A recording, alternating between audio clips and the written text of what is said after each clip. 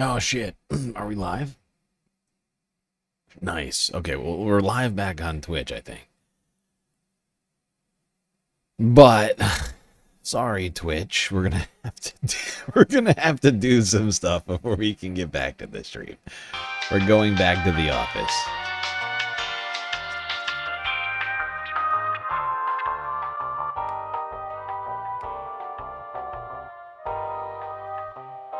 Jesus Christ.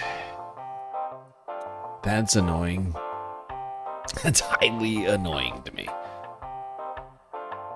Well, now I gotta do a whole bunch of stuff while you sit here and watch me do it. Enjoy that, Twitch. You're getting the behind-the-scenes look. Son of a bitch. That's a real downer. That's a real downer. Not gonna lie.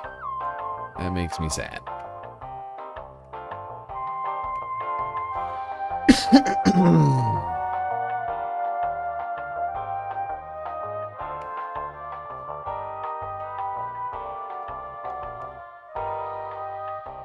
Wait, what is this?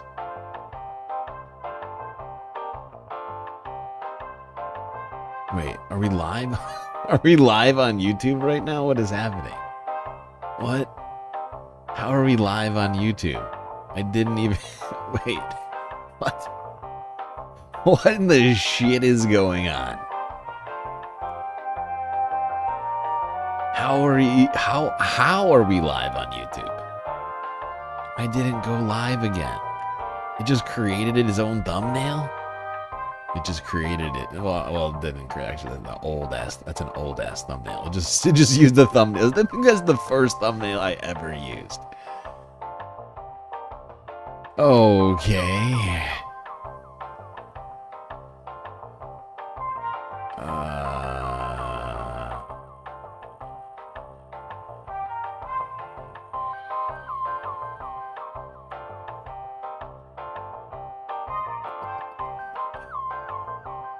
Okay, fine. I'll do that. That's easier for me. We're already live. That's great. Good, by the way. Good to see you, Space Fams. Hold on. Upload thumbnail. That. Monetization. Wait. Save.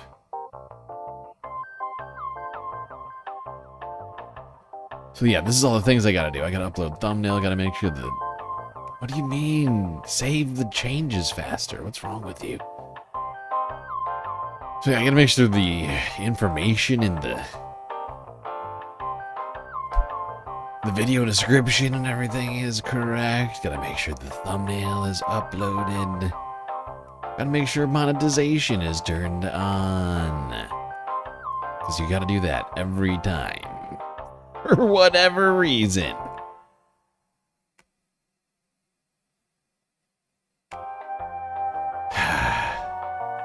I still have to create a short stream. Okay, that seems good. Okay, so that's... Alright, perfect. What's that beeping I'm hearing?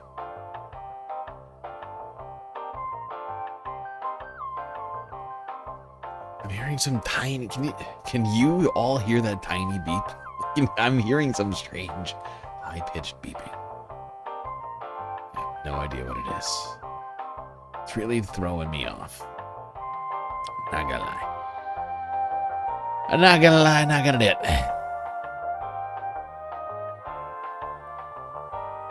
Why did I close that? I should have done it from there, you fucking idiot. I made a huge tiny mistake. Look, I'm not perfect, okay?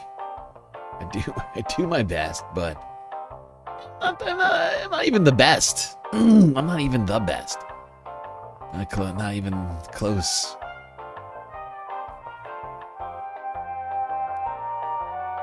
Not even my best. Sometimes I wonder why I do it. Why do I do it? I'm kidding. Everything's fine.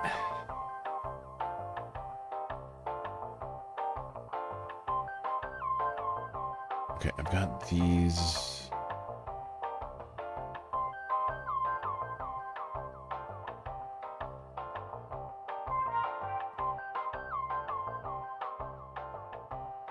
You expect perfection from lords, and that's a totally fair and reasonable expectation that I'm not meeting. Awful, awful, awful. Weak, weak, weak. You should be ashamed of yourself for having that thought.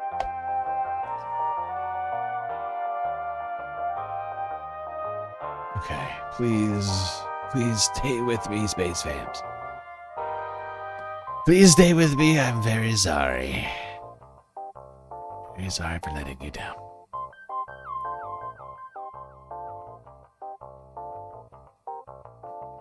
Hey, I forgot I'm a Patreon patron, but someone gave me a sub here when I was offline. Thank you to question mark. Yeah, there's no way of knowing who gave you that sub, Lily Brat. People have been gifting subs all over the place. It could be somebody in the chat right now.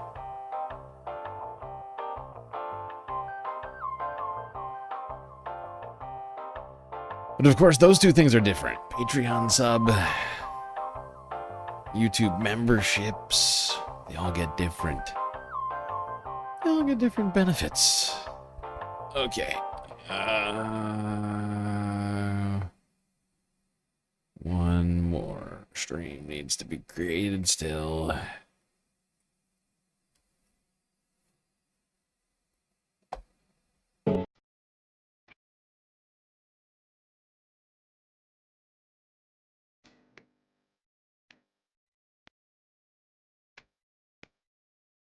Oh, Jesus Christ, space fans. I'm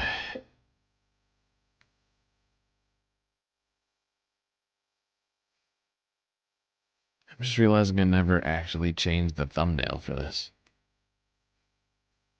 And that I should probably private these videos so nobody gets confused or recommended these.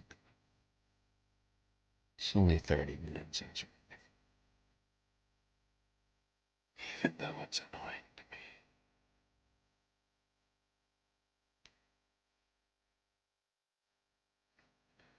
Well, space fans, if you're just tuning in, I hope you're having a good day so far.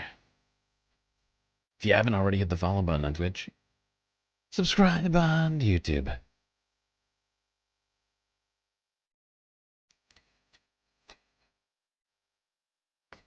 Oh, I'll bet I know what that sound is. I bet I know what that sound is.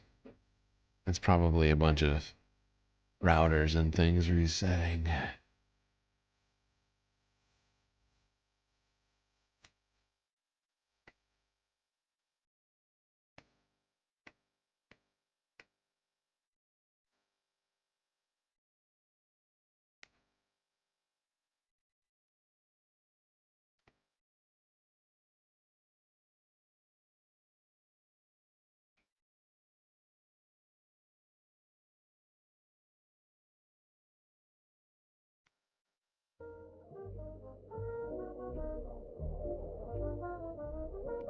Okay, I think we can be live now. Let's see. Can I?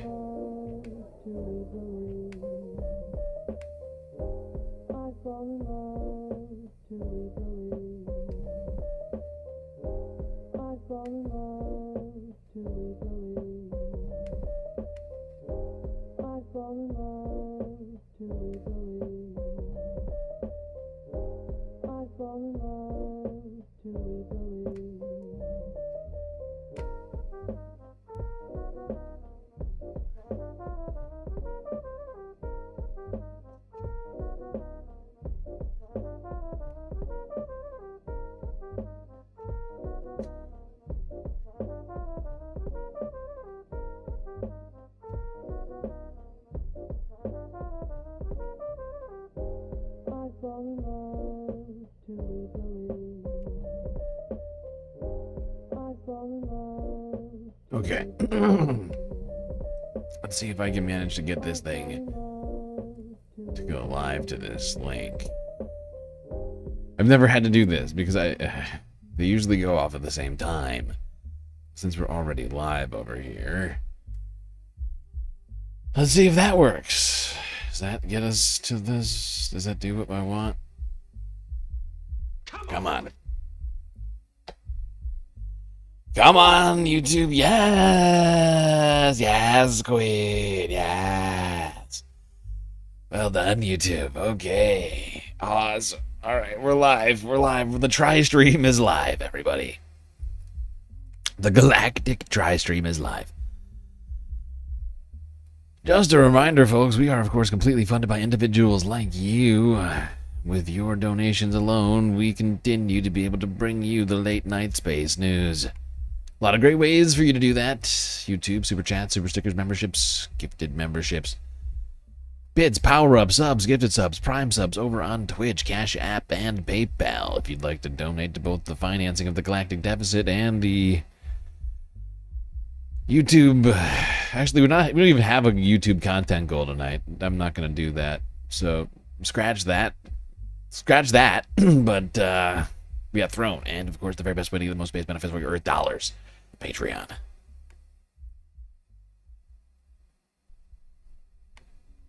Why we need this kind of journalism. It's also why Israel's not letting the Western press into Gaza. Yeah.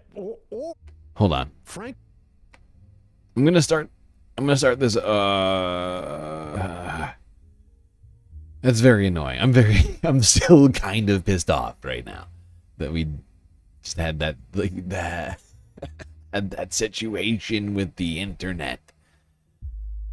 Hopefully that's all we're gonna have tonight. So knock on Spacewood.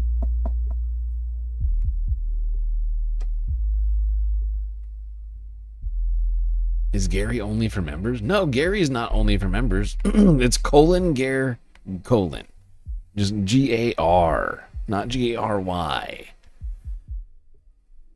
It's a very secret YouTube emote. Gare. We call him Gary. Gare. But we around here we call him Gary.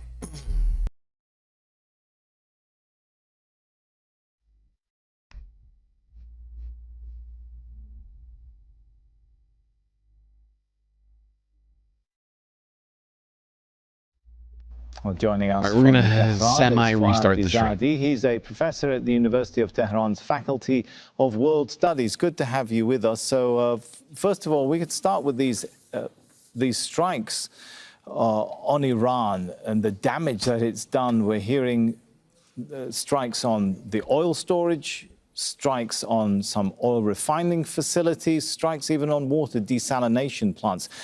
Has the government failed? The air defense system basically failed here if now even critical infrastructure can be targeted so easily? You can say that, and you can say that in Tehran we are hearing bombings as you were talking. The country is under a serious attack. Different cities, we have lost over 1,400 civilians, including the little girls in that school on the first day. So these are very tough situation, difficult situation. I think the reason for attacking the oil facilities a few hours ago was because the U.S. military forecasted that we will have rain today, and we are having rain today. And, they can forecast these things, especially a few hours before the rain. And I think they have done it purposely. They wanted to hit these oil facilities so they could create this huge smoke. And with rain, all this contaminated rain, it looks like black ink. Is this likely to stir resentment against the Iranian authorities from the population who, might obviously will be facing the fallout of this in their lives and maybe even at petrol pumps and the availability of oil? It may, but I think most people understand that it was Trump and Netanyahu that are attacking Iran. We didn't have black ink rain before these attacks. And this is, we have dams around Tehran in other cities. So the water that people drink is going to be affected by this oil that is going through the city's water system. So people are going to get sick if these type of attacks continue, and I don't see any reason why. We don't have any signs that Trump and Netanyahu are stopping their war against Iran. So I think we are facing a serious environmental disaster, and I'm not sure. You probably need to talk to someone who has expertise in this type of environmental situation where you have oil facilities hit, rain is coming down, dams are polluted. This is disgusting. The air, the water, everything is just now saturated with oil as a result of this disgusting war crime. You know, it's not a war crime sending a sweet galactic membership to one of your fellow space fams, just like lovely Pariah did to Ebony 888. Thank you, lovely Pariah. Much appreciated.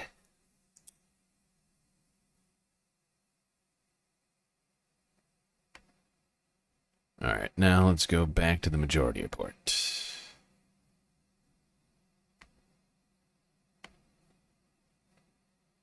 Over the weekend, I think this was Saturday night, unclear if it was Israeli bombs or U.S. bombs. I mean, the Israeli bombs are U.S. bombs. It's unclear as to which was the apparatus in which this was fired.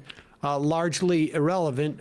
Israel and the U.S. have done this war in concert at various times. It is notable that the Americans are blaming the Israelis through Axios and Barak Ravid. What is old is new again. Welcome back, Joe Biden. There's all the leaks about how the Israelis made us do these horrible things seem to go to Axios' Barak Ravid. Although we know that Donald Trump claims that Sleepy Joe's, they hit in the race. He probably made Israel do it, although he's also saying that, and we'll get to this in a moment, that the decision to end the war will probably be, both his and Netanyahu's, maybe a little bit more his, classic Trump. Nevertheless, they are bombing Tehran, and as many people have said already, that to the extent that there are Iranians who are desperate to get rid of their regime, and I don't think it's a slam dunk in any shape or measure to say that it's half or more than half, or but there's certainly a significant portion of Iranians who want to be free from the theocracy. Most of them would be living in major cities like Tehran, as is, that is a dynamic that exists everywhere in the world. Urban centers tend to want to seek more liberalism in terms of their regime. And regardless of that fact, somehow American and U.S. forces, I guess, feel like the best way to encourage people to rise up against their government that they don't like is to make their lives horrible. And here is images from a U.S.-Israeli attack on oil deposits in around Tehran. It looks like the apocalypse for the podcast audience. Plumes of black smoke and flames into the night sky. The lung damage for millions of people. And that's the short-term damage. There are still images I've seen where literally like the oil congeals in the sky and drops down and on the ground there's like a thick like black film on things. Here is a CNN report from Tehran. By the way, important that Western press is able to be on the ground. Just a lesson to the Washington Post that destroyed its entire foreign reporting bureau. Like, this is why we need this kind of journalism. It's also why Israel's not letting the Western press into Gaza. Yeah, or frankly, my understanding is they are also censoring their images of Tel Aviv being hit. Yep. So when I look at this news, I start having an anxiety attack. CNN is allowed to broadcast in Tehran and show ostensibly where fires are burning, where, providing, I guess, theoretically information to the Israelis and Americans as to like where their bombs landed. You cannot do the same. You're not allowed. There's not that level of freedom of press in Israel. But here's a CNN report from Iran. This is what Tehran is waking up to this morning. The sky above the city is covered in very thick black clouds. You can see that everywhere. That's the west of the city over there, and this is the north of the city. Normally, if you look to that direction, you could actually see the Alborz Mountains, but now all of that is also covered in clouds. That comes after major airstrikes in the south and the west of the city happened last night, where oil installations were hit, oil storage facilities. Apparently also a refinery might have been hit as well. And now you can see this morning that the sky is still very dark. We saw thick black plumes of smoke in the sky yesterday. There were massive fires in the south of the city. But I want to show you something else, because it's also raining. But you can see that the rain water is actually black, also saturated, it appears, with oil. And then if we look over there, you can see that the water that's running down here also is... I gotta give old what's his name some credit. I'm forgetting his name right now. It feels sort of rude. I gotta give him some credit here for actually standing out in this rain. You don't see Aaron out here. The water that's running down here also is black. So that's what's coming down this morning. This sort of oil-filled rain that we have right now on the Iranian capital after those strikes took place. Alex? Absolutely insanity. In the short term, it means, skin irritation, some chemical burns potentially. It's going to affect your lungs. Obviously, anybody that has respiratory issues, it's going to be a major problem. But in looking at, in Kuwait, the attacks on those oil fields, you can make assessments about long-term risks and long-term health risks. And this is going to increase the risk of cancer due to how carcinogenic it is, respiratory disease, long-term effects for the 10 million people that live in Tehran. It's going to be in the soil. It's going to be in the waterways. This is a massive chemical attack on one of the biggest cities in the world by our terrorist government and the Israelis. And we're openly saying that this is the objective. Like, it's not about getting the Iranian people to rise up, clearly. It's like a Christian nationalist in Pete Hegseth and Donald Trump, and people that want to sow chaos and see the Iranian people suffer and dismantle their state, create a failed state. I mean, I don't even think that their objective... Trump may have been sold that regime... No. Oh, no. No, tell me it ain't so. Don't do it. But I think that the Israelis are just as happy if the state falls apart. For 1 second, I thought it was all over. I was like, no, please, please, for the love of God, do not end the stream again. Oh, this is me.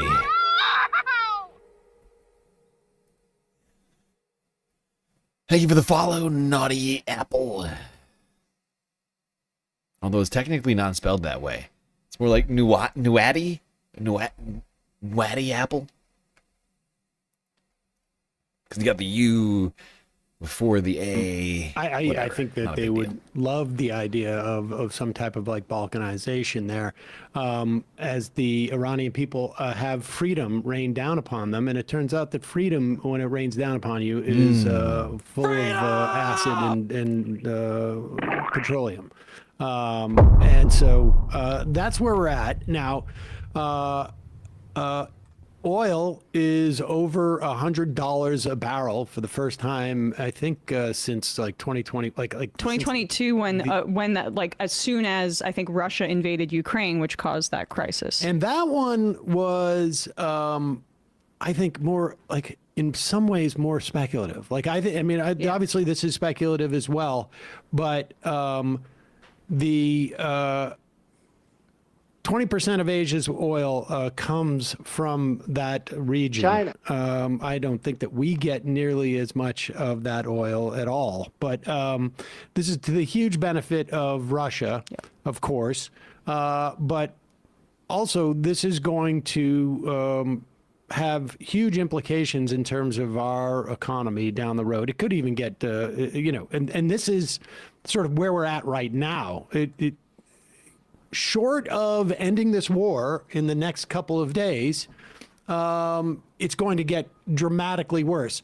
We also, and we mentioned this last week, key element of the world's fertilizer is produced in that region as well. It's a petroleum byproduct and nitrogen, and you could make it other places. It just so happens that it's mostly made there. So we're going to see food prices spike. The only potential saving grace, and we shall see, is that Donald Trump is an idiot. And it's quite possible that he was just convinced to do this by a bunch of Zionists and neocons. We have a demented, unintelligent person running the United States of America. Yeah, and I mean, China is one of the biggest buyers of Iranian oil.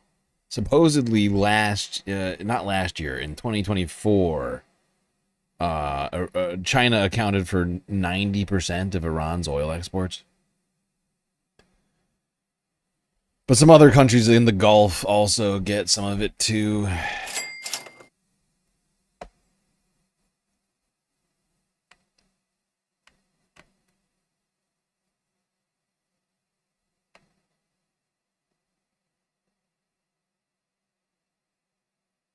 Don't do it. No. Oh, dude. You gotta be kidding me. Are we down again? No, don't do it. Excuse me, ma'am, but please don't do it. I must protest. Do not do it. I demand that you do not do the thing. It's on Saturday, so it's been a full 11 days? 12 days? 12 days. No, 11. 11. Today is day 12. Today is, yeah, we had a cutout. I lost connection for a second. My stream software was not connected to the internet momentarily. It was bad. I was worried. I had concerns. Everything's fine. Everything's fine. Iran's Gulf Back to neighbors report CNN. a new wave of strikes after the Iranian president apologized. And it's over. That's it. Oh my God. What is the problem? Why is this happening? Okay, I'm gonna turn down.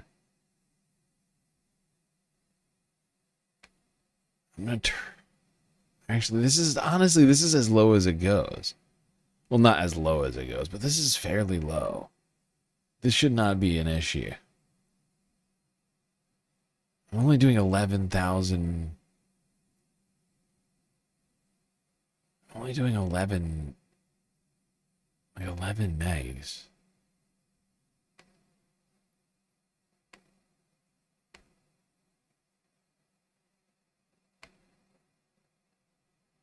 I guess really it's 16 because I have 2 at 5,000 and 1 at 6,000. Either way, that shouldn't be a problem.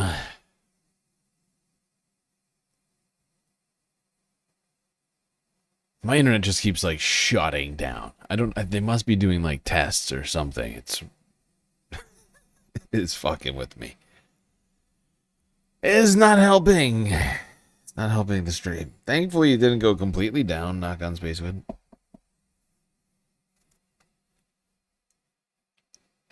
The UAE, where a Pakistani national was killed by missile debris, according to Pakistan's embassy. We're following this story from all across the Middle East. Paula Hancock is live for us from Dubai. Paula, just a bit over 24 hours ago, Iran's president said Tehran would stop targeting Gulf nations. Yet Iranian missiles and drones continue striking across the region. What are officials there saying about this escalating threat? Well, Linda, we have been seeing here in the UAE for a couple of hours ago, there were emergency alerts and interception overhead. 3 hours ago in Abu Dhabi, a similar situation. And what we have seen on Saturday night was one more person being killed here in the UAE, someone who was in a car and was hit by debris from one of the interceptions we did here. Yeah, space wood. It's really just earth wood that's in space, right? Like my desk is wood, so I knock on that. It's really just earth wood, but it happens to be in low Earth orbit. Get what I'm saying? It's only space wood by like geographical location at the time. It wasn't grown in space. Just to be clear. Number of interceptions on Saturday night in both cities. So certainly what we are seeing on the ground, I guess since that statement really by the Iranian spatial location. I guess it's really spatial location and not geographical, since it's off the planet. Does not mirror what he said at all. And now it could suggest that the president does not have control over those people who were firing the missiles and the drones, that the president does not speak for the IRGC. This is something we know to be a fact. He did say that that was a decision from the 3-member leadership council, but clearly this message is not either trickling down or it is simply not a message that they endorse. We have heard other statements saying that US military targets across the Gulf region are still very much targets. But of course, we're seeing across the Gulf, it's far more than just military that is being targeted at this point. Now, we did also see a very rare appearance from the UAE leader, Mohammed bin Zayed, as he was visiting some of those in the UAE who have been injured in Iran's retaliation. And he called Iran, referred to Iran as the enemy. Now, this is a remarkable statement from the UAE leader, also saying that Iran should not see the response from the UAE as weakness. The UAE is strong. We're hearing from leaders across the Gulf that they reserve the right for retaliation. They're obviously not being public about what that might look like, or whether there have been any change to their situations on the ground. Just figured we'd start off. No, not again. What? Dude, it just keeps disconnecting. Hold on, let me take a look at another thing here. Stats. No, it's certainly not that. My computer is barely even trying. I'm dropping 0 frames. I'm dropping 0 frames right now. 16 megs out. It's got to be something to do with my ISP. Or it could be some sort of interference from like SpaceX satellites. I don't know. Who knows what it is?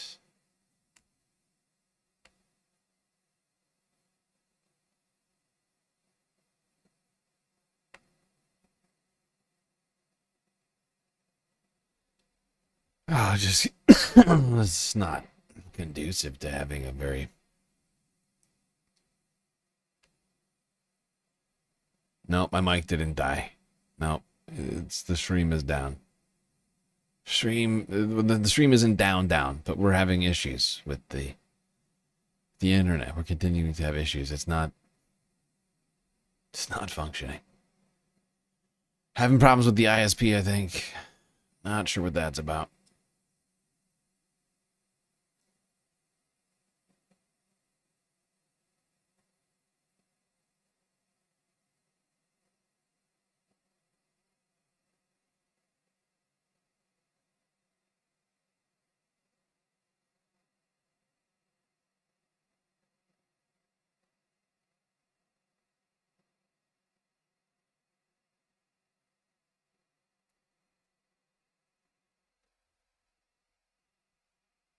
Okay, sound is back. That's good.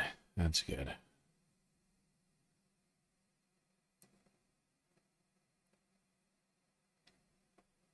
Now, a couple days ago, before the announcement of the new Supreme Leader, Israel the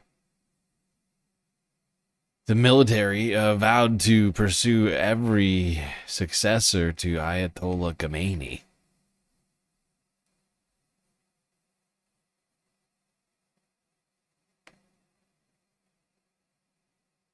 The Israeli military has warned it will target anyone who places Iran's assassinated supreme leader, Ali Khamenei. In a message posted on social media, the Israeli army said it would target any successor and anyone responsible for the appointment. The warning comes as Iran's clerical body is set to meet to decide who will succeed Khamenei. He was killed in a US-Israeli airstrike just over a week ago. The Israelis quick to react to these reports that there is a successor in place for the supreme leader, warning that they will kill whoever is chosen for a second time. Talk us through exactly what we've heard from the Israelis. Well, Malin, they're not only threatening to assassinate or target the person who succeeds the late Iranian supreme leader, but in a statement said by or shared by the Israeli military's Arabic spokesperson, Afichai Adrai, he says that the Israeli army will also target those who choose the next supreme leader. That came as news were surfacing about the meeting of the general or the assembly of experts that is being in the process of choosing the next supreme leader, according to media reports. So the Israelis were quick to say that they are leaving no one safe when it comes to the Iranian regime, trying to crack down on the successor of the late Iranian supreme leader. Yep.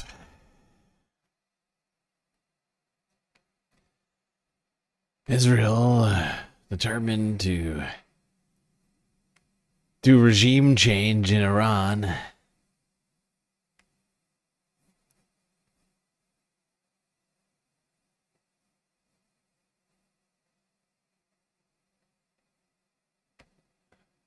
And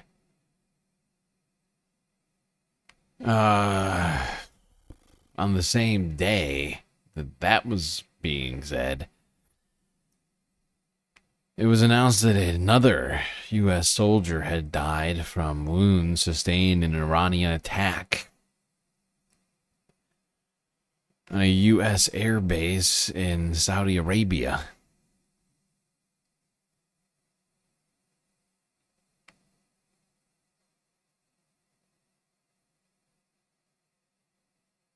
Thanks to whoever for the gifted membership, says Ebony 888. That was Lovely Pariah, I think, who gifted the membership.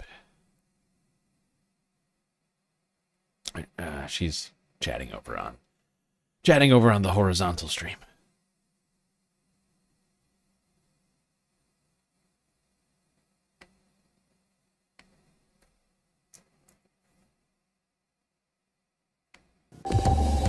Back to that breaking news, and the U.S. Military Central Command has confirmed that a 7th U.S. service member has been killed in action during operations against Iran. Let's cross to Washington, D.C. Heidi Jo Castro standing by for us there. So, Heidi, what more do we know about this latest development? Well, according to U.S. Central Command, this 7th U.S. service person was injured initially on March 1st. That was the day after the U.S. launched its airstrikes against Iran. And the service person was wounded in the strikes in Saudi Arabia targeting U.S. troops. Now, reporting at the time showed that that was when Iranian missiles and drones targeted the Prince Sultan Air Base, and what appears to be a communications building was destroyed in that attack. This is just emphasizing that although the number of U.S. fatalities from military members is at 7 now with this latest update, there are still about a dozen who were seriously injured in these retaliatory strikes that Iran has waged. And just yesterday, President Donald Trump received the bodies of the first 6 who were killed in Kuwait, also on March 1st. And so as this conflict ramps up, we are seeing the increase of U.S. casualties. This is something that the U.S. public has been very adamant that they do not want to see, and potentially quite damaging to Trump as he continues to wage this war against Iran. That's Heidi J. Castro on the 7th U.S. service member killed in action during operations against Iran. Thanks, Heidi.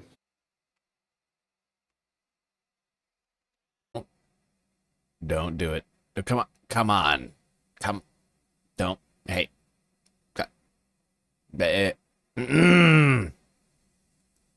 Jesus Christ.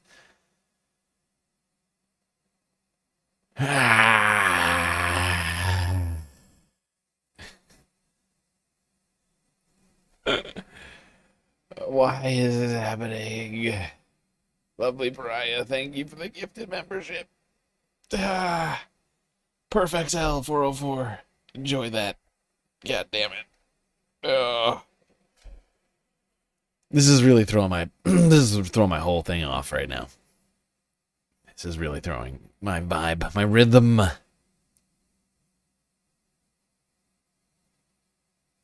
Social Butterfly just sent a floating heart for 10 jewels. Thank you, Social Butterfly.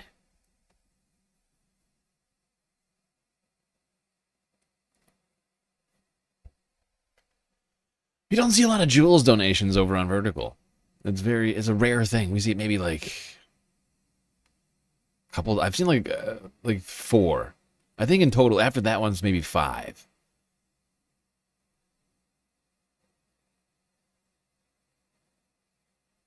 I wish I could actually see the floating heart. It doesn't show it to me on the format I watch.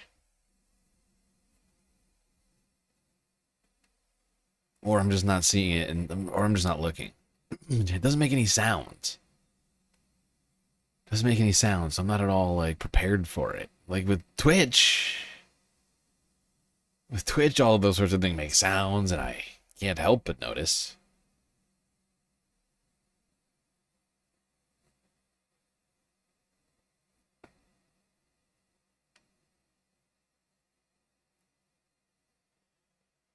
Now, the same, basically within 24 hours of Israel saying they would go after every single successor to Ayatollah Khomeini, a new Ayatollah, Khomeini, was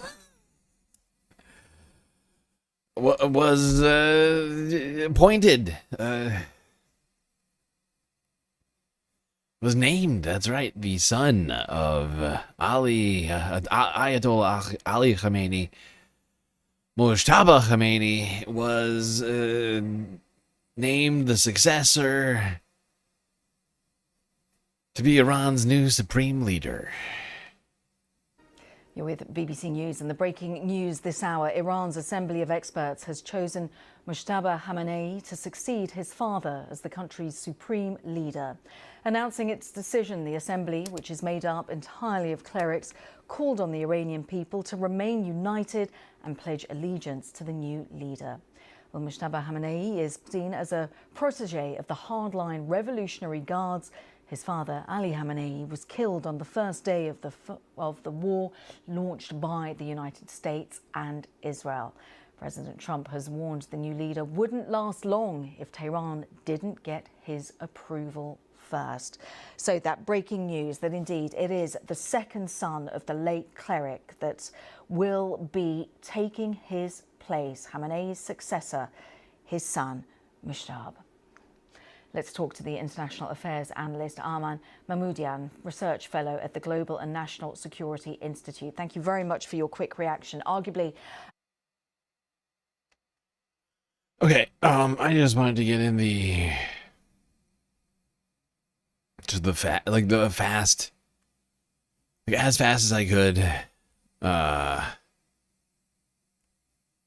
rundown of some of the older stuff that I feel like most people know about. Most people have probably been familiar with all of these things up to now. But we still got a lot more to talk about. However, I'm just noticing right now that we have hit an hour and a half.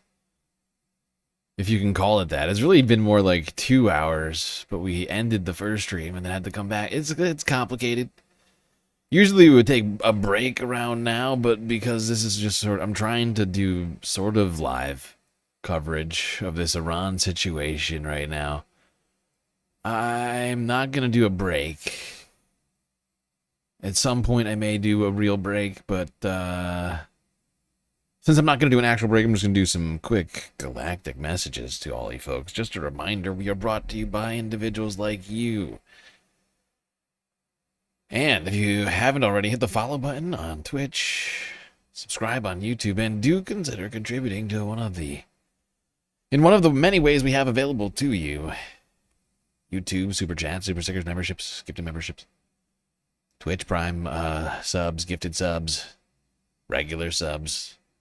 Power-ups, bits, Cash App, PayPal, Throne, and of course Patreon, where you can get the most base benefits for your dollars. Alright, let's keep going through these fucking videos we've got here. It's been a very busy week already, and it's only Tuesday/Wednesday, depending where you are. Ay, ay, ay.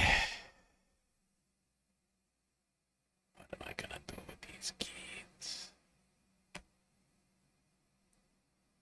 Let's go here. Majority report from yesterday. Was this yesterday? I think this was yesterday.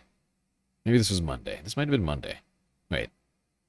I can't remember now whether this was Monday or Tuesday, but suffice to say, it was you can lament this week. the demise of a sense of having to respond to the people because Trump doesn't even bother to sell the war, and the Democratic opposition, or at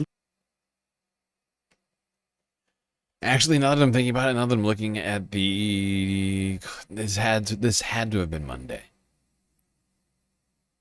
Okay, no, yeah. Okay. Sorry, everybody. the leadership of the so-called Democratic opposition is secretly in favor of this war and just are complaining about the process in which we got into it. I'm not going to comment as to whether you should have gone to war, but you certainly should not have worn your khaki shirt while you did it. It should have been more all over the lot. Forest green. But at least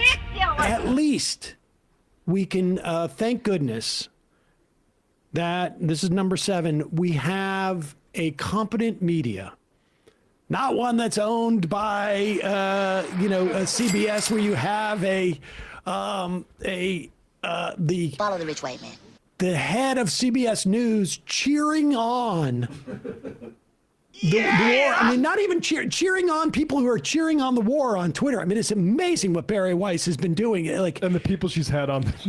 She tweeted a fire emoji because there was some Iranian diaspora that CBS put on air who said, "Mr. Mamdani, you are more than welcome to come to one of my safe houses." And she responded with she's been targeted by the Iranian regime But I will say, like, when I watched that clip, I thought it was like a Saturday Night Live sketch. I honestly thought it was. But the chief of the news at CBS should not be doing a fire emoji just because one of her guests is attacking Mamdani. But we still have, yes, CBS, yes, TikTok, yes, potentially Warner Brothers and HBO and CNN could go down the tube. But at least we still have NBC. And listen to this interview they did with the Iranian foreign minister. I honestly, like, if I was a producer of this show, I'd be like, dude, are you having a stroke? I really think that middle schoolers understand the laws of war more than seemingly these anchors. But it's just like the amount of propaganda, like that they embody. They're not. Here's the amazing thing. I don't think these hosts are doing this on purpose. I think it's honestly just reflexive, which is the amazing thing. They can't do anything else. Watch this. They make me sick. You're committing that Iran is not and will not build missiles that would have the capability to reach the United States. I can confirm, yes. Sir, if that's a red line for you, why is attacking U.S. military bases abroad justified? But because they are attacking us. They are U.S. military installations, facilities, bases. You are attacking us. We are under attack. Why don't you recognize this fact? We are under the attack by U.S. forces in the region. So we have every right to defend ourselves. And how to defend ourselves? We attacked, the U.S. bases. This is obvious. This is a very simple fact, and I hope that, and I'm sure that people would understand that. We are not the one who attacked Americans. We are only defending ourselves. You committing that Iran? Okay, I mean, this is. So they got the commitment from Iran that we're not looking to build missiles that can deliver a nuclear weapon. All I can tell you is that I remember as a kid hearing that Israel's ambassador to the U.S., Abba Eban, I think his name was, had a British accent. And when he would come on and speak about like conflicts with with different Arab states, he was just like so well spoken that it was very easy for like the American white audience to be like, oh yeah, no, of course we know. I mean, if this dude had an American accent and was asked that question, it would just be like, is this a joke? I mean, that's what Edward Said wrote about with Orientalism, which is like this view. I mean, this is a human seriously. This is insane, dude.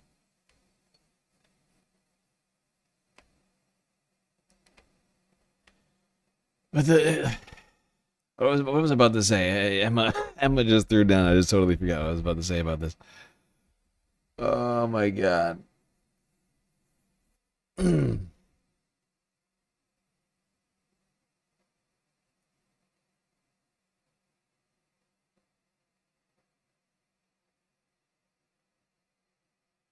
It's just it is really just a very stupid. It is a stupid question. Chad is right. You're all right. It's an incredibly stupid question. Why you would say that? Hard to know. Why would you attack a U.S. military base that's engaged in a war against you? Do you think that's fair? We've just blown a giant hole in their ass.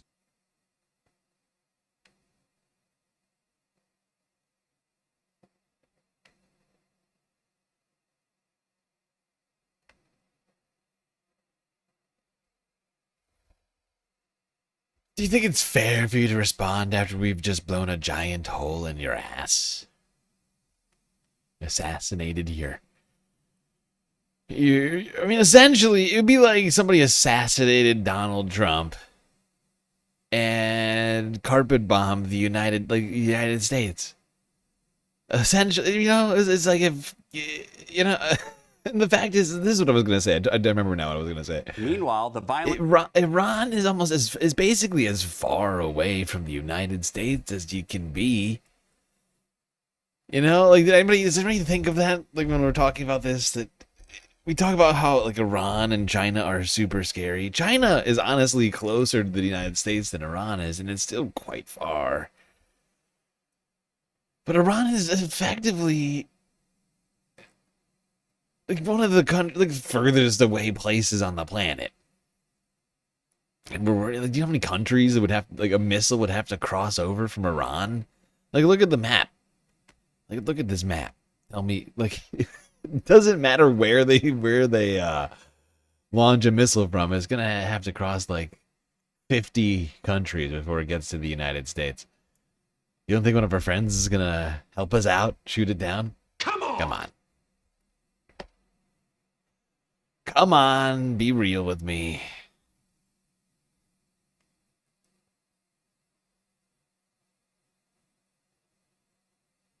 Yes, it's the Australians. It's the Australians got to worry about. You're sneakily hiding down there in Oceania. It's the sneaky Australians.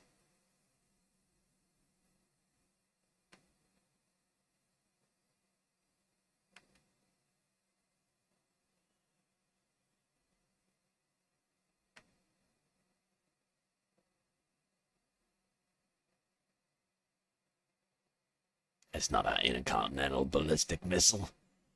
This is an intercontinental ballistic missile.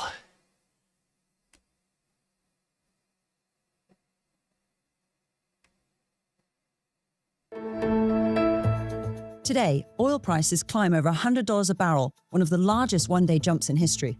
Plus, stagflation fears rise as the energy shock meets a weak US employment report.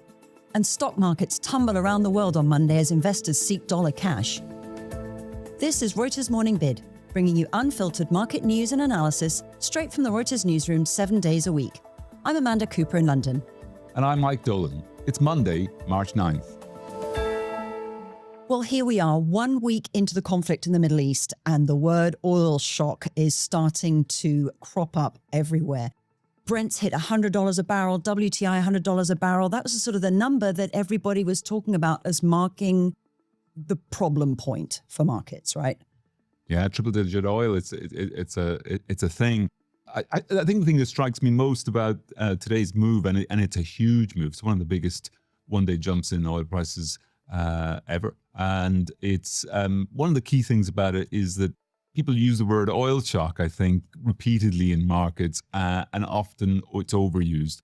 Another phrase that's also overused is a thing called stagflation, which means, slow or no growth, coupled with a inflation spur or a rise in inflation.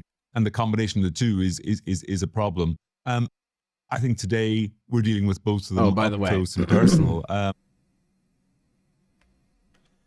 And by the way, everybody, if you haven't figured it out yet, it's time to talk about oil. Which I just realized I didn't really put in the title. I probably should have. I was moving fast today. What can I say? The oil price rise in particular is extraordinary. And I think, as we talked about all through last week, for markets at least, this is all about the duration of this conflict, duration of this supply shock. And we've come through, we're into the second week of this, and there's very little sign of this conflict ending. And of course, the big news overnight was that Iran has appointed a new supreme leader. He's the son of Ali Khamenei, who was killed in the first round of attacks last weekend. And he's considered a hardliner within the Iranian government. So very little sign with that appointment that they're about to back down, and that this conflict in some ways will get wrapped up in any time that we can think of. Yeah. Well, exactly. And I mean, if you compare it to the last time we bandied around the world the word oil shock, which was when Russia invaded Ukraine in early 2022, if you take a look at what happened to markets 1 week in, oil rallied 16% in that time, which was already fairly eye-popping, so looking like it's going parabolic.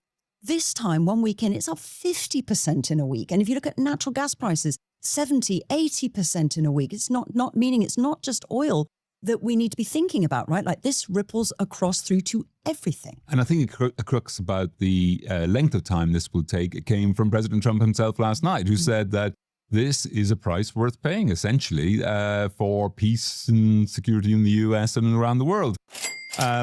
So he's not minded to change his strategy, at least not publicly, just simply because the oil price is rising, which is a signal to markets too that this could go on for a long time, and he will face down what's likely to be quite a bruising hit to US consumers, certainly at the gas pumps. You've seen US gas pump prices are now about close to $3.50, at least the average, and that was below $3 just before the conflict started. So this is going to hit very quickly to consumers, and it's going to hit businesses.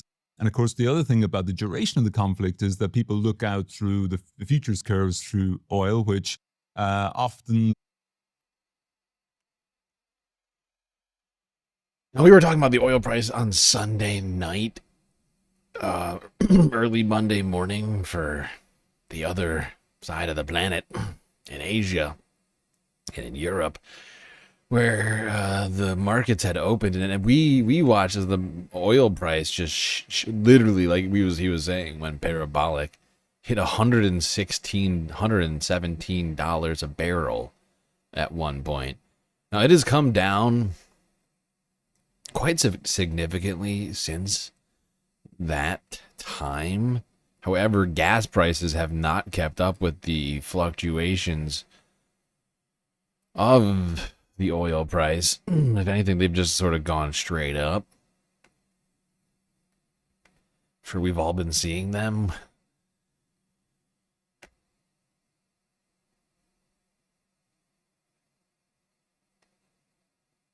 Well, share prices have dropped and energy prices are rising as the economic impact of the war in the Middle East really begins to bite. The price of crude oil has risen above $100 a barrel as the Strait of Hormuz is effectively closed and Iranian fuel depots are battered. Finance ministers from the world's largest economies will hold an emergency meeting later, including the UK Chancellor Rachel Reeves. Well, any immediate hope of tensions easing has been dashed by the naming of Mojtaba Khomeini, son of Iran's late supreme leader, as his successor. Meanwhile, Iran has launched a fresh wave of missile and drone strikes targeting Israel and Gulf states. No war and cheap oil. That's what I promised, and that was a lie. I did everything right and they indicted me. In a potentially significant move, NATO member Turkey says it's deploying 6 F-16s to northern Cyprus. Well, let's start this hour with those growing fears on the energy supply crisis. European markets have slid at the opening in the last hour. Let's get the very latest with our business presenter, Sally Bundock. Sally, tell us more about what's happening with the oil markets and indeed the financial markets. OK, well, as you know, Mariam, I've been around a long time. And today was one of those days that you don't see very often at all. When I arrived here in the newsroom at sort of 3 a.m. London time, we saw the oil price spiking significantly. It was around about $118 a barrel of Brent. It's now around $107.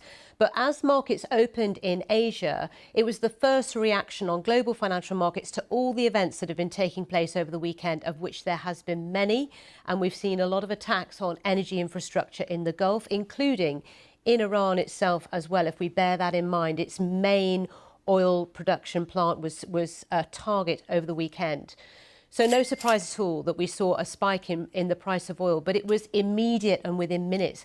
A 20% spike within minutes. Wow. At the open of trade in Asia. No surprise then that Asian financial markets started to tumble. At one point, Japan was down some 8%. We had South Korea down around a similar level. They had to suspend trade because they hit that point where you suspend trade because it is all too frantic.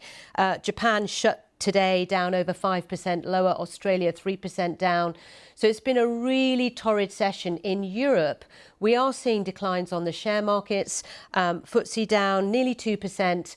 Other markets across Europe, Germany, France down around 2.5%.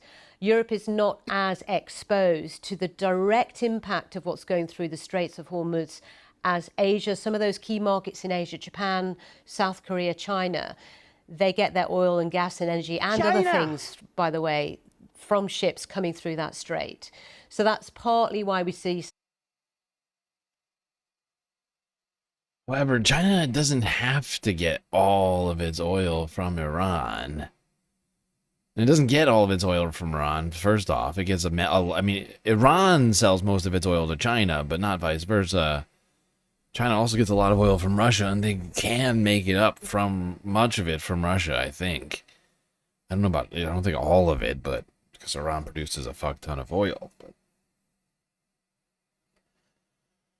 at least some portion of that oil can be, at least for China, be replaced by Russian oil. However, Iran's economy can't suddenly replace its oil sector. That's going to be a big problem long term.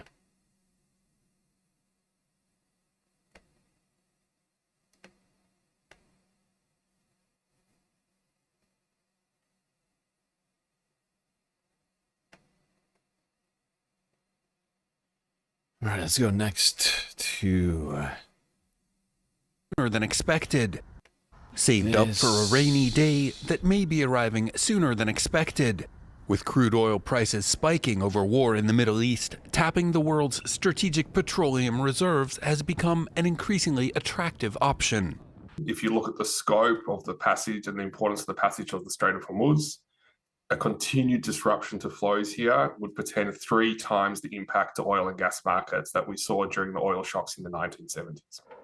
The Arab oil embargo of 1973 saw barrel prices roughly triple, leading to economic shocks around the world. The International Energy Agency was created in response. Its 32 member states are required to hold strategic reserves equivalent to 90 days of imports to hedge against supply disruptions. According to a confidential IEA document seen by the Financial Times, total member reserves currently sit at around 1.25 billion barrels under public ownership, with around 600 million in companies' storage. Asian countries are among the most vulnerable. It's not a lot. I know that sounds like a lot. It's not. It's not. I gotta look this up because I don't have this number like off the top of my head. And it fluctuates. Mostly it's just gone up and up and up over the decades.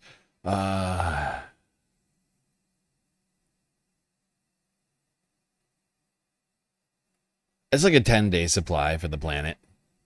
The world supposedly consumes something like 100 million barrels a day.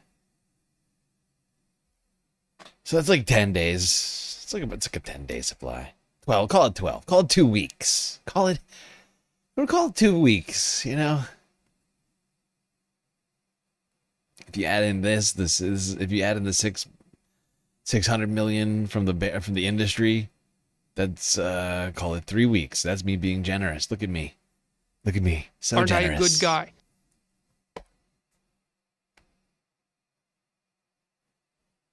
Not a great outlook.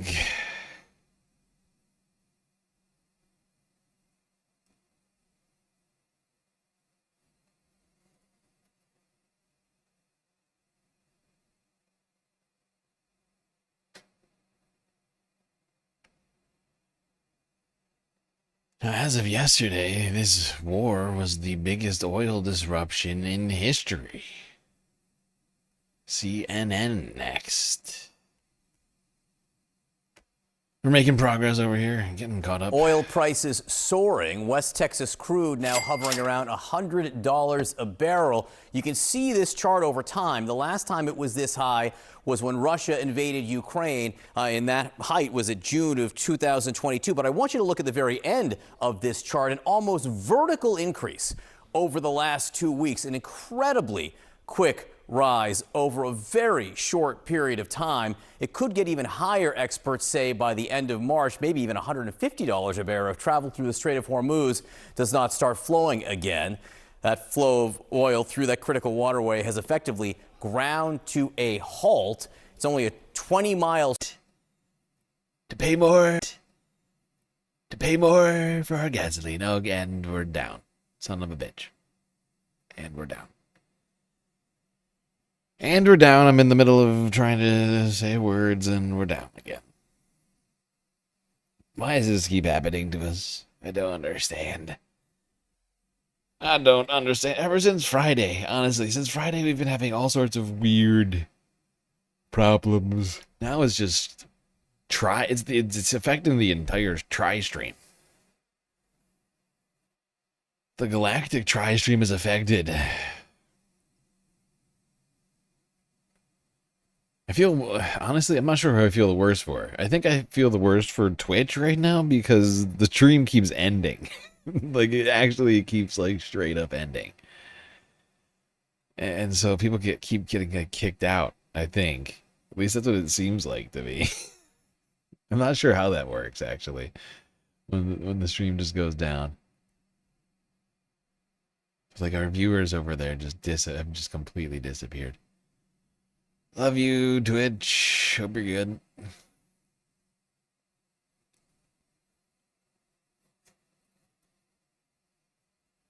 Yeah, we're back now, which is good. It's good. Good.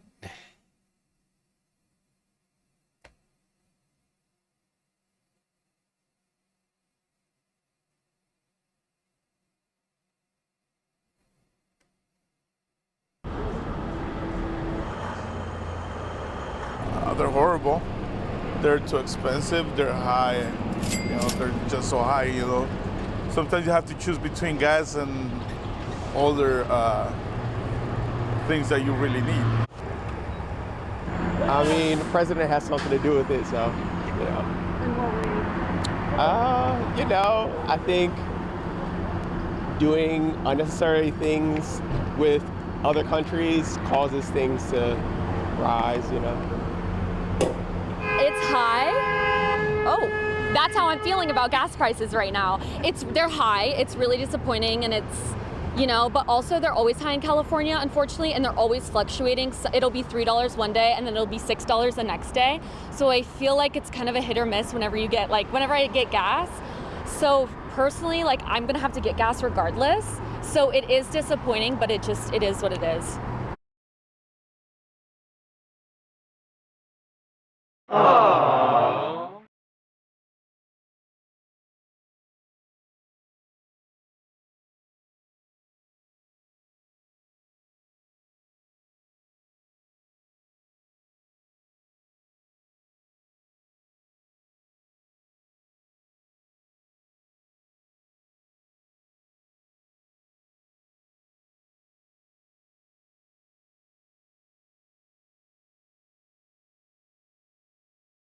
I just got Aeron's most expensive smoothie, and guys, you gotta give it a try. The new Brent crude oil smoothie is worth the hype, trust me. This drink is 20 ounces of the purest black gold that money can buy, and money can barely buy it, if you know you know. And it's only $72 per cup, or sorry, now it's $85. My bad, it's actually now $97. No, what now? $127. Now it's $140, $200, $220. Since I'm not in LA, I had to get it ethically sourced from the Strait of Hormuz. 3 men drowned in order for me to receive this midday snack, but it was completely worth the wait. Just look at that color. I heard about this drink after a friend of mine drank it, then had a cigarette, then exploded. It smells like melting bones, tastes like a tire, and dissolved my straw once I put it in, but also doesn't have dairy. Huge plus for anyone like me who has tummy issues. If you know, you know. This is all part of Erwan's collab with the Saudi royal family and Cristiano Ronaldo. Prices like this don't seem to be coming down anytime soon, so my recommendation, get it while you can.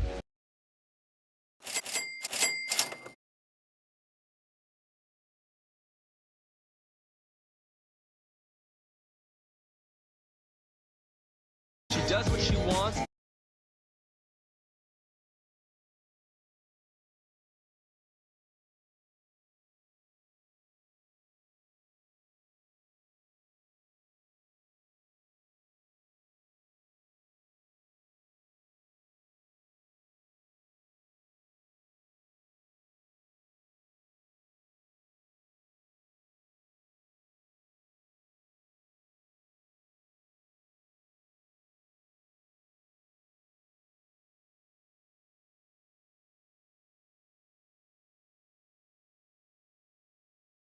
Immediately, if not sooner. She does what she wants, and she looks cool doing it.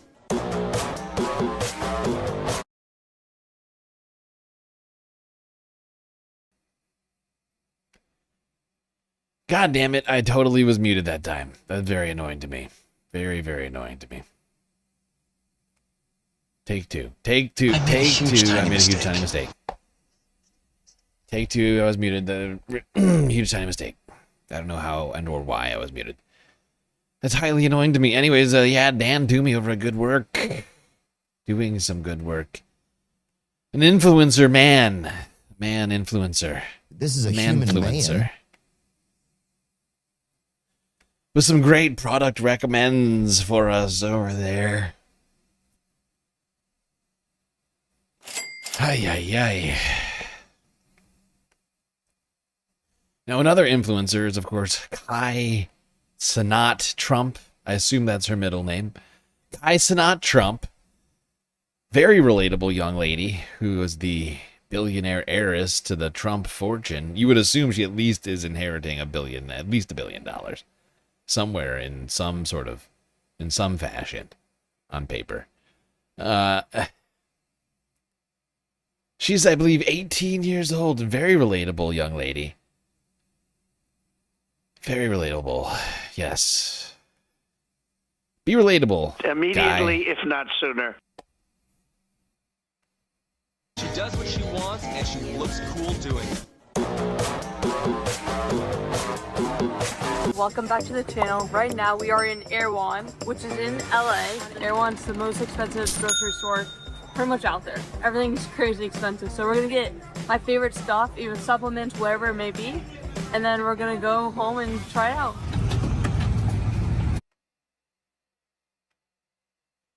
Do you know what I love? I love that Kai can't even manage to enunciate her words. She went to a $40,000 a year private school, and she can't even manage to say words. Precision of language, please. Pretty much out there. Everything's crazy expensive. So we're gonna get my favorite stuff, even supplements, whatever it may be. And then we're gonna go home and try it out. Alright guys. Oh my god, that's like really, really heavy. The Haley Beaver smoothie. Oh my god. This is really, really good. What is this? What is wrong with this girl? Hydro. Good, right? $37. Good, right? Yay! All of this sauce. $37. Oh my god. $233. This is ridiculous! How did this how? Honestly, she's gonna get her social media privileges taken away for this video right now. This is the least relatable thing possible. While people are out there literally like starving, barely getting by, spending, like, honestly, there's people out there who are spending $233 or less a month on groceries, food in general, and this privileged shithead is just like flaunting it for all of the internet. It's the worst look ever. I mean, this woman is dangerous, ladies and gentlemen.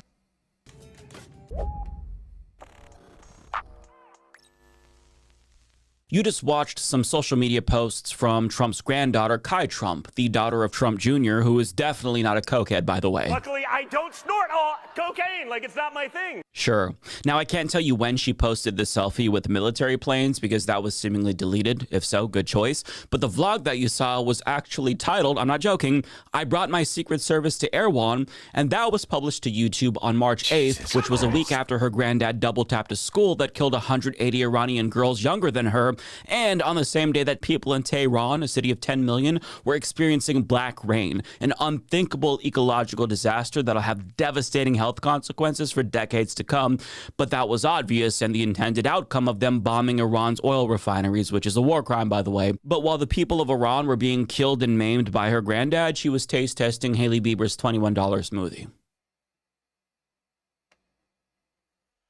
Hashtag send Baron. Hashtag send Baron. Ridiculous. And while we're at it, Kai's old enough too. Hashtag send Kai. Hashtag send Baron, hashtag send Kai. They're both adults. Send them. It's ridiculous. Can't have it. Paying for Secret Service protection for these kids, these privileged fucks running around, spending our tax dollars. Endless wars.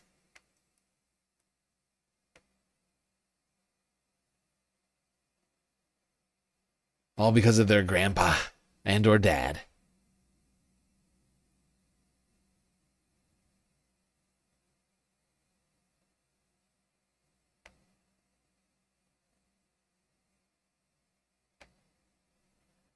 Donald Trump has been reviewing some options to curb energy prices.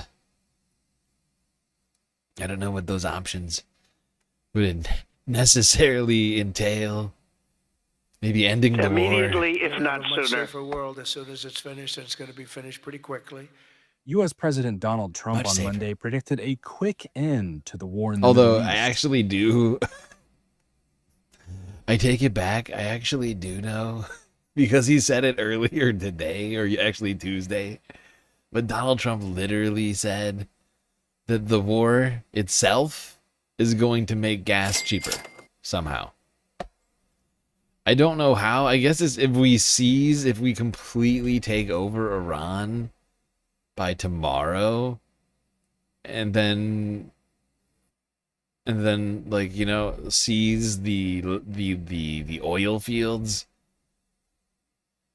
then I guess we'll be able to make gas. And then we just like send it all to the United States. Maybe that would make gas cheaper. That would of course require Iran to stop fighting us tomorrow. Or to lose somehow tomorrow. Because this thing's going to continue to cost us $1 billion a day. And that's not making gas cheaper. I know that. And the gas is not cheaper yet. In fact, it's more Even as expensive. Iran's hardliners staged a show of loyalty to new Supreme Leader Mojtaba Khamenei, in a sign that Iran was not prepared to back down anytime soon. The conflicting signals sent markets on a roller coaster on Monday, with oil prices surging and stock markets nosediving, before swinging back the other way after Trump told CBS News the war is, quote, very complete, pretty much. We've already won in many Very ways, but complete. we haven't won Pretty enough. Earlier, Reuters reported exclusively, Not enough citing winning. two people familiar with the matter, that Trump was So expected is to he, I mean, review Donald Trump options is literally, he's coming out and he's just like contradicting himself over and over again in like the same sentences. It's pretty incredible. Like, so there's no way of knowing what is going to happen in the near future. It's not like Democrats and certainly Republicans are going to do anything to stop him right now. That would be nice. But until then, we're just going to have to wonder what Donald Trump means when he says words. Because he's both saying the war is pretty complete, but also not yet, not enough winning. So if we haven't, the war isn't won yet, but it is complete. So I guess that means he's fine with not winning? He's fine with not enough winning. It's completely not enough. It's completely not enough winning, but that's fine. Okay.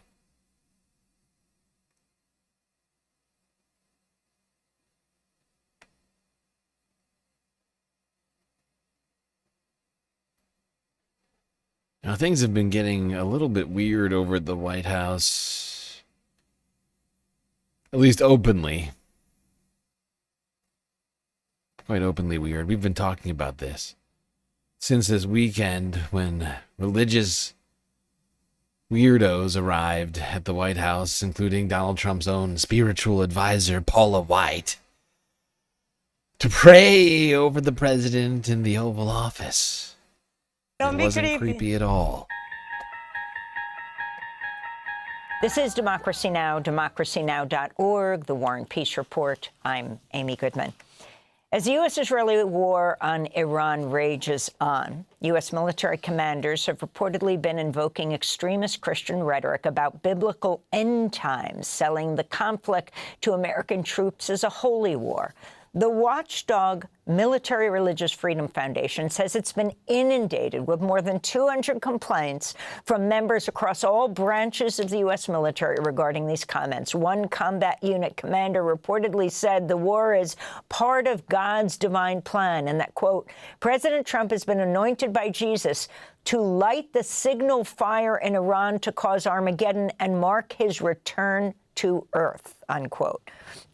For more, we go to Albuquerque, New Mexico, where we're joined by Mikey Weinstein, founder and president of the Military Religious Freedom Foundation. In this last 5 minutes we have, Mikey, if you can talk about the complaints you've received and who are these commanders who are saying this is a holy war? Yes, Amy. Our foundation, our main purpose is to protect the wall separating church and state in the technologically most lethal organization ever created by our species, which is the U.S. military. As soon as the war began last Saturday, a week ago this past Saturday, we started getting inundated by calls from members of the military indicating that supervisors and commanders across the branches, both in the CONUS, which is the continental United States, and internationally, were invoking the fact that this was great news. They were gleeful. They were joyful. They were euphoric because this was a signal that pursuant to the Christian eschatological aspects of the end times in the book of Revelation, that all of this was serving as, if you will, an accelerant or lubricant to bring their version of weaponized Jesus back, which I will also make it clear includes a metric. This is disturbing. It really is. The way that, we're claiming that we're coming to bring democracy to Iran while we're literally doing a theocracy. We're turning the United States into a fucking theocracy. It's insane.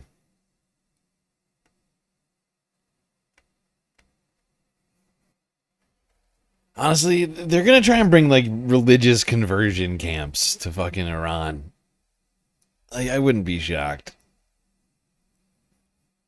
If they ever defeat, quote unquote, the IRGC, they're gonna try and bring religious conversion camps to fucking Iran.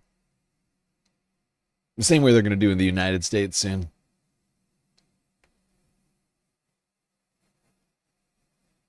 These people are perverts.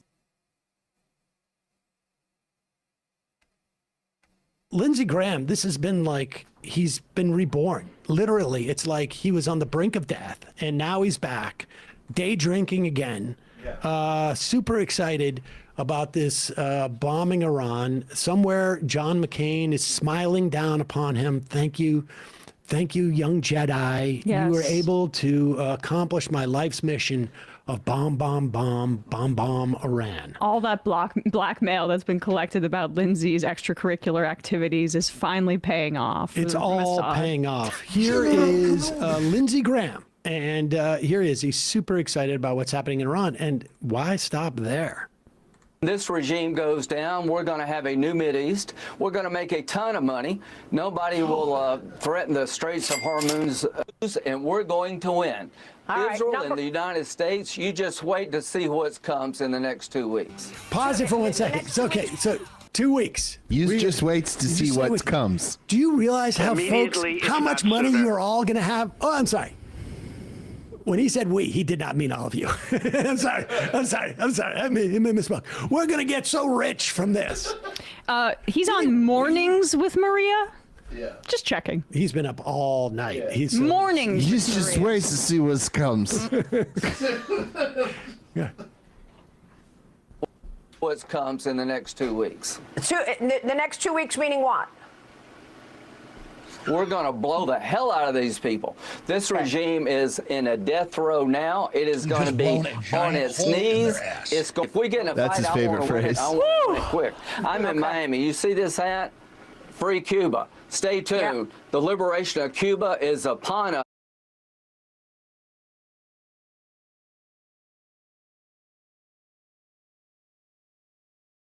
Weird. We've just blown a giant hole in their ass.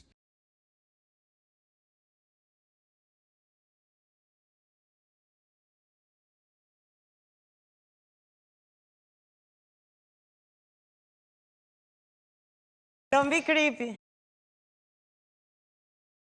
It's just a matter of time now. You see this at? Make Iran great. President Trump said the only way to make Iran great is for the people to take over. We're marching through the world. We're cleaning.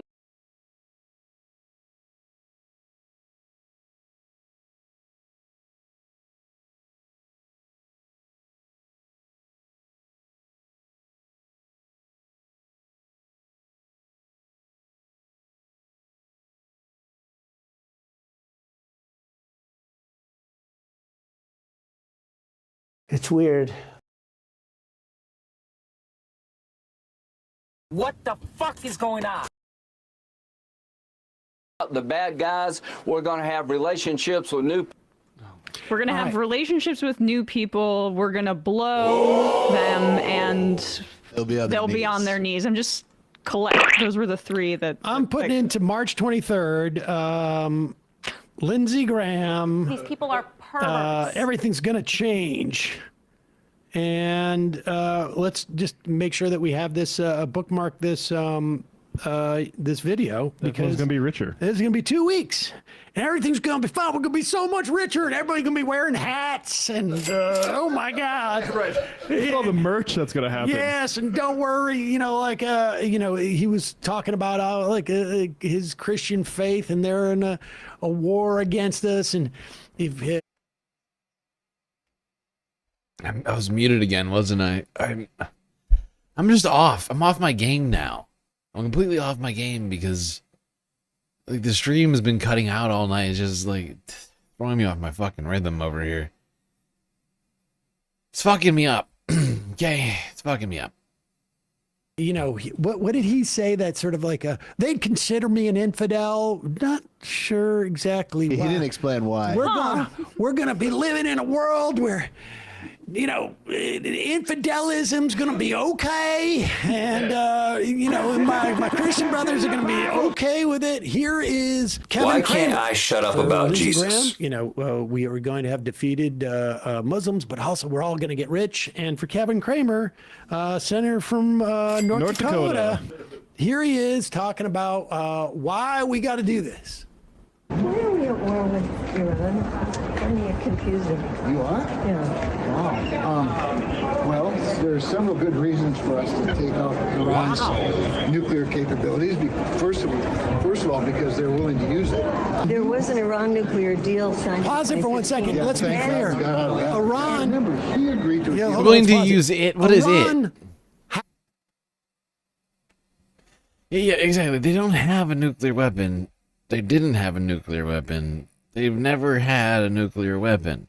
They had a nuclear weapons program at one point, which was dismantled as a result of the JCPOA.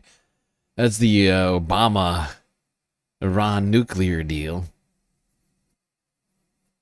But, never had. They've never had a nuclear weapon. They don't, and they couldn't use it. I guess they could use an imaginary one. It'd be aspirational, but they don't have a nuclear weapon.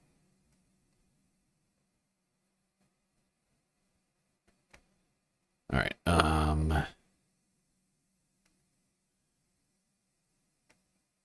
Hold on.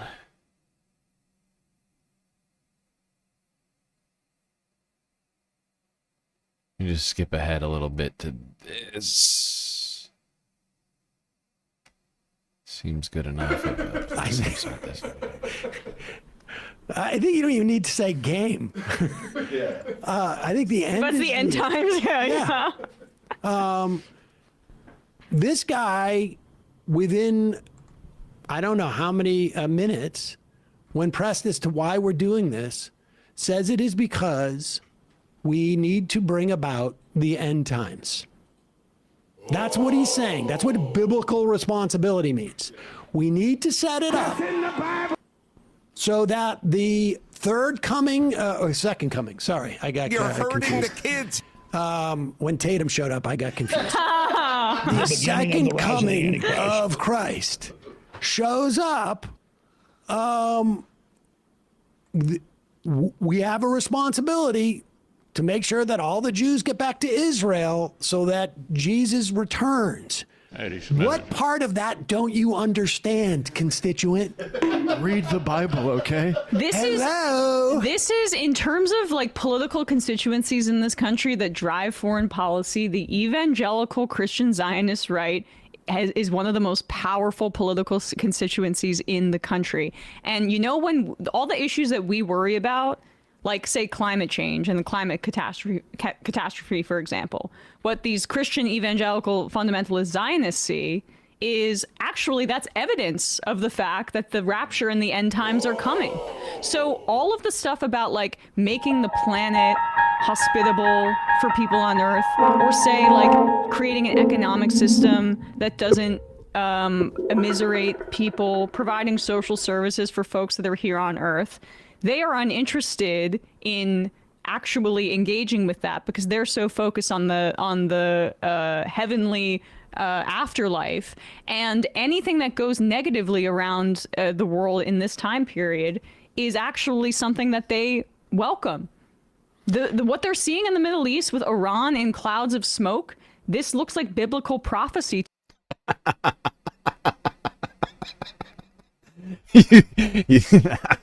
Okay, that's actually hilarious. You think Donald Trump's going to implement the metric system? Donald Trump is going to implement the metric system so that it'll say $2 at the pump. At this point, it's not even going to... In some places, it's still going to be above $2, but you're right. He's going to switch it from gallons to liters. He'll mandate it. All pumps will switch from gallons to liters. No more America having its own system of measurement. We will now do things in centimeters and meters like everybody else. Europe actually had it right. And it makes me look a lot better. Sure, will your expenses stay exactly the same? Yeah. But your eye, it'll trick you. You'll look at it and you'll think, oh, that's a lot cheaper. And that will in some way be good. I did everything right and they indicted me. This looks like it's finally happening, and him outright saying it is evidence of that. Can we just quickly play this from Friday? This is like what Trump, the anti-war guy, neocon Don. Wait, was this from Friday? Yes. This is as there is like this deeply racist portrayal of people in the Middle East as jihadist fundamentalists who are all unable to kind of deal with the modern world, this Orientalism. This is what's happening in our government. We are honored to come before your presence today, lifting up the arms of our president. Please don't. We pray for your continued blessing and favor to rest upon him. We pray for wisdom from heaven to flood his heart, his mind, and Lord, you will guide him in these challenging times that we're facing today. I pray for your grace and your protection over him. This is the first I pray for your grace and protection over our troops and all of our men and women serving.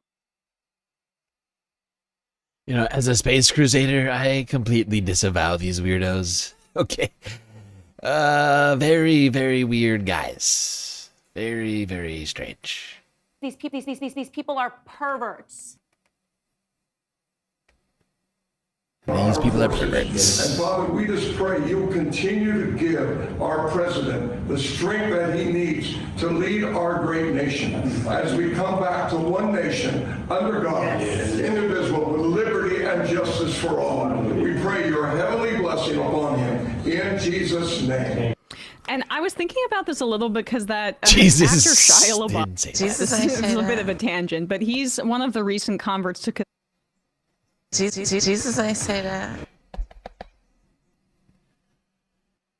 These Christians are very weird. Catholicism, and he's had some issues with, abusing women and stuff like that. We also know Russell Brand is a convert to Catholicism who's also being charged with rape, right, in the UK and other offenses. Illegal. Trump speaking a lot about his death and how he doesn't think he's going to get into heaven might make him a little bit more susceptible to arguments from evangelical fundamentalist leaders around him saying that he's bringing about the third or the second coming of Jesus. I'm not saying that he might believe that, but he is probably susceptible to them saying you are a godly man, and here are the ways that you can fulfill your like great leadership promise here on earth. Given his also dementia-addled mind, I think he thinks he's Jesus, and I think he's always thought that he's Jesus, just a little bit better. This is a little bit human better. man. He's good. I'm good. But look, this is not new. This is not a Trump phenomenon. No. This is not like, I can point to a book written over 20 years ago that is now available for only $4.51 on eBay.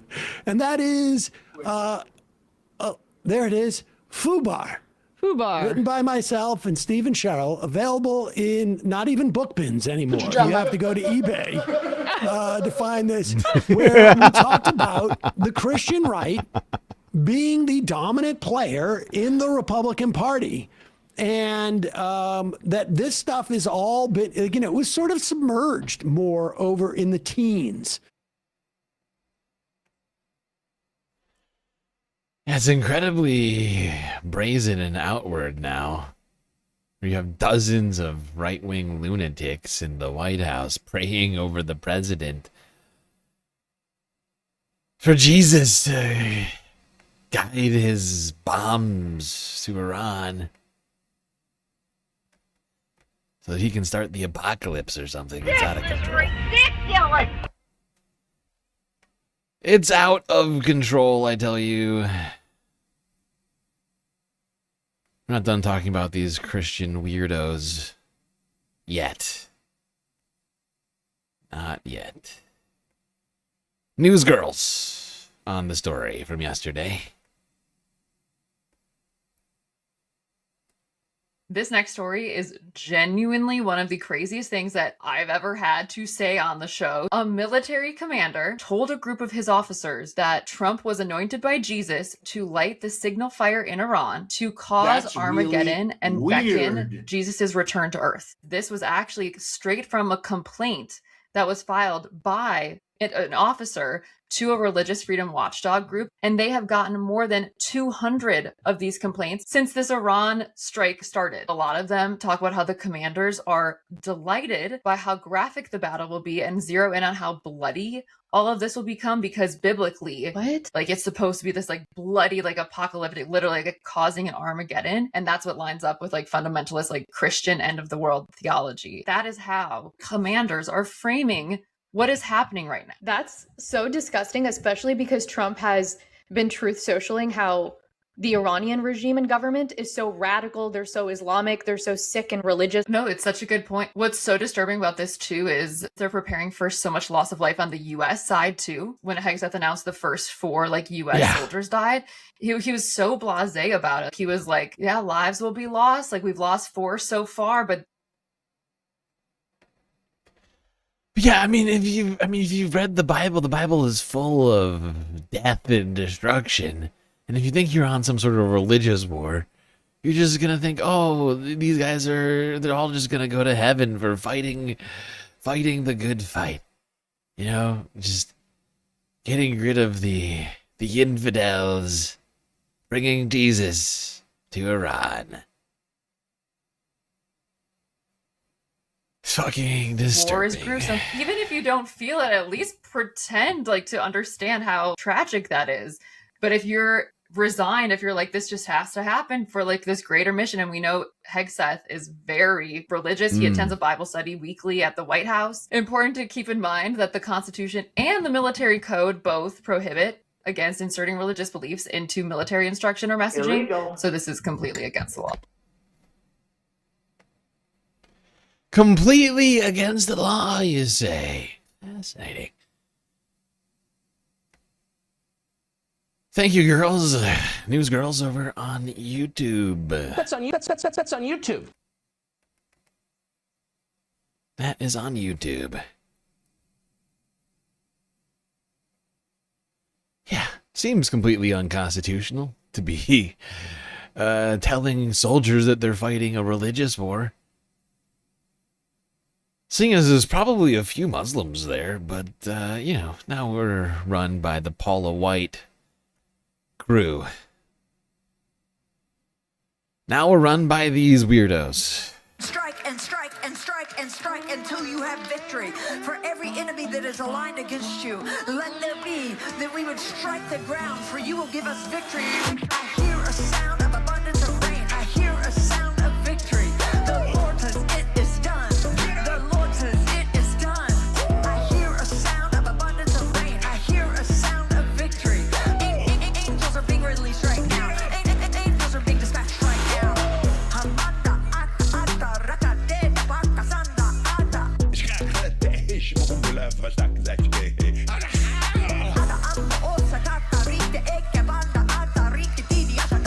They're coming here. They're coming here from Africa, from South America. I hear a sound of abundance of rain. I hear a sound of victory. The Lord says it is done. The Lord says it is done. I hear a sound of abundance of rain. I hear a sound of victory.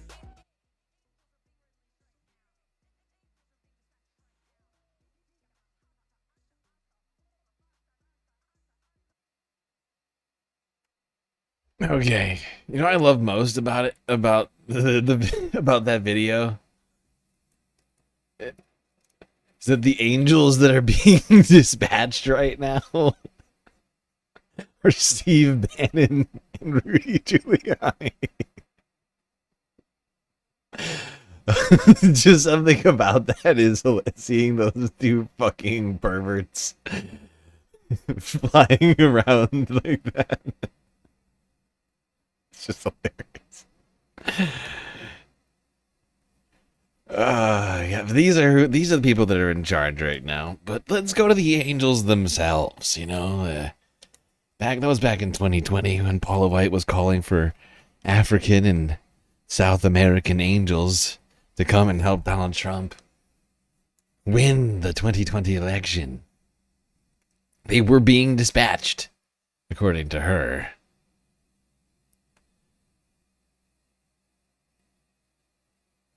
For angels are being released right now. Angels are being dispatched right now. Hamanda aka ata raka teda baka sanda ata ambo osa kata rite eke banda ata rike didi ashata.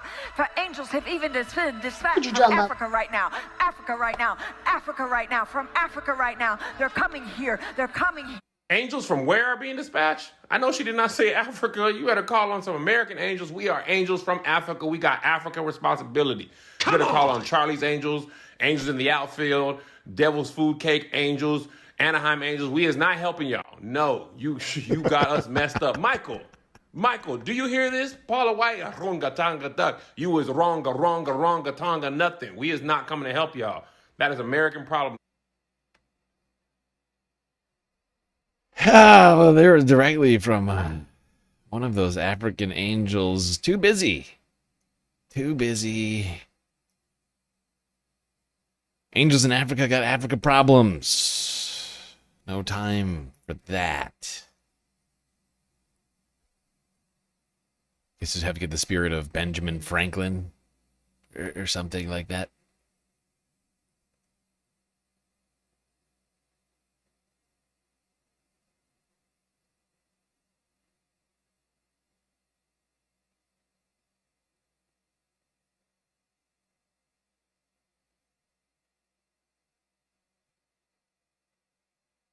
Ah, shit.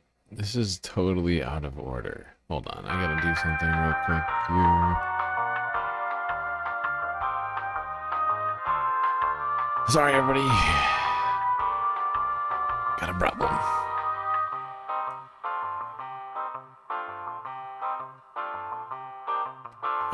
Where do we start this back?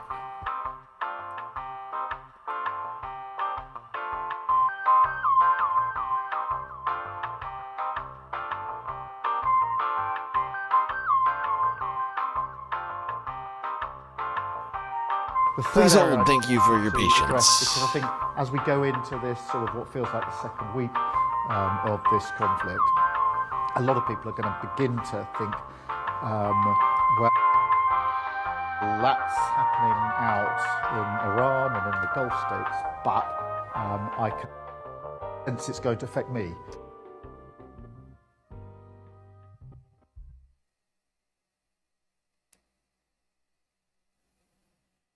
Okay. To Keir Starmer, Prime Minister of the UK, who I'm sure has some very reasonable things to say here. The third area I just wanted to address, because I think as we go into this sort of what feels like the second week of this conflict, a lot of people are going to begin to think, well, that's happening out in Iran and in the Gulf states, but I can sense it's going to affect me back here in the United Kingdom, particularly the economy. We've done a lot of work recently on the cost of living, which we know is the #1 issue for so many people across the country, and an anxiety about that. On the reassurance front, I think it is important just to remind ourselves that last time a conflict began to develop, which was 2022, in relation to Ukraine, the economy wasn't in a stable place, and inflation was 5% and rising. We've done a lot of work in the last 18 months to put some resilience in and make sure that we've got some headroom, which is basically some insurance within the economy, but also inflation is 3% and going down. So in that sense, there's more resilience. But the job of government is obviously to get ahead, to look around the corner, to work with others. And the Chancellor speaks to the Governor of the Bank of England on a daily basis. Oh my God, this guy is floundering. He's completely just going down the tube. I think Keir Starmer knows that he is on his way out. He's just sort of stammering about the economy. Like, of course, we've been doing things which we believe are helping, but they might not help enough with the Iranian war, and as a result, it could be something we have to work on even further. Could you jump up? What are you talking about?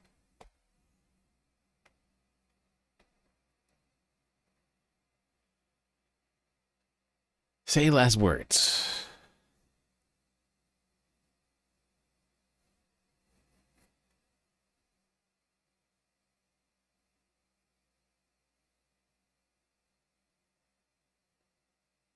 Now, yesterday, Turkey warned of decisive measures to protect its territory after the latest incident with a supposed ballistic missile being intercepted over Turkish airspace. Turkey's defense ministry says it will not hesitate to act if its airspace or land are threatened.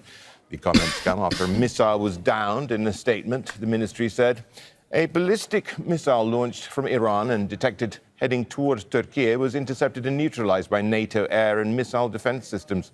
No casualties or damage were reported. Turkish institutions began monitoring the incident immediately. Ankara emphasized its capability and determination to protect national airspace and border security, while warning that further escalation in the region must be avoided.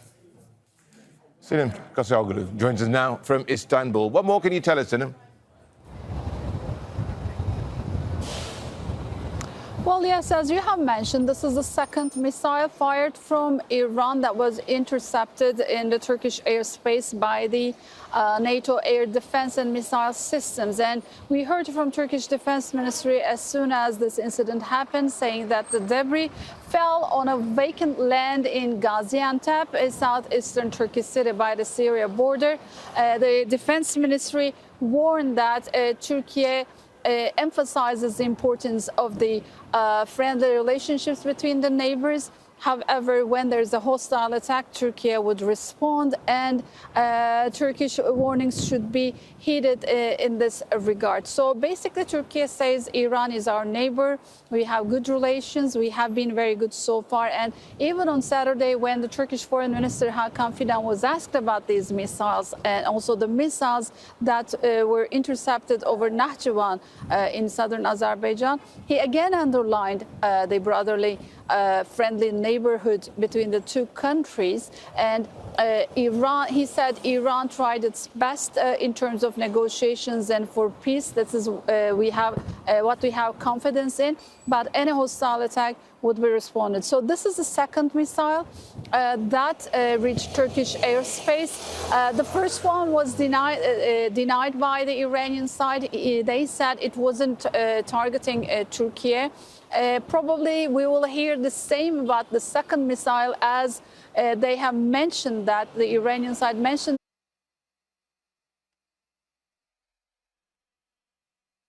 This whole thing just keeps spiraling into a broader fucking conflict. Day in, day out, more countries dragged into this situation.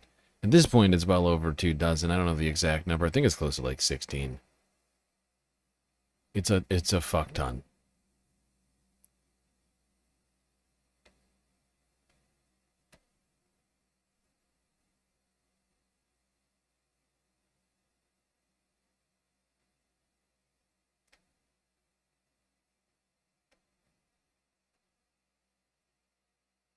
All right, let's go back to the majority report.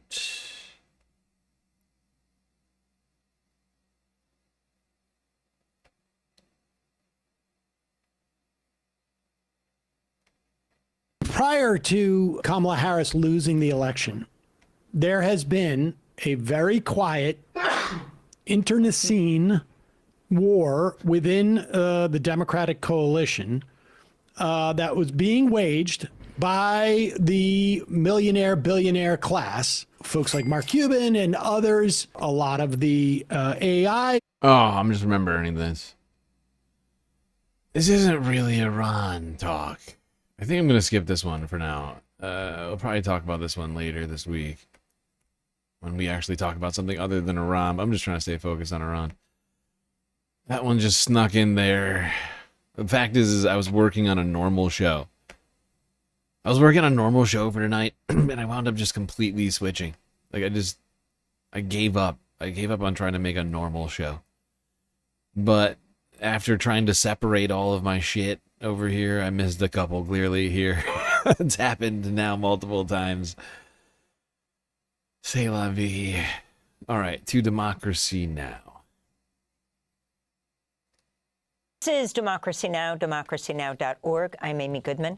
As we continue our coverage of the U.S.-Israeli war in Iran, we go now to Jerusalem, where we're joined by the Iranian-Israeli journalist and activist Orly Noy. Earlier today, Israel launched a wave of new strikes targeting Iran and Lebanon. Meanwhile, retaliatory Iranian missile attacks hit central Israel. The Jerusalem Post reports the strikes killed 2 people, seriously wounding a third. In a recent article, our guest Orly Noy wrote, quote, "Only 8 months ago, following the ceasefire with Iran, Prime Minister Benjamin Netanyahu declared that in the 12 days of Operation Rising Lion, we achieved a historic victory which will stand for generations. It turns out this historic victory did not last even a single year, let alone generations," Orly Noy writes.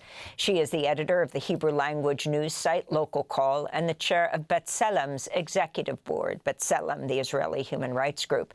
Orly Noy, if you can respond to what's happening now on the ground, the attacks by Iran in response to Israel and U.S. strike on Iran. Hi, Amy. Thank you so much for having me. Yes, I mean, I think it was well expected that as the war continues, there will be escalation also in the price that the Israeli society will need to pay for this completely lawless, unnecessary criminal war that Israel and the United States waged against Iran. Strangely enough, this still does not translate into any substantial opposition to the war among the Israeli society. The Israeli society is well known for its almost automatic support of any war, no matter how senseless it is. And we see it once again, not only by the supporters of Netanyahu and his government, but also by the entire Zionist Jewish opposition, by the Israeli mainstream media, of course, and by the public. And let me point out, you are Jewish. You were raised in Iran. You live in Israel. In your recent piece, it's headlined, "We are at war, therefore we are," as you describe what you call the ritual erasure of political dissent in Israel right now, noting Israeli opposition leaders have eagerly and reflexively rallied behind Netanyahu in support of war.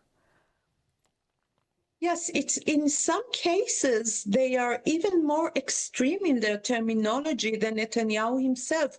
Only a couple of days ago, the head of the opposition, Yair Lapid, tweeted that this war cannot end with anything less than the complete destruction of all the Iranian infrastructure, etc., etc.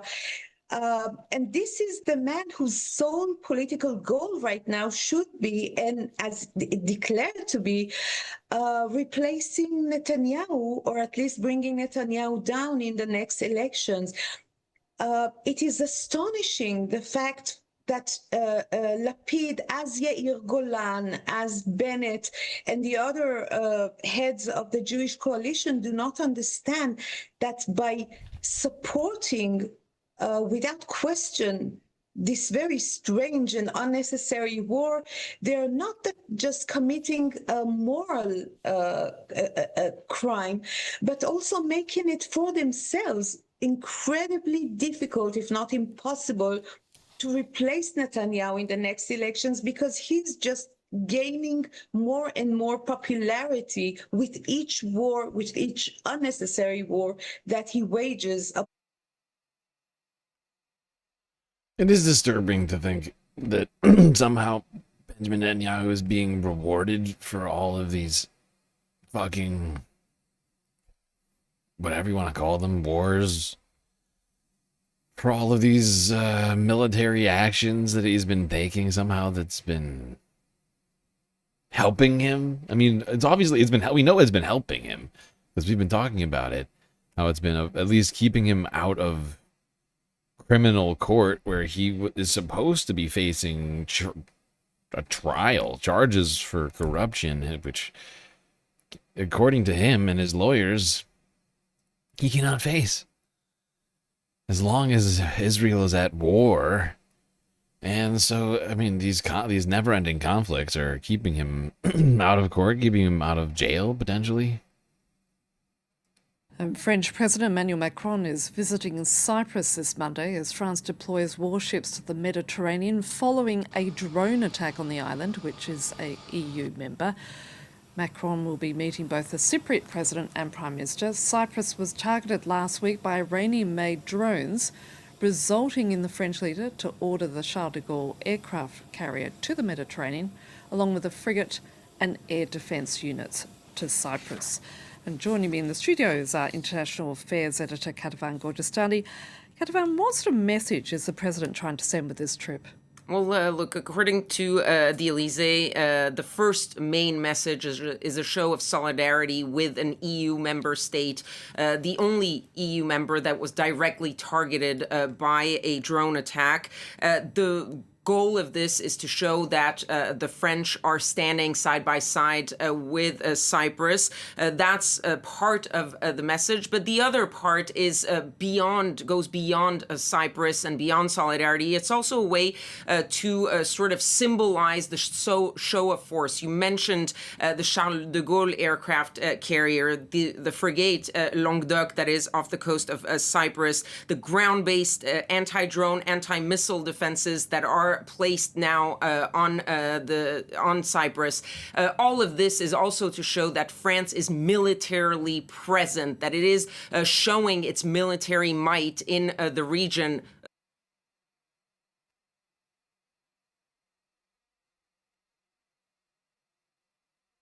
Yeah, Whether I it's mean, to help Cyprus or also to sort of defend French and other partner interests. So these are really the two. Yeah, more and more EU countries are now seemingly being dragged into this kicking and screaming. Although all of it is a result of its alliances and obligations, essentially. Although I guess the United Kingdom could say, hey, United States, you can't use our bases, rather than the exact opposite of that. Of course, last week, Keir Starmer said, hey, United States, use our bases. It's great. Go right ahead. Which prompted Iran. Although it may have been Hezbollah. It's not clear, actually, at this time, who did those strikes. But it's clear that both Iran and Hezbollah have similar goals and strategies in this moment. Although not all of the supposed Iran proxies are in the same are on the same boat, or in the same boat, if you will, right now. I don't think the Houthis really you haven't seen anything from the Houthis much. I think I remarked on that earlier.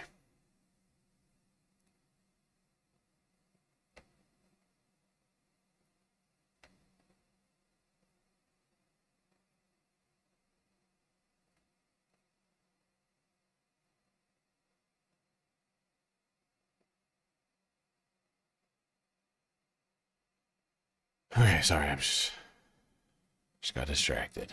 Let's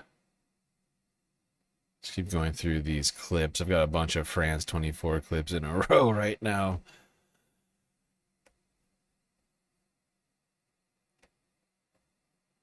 Let's cross now to Cyprus, where the French President Emmanuel Macron is briefing the press. And with you in Greece's Prime Minister is my way of saying that when Cyprus is under attack, the entire Europe is under attack. And the defense of Cyprus is, of course, essential for your country, for your partner and friendly neighbor Greece, but also for France and the entire European Union. We are bound together by strategic partnerships, and the recent deployments, our presence today, the three of us, is there to testify to the strength of this partnership. And your fellow countrymen can certainly believe in this, and behind the signed treaties, there's the actual solidarity of nations and their armed commitment. The first purpose of this visit here is to mark our full solidarity with Cyprus, which was the target of several drones and missile attacks. This prompted us to deploy our anti-aircraft defense system Mistral, as well as the Languedoc frigate. Well, there we go. Here is Emmanuel Macron, President of France, out here telling everybody that France is deploying its military and weapons, frigates, anti-missile systems to the region.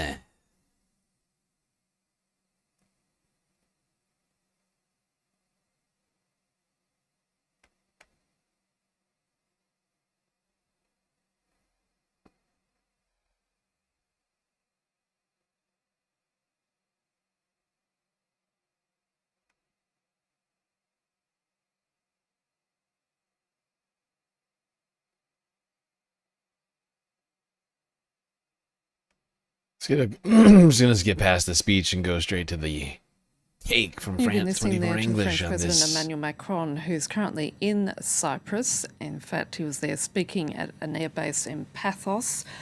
Before I ask my international affairs editor, Katavan Gorgistani, a question in regards to that press conference, I just want to bring people Is it up just- to speed. am in I the only one that regards thinks to that's a what's happened great in the name? last couple of hours. I know it's not spelled this way, but it sounds like the word gorgeous, right? Like Gorgistani. Like, that's a great fucking name. Come on! Affairs editor Katavan Gorgistani, a question in regards to that press conference.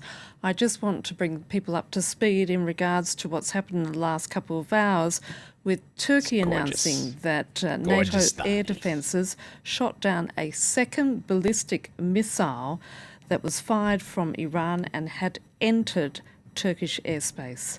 Ankara warning that it will take any necessary steps against threats. So against that background, Katavan, let's talk about what the French president has just been saying. A reminder to viewers, dare I say, that the drone attack wasn't necessarily on Cypriot soil, but on a British RAF base at Akrotiri on the southern coast of Cyprus. But it is very interesting that it is the French and the European Union that's really come forward and said we are now seeing this as an attack on Cyprus being an attack on the whole of the EU.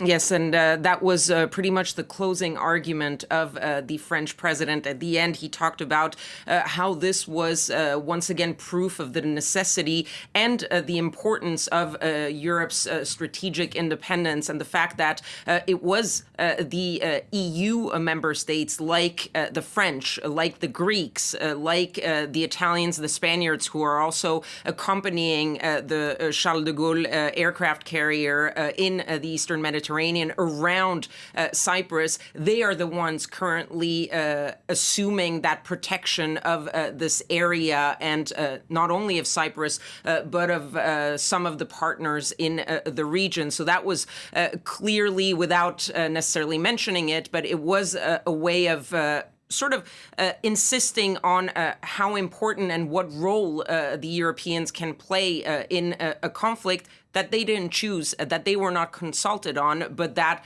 they had to get into in a way. However, Emmanuel Macron was very, very adamant throughout his comments to talk about, one, yes, the solidarity of EU member states amongst each other, because there is the equivalent of NATO's Article 5. The attack on one is an attack on all. There is a similar process for the Europeans. And as you said, there was that line that Emmanuel Macron said, when Cyprus is attacked, it's all of Europe that is attacked. But he also took great pains to insist, and I think he used the word many, many times, defensive. Defensive. Yes. Defensive military deployment. Whatever the hell that means.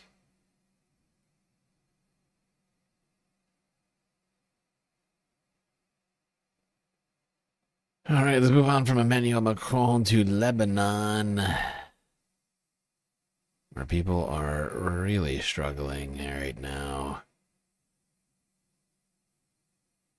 Of course, Israel has restarted the war with Lebanon. In my estimation, what I've been saying is that they just decided, hey, perfect time.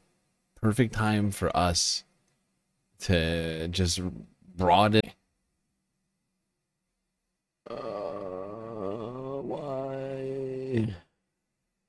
Why? Why? Why?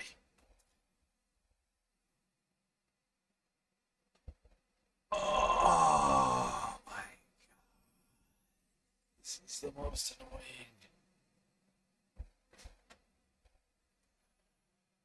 This is the most annoying possible thing. I mean, it's slightly, I guess, technically not true. It would be more annoying if the stream completely stopped working. But having it stop working over and over again, just slightly, is also pretty annoying. I'm not gonna lie. It's not my favorite thing. Turns out it's incredibly frustrating, actually.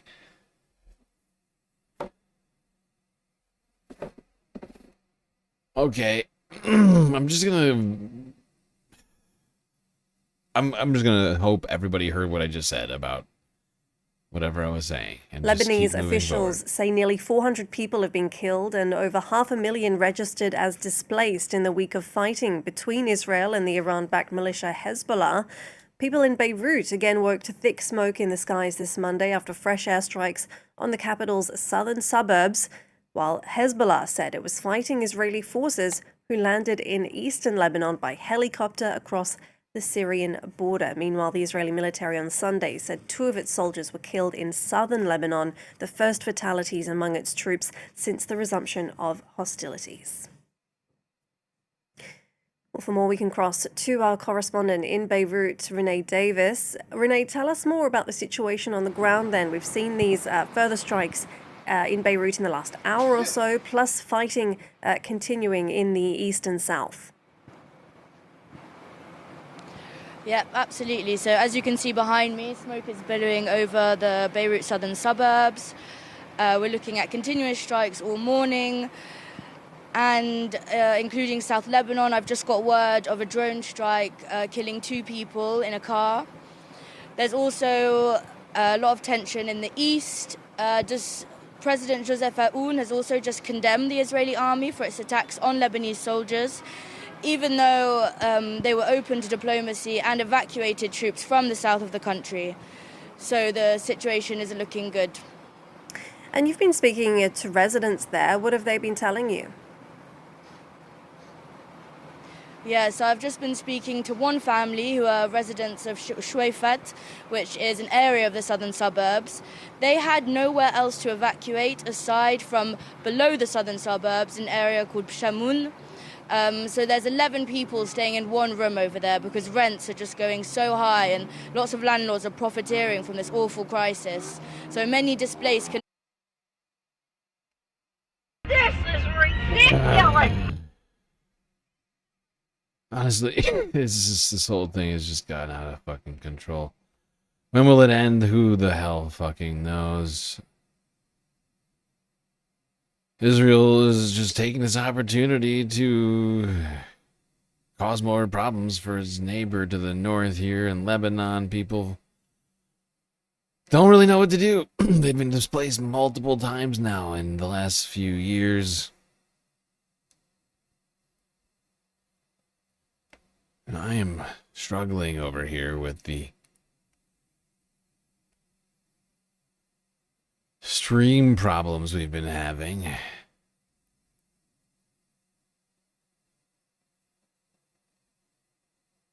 Keep having to refresh windows and things because they keep timing out because of the fact that the stream keeps going down. Like my internet connection keeps cutting out. It's totally screwing with me. Taking me out of my element. I'm out of my game. Off my game. All right, let's staying in Lebanon here with France 24 English once again from yesterday. Lebanese officials say nearly 400 people have been killed and over 500,000 registered as displaced in the week of fighting between Israel and the Iran-backed militia Hezbollah. People in Beirut again woke to thick smoke in the skies this Monday after fresh airstrikes on the capital's southern suburbs. Meanwhile, Hezbollah said it was fighting Israeli forces who landed in eastern Lebanon by helicopter across the Syrian border. On Sunday, the Israeli military said 2 of its soldiers were killed in the southern area of the country. Well, for more on the situation there, we can cross to France 24's reporter, Catherine Norris-Trent. Catherine, can you start off by first telling us more about those latest strikes that we've seen there in Beirut? Good morning, Karis. You can probably see behind me there some plumes of smoke once again rising in the skies from the southern suburbs of Beirut, the Dahia, that area is known as. And those are from fresh strikes this morning, 2 within a short space of time, not long ago. And it's believed they were carried out against the financial branch of Hezbollah, Al-Qa'id al-Hassan. The Israeli army had warned a short time ago that it would be targeting those institutions this morning, and that seems to be what's going on down there. A couple of kilometers behind me, there's been images from the scene of buildings being heavily bombed and of thick plumes of smoke. So the United States and Israel have killed thousands now in this war, if you count Lebanon, Iran, and all these other countries that they've been doing these attacks in, right? I mean, Lebanon's at 400, and Iran's well over 1,500 now, the last I heard. And it's just, this is taking a serious toll on humanity.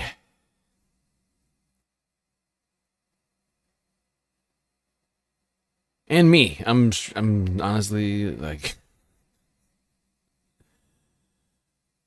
not gonna lie, this upsets me a lot. I felt like I said this a couple of times back in 2024, but Donald Trump, I knew he was gonna be worse than Kamala Harris. She wasn't perfect, but I don't think we would have had this. I don't. But hey, I could be wrong, and it's all really just a hypothetical now. Can't redo that, but here we are now. Palestinians are, of course, still being kept under occupation conditions, like literally being genocided still every single day, cannot leave the Gaza Strip, cannot get adequate food and resources to survive. People are dying there every day. Israel's still doing strikes and murders there, but just less because they're too busy doing all this other stuff. So it's just still a blockade. People still aren't getting things in. Israel's doing a few less military operations right now as a result of this new war that they're Rising. up Now, to. this is an institution which Israel accuses of being basically the financement for Hezbollah's military operations, and they targeted Al-Qard al-Hassan in the war in 2024. And they'd put out a warning asking for residents of the southern suburbs, calling on them once again to get out of the zone. We ourselves were filming down there yesterday and spoke to people who were receiving calls from the Israeli military telling them they must obey evacuation orders in order to save their lives. Well, fighting is also ongoing in eastern Lebanon between Hezbollah and Israel. What can you tell us about that? Yes, this was a second raid, it seems, by Israeli commandos in the east of Lebanon, in the Bekaa Valley, towards the Syrian border. This took place at the dead of night, the second such raid since Saturday. Now, according to a Hezbollah... Yep. Israel's also been doing some shit in Syria, too. I know that's not what she's talking about, but they are using this opportunity to expand their borders into their neighboring countries where they think they can, including the Golan Heights in Syria and in Lebanon.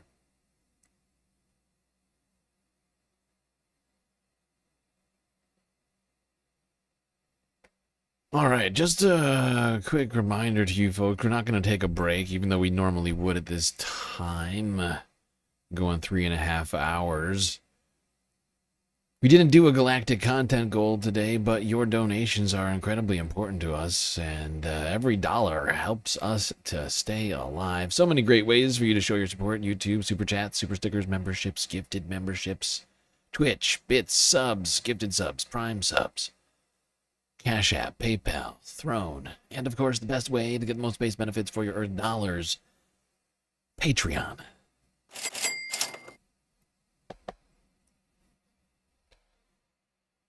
This show is brought to you by space fams like you to help keep the Galactic News Network alive. They said Israel sent 15...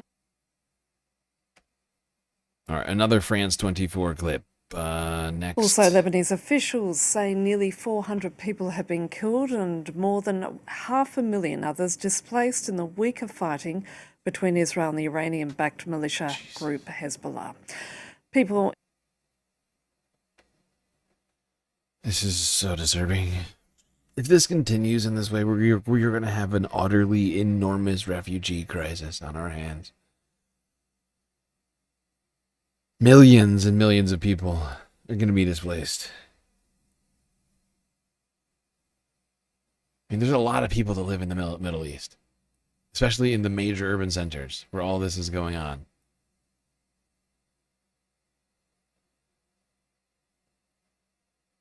How many millions are going to die and be displaced as a result of Israel's different military operations over the last few years? What do you figure? Including the genocide, of course. Beirut again waking to thick smoke in the skies this Monday after fresh airstrikes on the capital's southern suburbs. In the meantime, Hezbollah says it's fighting Israeli troops who landed in eastern Lebanon by helicopter across the Syrian border. On Sunday, the Israeli military said 2 of its soldiers have been killed in southern Lebanon, the first fatalities among its forces since the resumption of hostilities. Let's cross now to Catherine Norris-Trent in Beirut. Catherine, what is the latest in regards to those Israeli strikes on southern Beirut? Well, Annette, you can probably see behind me some of the smoke, the plumes of smoke rising from the southern suburbs of Beirut, the area known as the Dahir. Here, there have been a succession of at least half a dozen airstrikes since 9 a.m. local time here this morning, when the Israeli army's Arabic language spokesman issued another warning that they... Okay, I'm going to move past these strikes in Lebanon from yesterday so I can get us more closer to the current, more current clips that I have right now. Suffice to say, as we've just gone over the last 15 minutes, shit in Lebanon is not good. Since Israel has decided to restart its war with Hezbollah in the south, reoccupy southern Lebanon and do all of these strikes in multiple of Lebanon's biggest cities, Tyre, Beirut, causing a huge refugee crisis. Now, China called for an end to all of this yesterday. Here is France 24 once again with the clip. It opposes any targeting of Iran's new supreme leader after threats by the Israeli military against a successor to the previous ones. The spokesperson for the foreign ministry said that the appointment of Mojtaba Khamenei was Iran's internal affair. Take a listen. China opposes interference in other countries' internal affairs under any pretext. No popular support, and he also said might does not make right. So from the beginning there, Beijing has been condemning the conflict, calling for an end to hostilities. Of course, this war has a direct impact on China, as it does elsewhere in the world. Of course, it's disruptive, first and foremost, for economic reasons. The volatility of the Strait of Hormuz, a key shipping route for China's imported oil, really poses somewhat of a problem. But also geopolitically, Beijing is no fan of instability and had even started to position itself as an international power by brokering a deal between Saudi Arabia and Iran back in 2023. Now, fast forward 3 years, the US and Israel have bombed Iran, and the Islamic Republic's missiles are falling on the kingdom. Though China's special envoy to the Middle East, Jia Jun, spoke with the GCC's Secretary General in Riyadh over the weekend. For him to actually play a significant part in mediations, well, that really remains to be seen. You really like this French channel? You like France 24? I do too, to some degree. Honestly, we're watching some of, like me personally, I feel like France 24's Middle East coverage is the worst of their coverage. I feel like they do way better when they do other stuff. Like, in terms of their I think their bias, right? In terms of their bent on the Middle East, I feel like they're too anti. There's some problems, I would say, but their Middle East coverage just seems quite biased towards the United States and Israel, and against everybody else. But I do like France 24. I mean, like, I won't lie.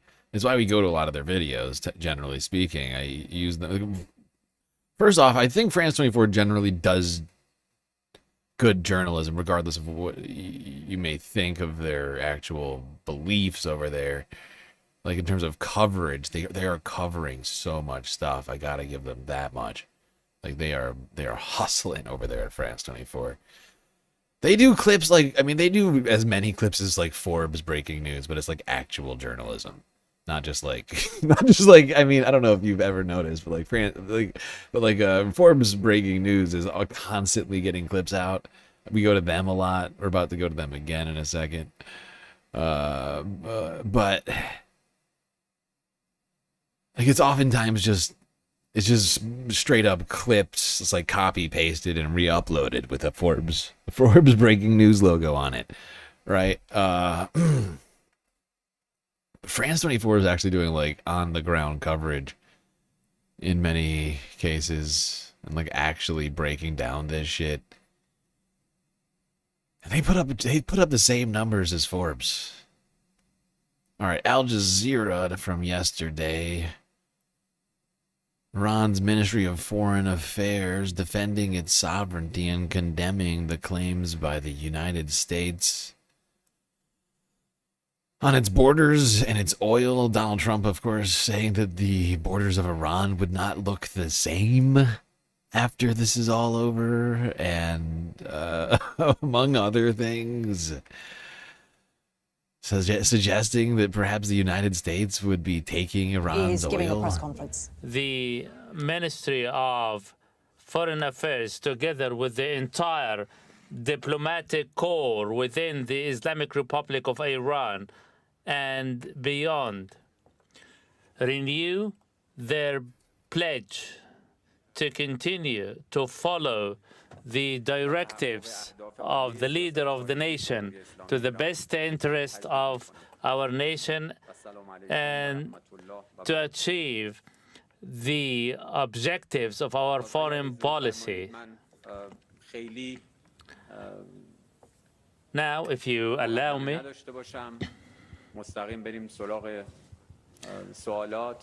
I will not have an introduction or any briefing statement. I will open the floor directly to questions. The President of the United States spoke about changing the geography of Iran by the end of the war. In a statement made by him a few days ago, he is going in line with the Zionist entities' enterprise to partition our country. How is the foreign ministry considering this issue? What is really realistic and what defines the shape of our nation is the will of our people. The U.S. President has been speaking about many issues with regards to a number of world states from Canada and beyond. He had a number of diverse opinions. And yeah, the number of diverse opinions. Wow. Good one. That's a good one, sir. Good one, Mr. Minister. The foreign minister of Iran has jokes. He had a number of diverse opinions, he said. They were incredibly diverse.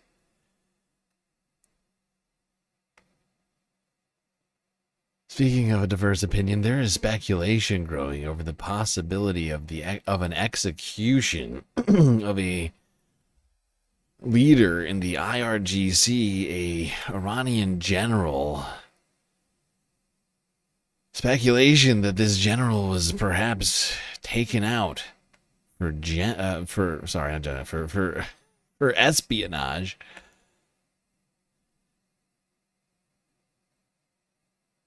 Is this Iranian general incredibly lucky, or is he an Israeli spy?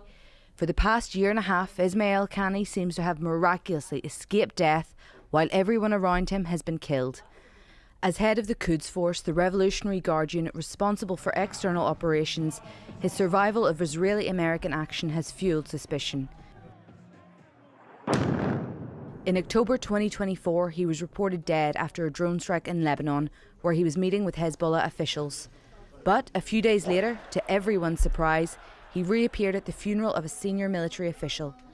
In June 2025, Ismail Khani was again reported killed among several Iranian dignitaries.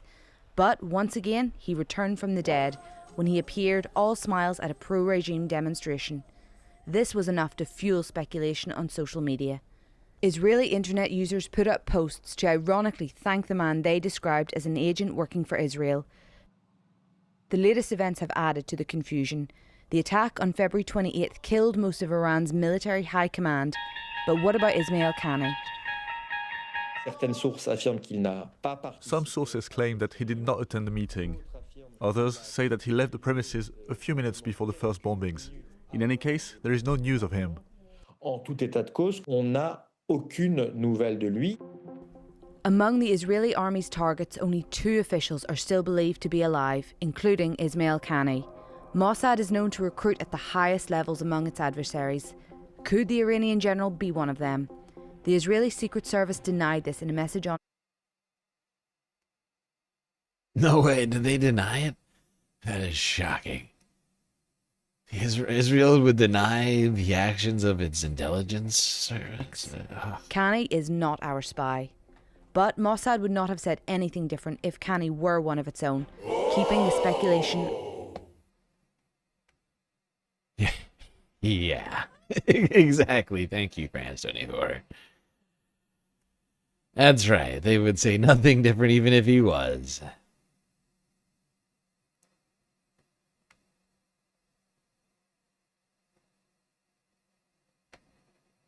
No way to know for sure right now what the hell's going on with that situation, but speculation flying around the interwebs. Israel yesterday reporting a fatal Iranian missile strike.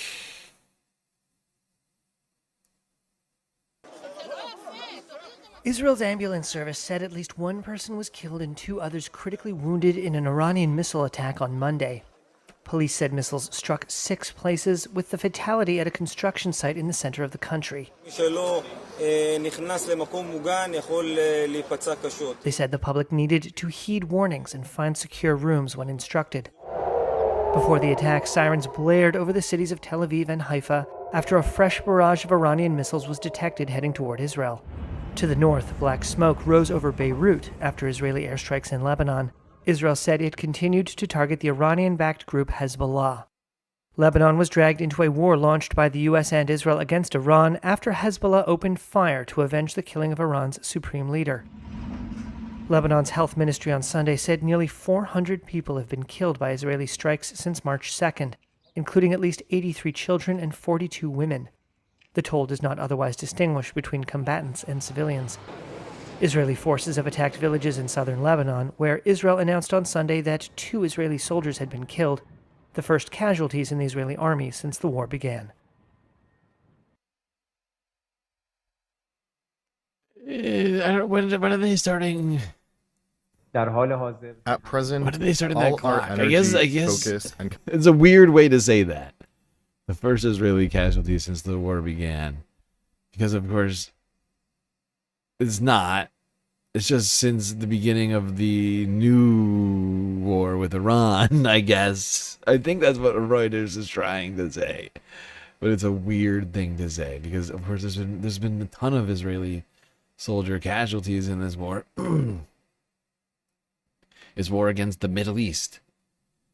It's been ongoing now for many, many years. At least 3. Let's just start with the start of the history started on October 7th, right? So let's just go with that. A bunch.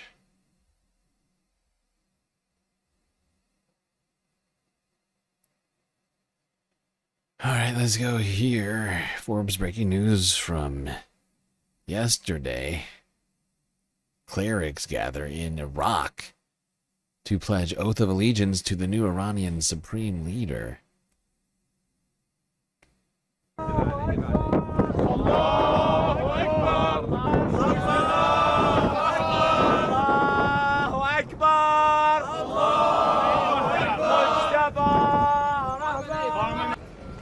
لما استشهد أمير المؤمنين صارت البيعة لمن؟ للإمام الحسن المجتبى خامنئي رضوان الله تعالى عليه إلى مجتبى الخامنائي. وكأن I made out Khomeini in there.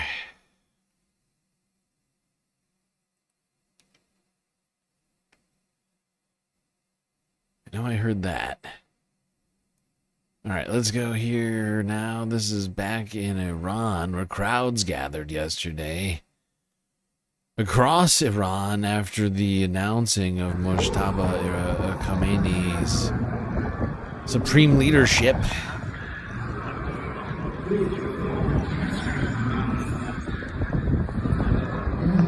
What about Jeffrey Epstein?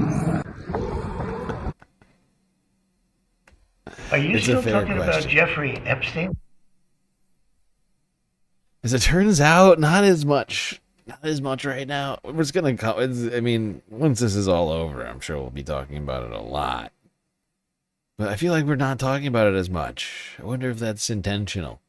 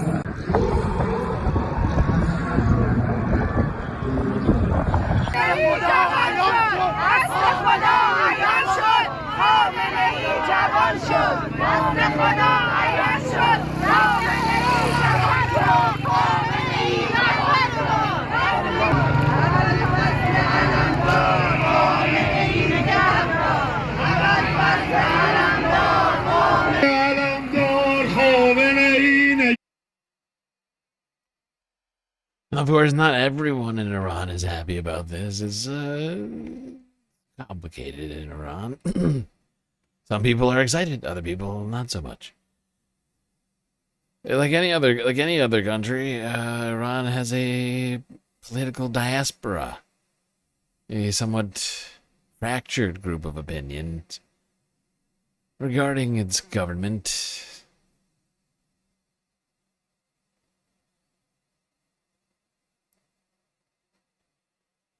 Back to France 24 from yesterday. Donald Trump trying to gauge whether or not the new Ayatollah is a guy that he can work with. Is that all it took? It would be hilarious if that was really all it took for him. Because this guy is the same as his father, if not more anti-America, and all of the things that we supposedly had problems with, like on the previous leader of Iran. But honestly, take the W. Well, Israel has, of Just course, get out already of it, Trump. described any new leader chosen by the existing regime as a potential target, while Donald Trump has called the choice of Khamenei's son unacceptable.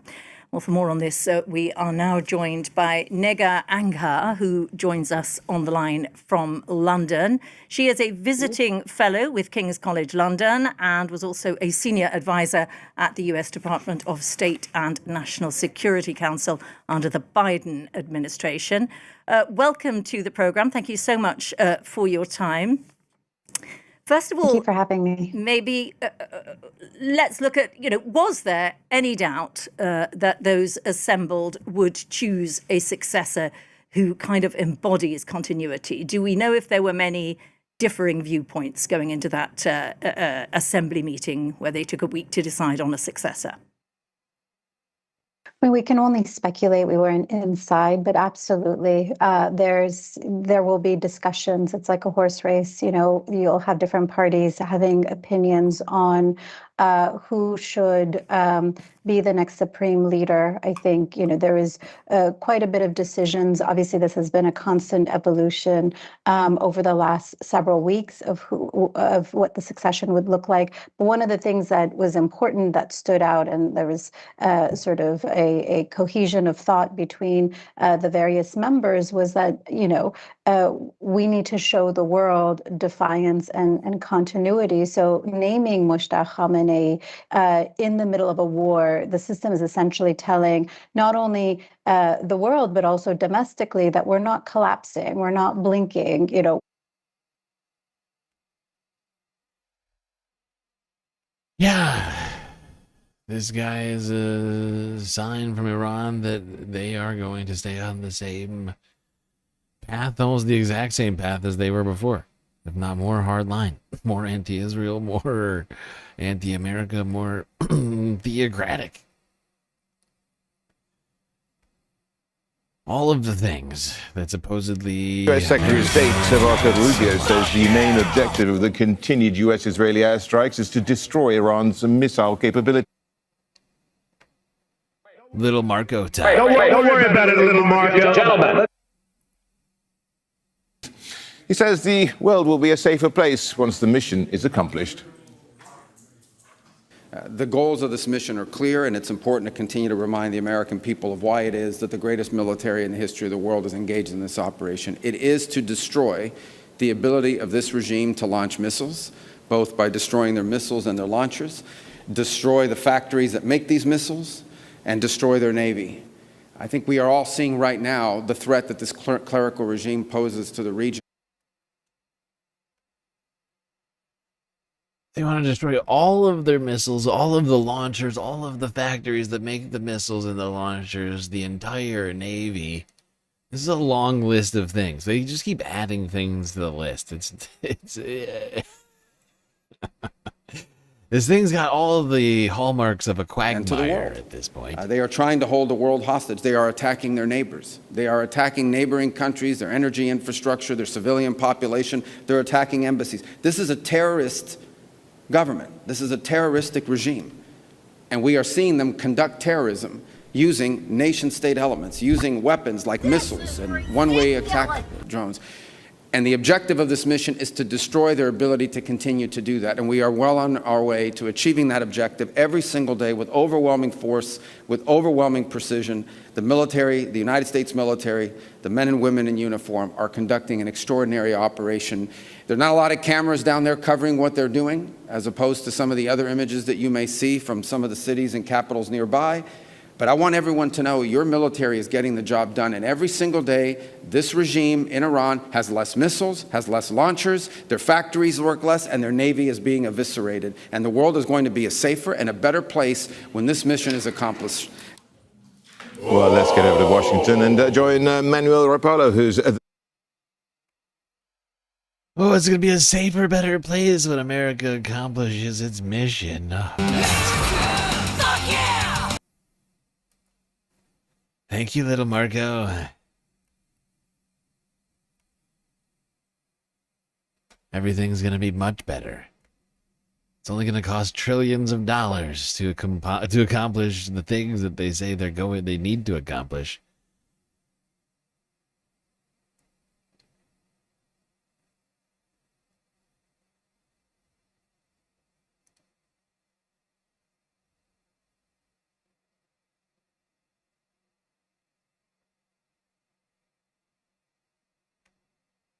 Now, footage came out earlier this week showing what experts claim to be Tomahawk missile. Oh, wait, before that, shit. Let's look at this. Is fucked up. Let's go to this Forbes breaking news from yesterday. This is footage of the Iranian oil facility that was hit. I mean, look at this shit.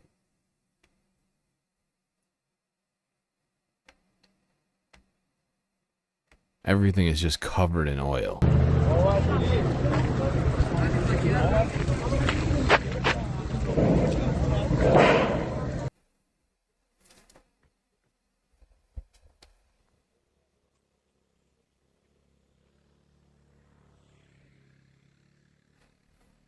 Still burning.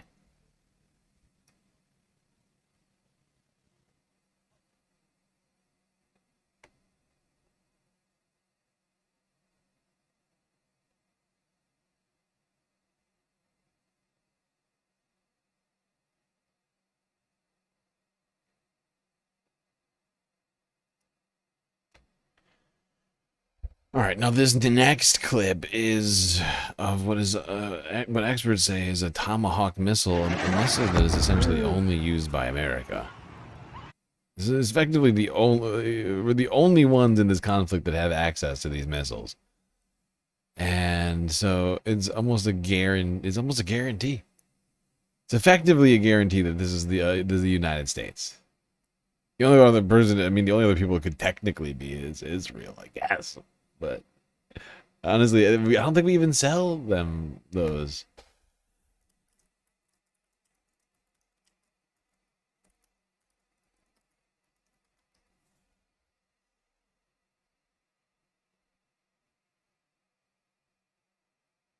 Yeah, no, it doesn't appear to be that. Yeah, it doesn't seem. Yeah, there's like a bunch of stories. There's like a bunch of stories fact-checking that, and everybody is saying that no, neither Israel or Iran have Tomahawk missiles. The United States is the only ones. They're very coveted. Ukraine has been begging for them. We don't even sell them to Ukraine.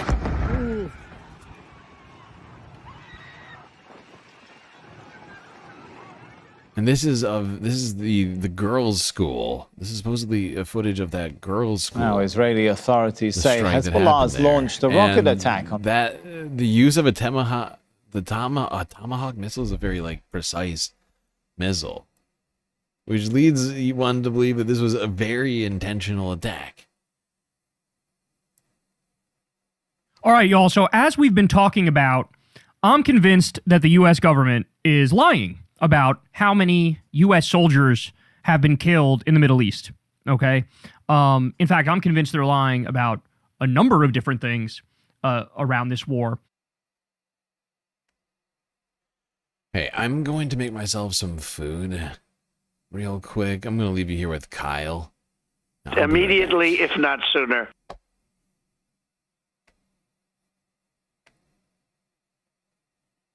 All right, y'all. So as we've been talking about, I'm convinced that the U.S. government is lying about how many U.S. soldiers have been killed in the Middle East, okay?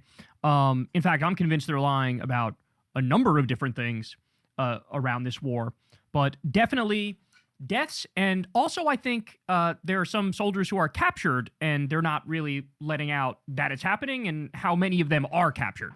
And what we've seen both from Tel Aviv and from Washington is they've gone like a full authoritarian dictatorship. They are trying to control the flow of information. They're trying to mass propagandize. I mean, you are not getting anything remotely close to the truth when Trump comes out there and he says, I give this war a 15 out of 10. I give him a 15 out of 10.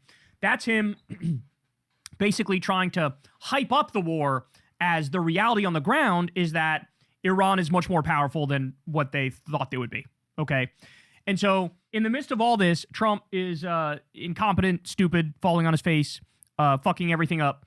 And of course, what happened the other day was what's called the dignified transfer of 6 U.S. soldiers who were killed in the Middle East. Now, by the way, since then, there's been 2 more that they've acknowledged have been killed, but they pretend like it was some unrelated health issue that led to their deaths. Like, this is how low they're going. Like, they expect you to believe that 2, young, healthy soldiers died in the Middle East, but it was only because, not because of the Iranians shooting at them. No, it's because, they had some nondescript medical issue, right? So at the dignified transfer the other day, Donald Trump caused an absolute firestorm because, as you can see here from Blue Georgia, disgraceful that Trump is wearing a white baseball hat at the dignified transfer. Not only is he wearing a white baseball hat, it's one that he sells for profit. He sells this hat for profit. He was wearing it at the transfer. I haven't seen many other people point this out, but something I noticed as well is like most people are wearing black. Because when everybody knows this, when you go to a funeral or you go to a wake, like you're supposed to wear black, right? He's wearing a navy blue suit and a bright red tie. He's not wearing black. Okay, so wearing a hat, which is like ultimately the sin of all sins when it comes to something like this. I mean, this is basic decorum stuff when you talk about the duties of president. I mean, it's something that's as straightforward as, back in the day, like you weren't allowed to wear a hat in church. You can't wear a hat in church. It's like disrespectful. This is also viewed across the board as immensely disrespectful. Okay, so caused a firestorm as a result.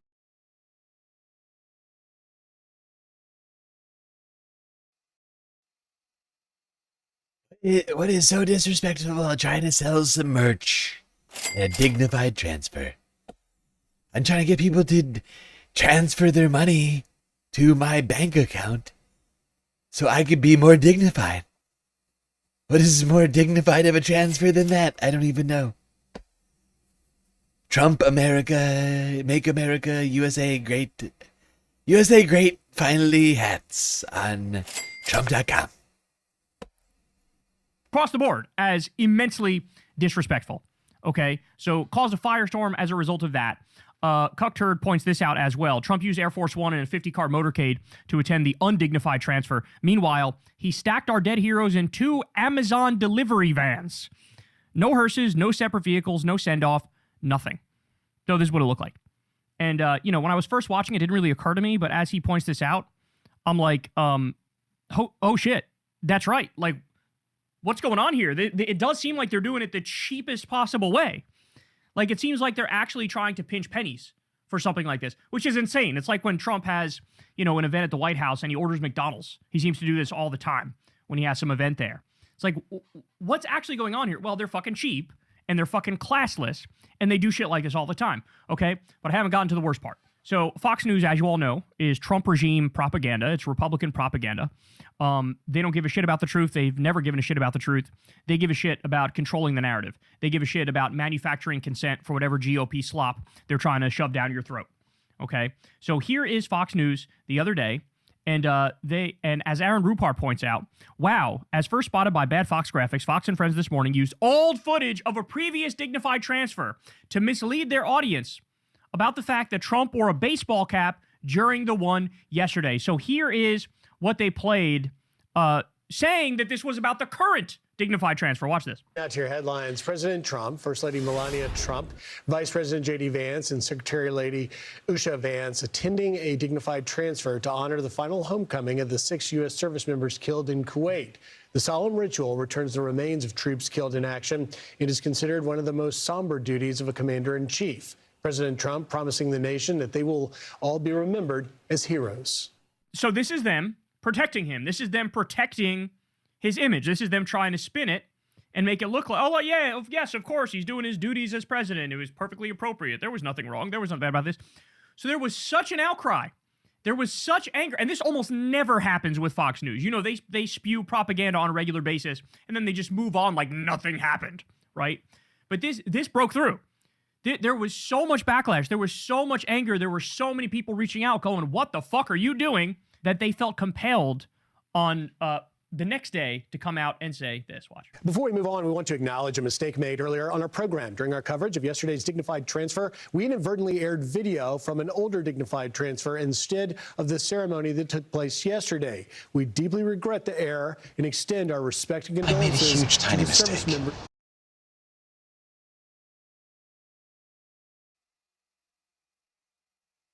Very sorry, everyone. I made a huge, tiny mistake.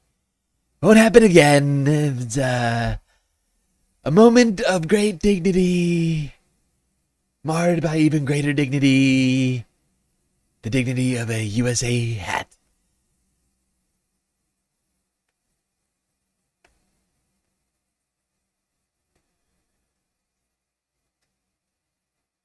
All right, I'm gonna move on from Kyle here. I'm still making food, but I'm trying to keep this show moving.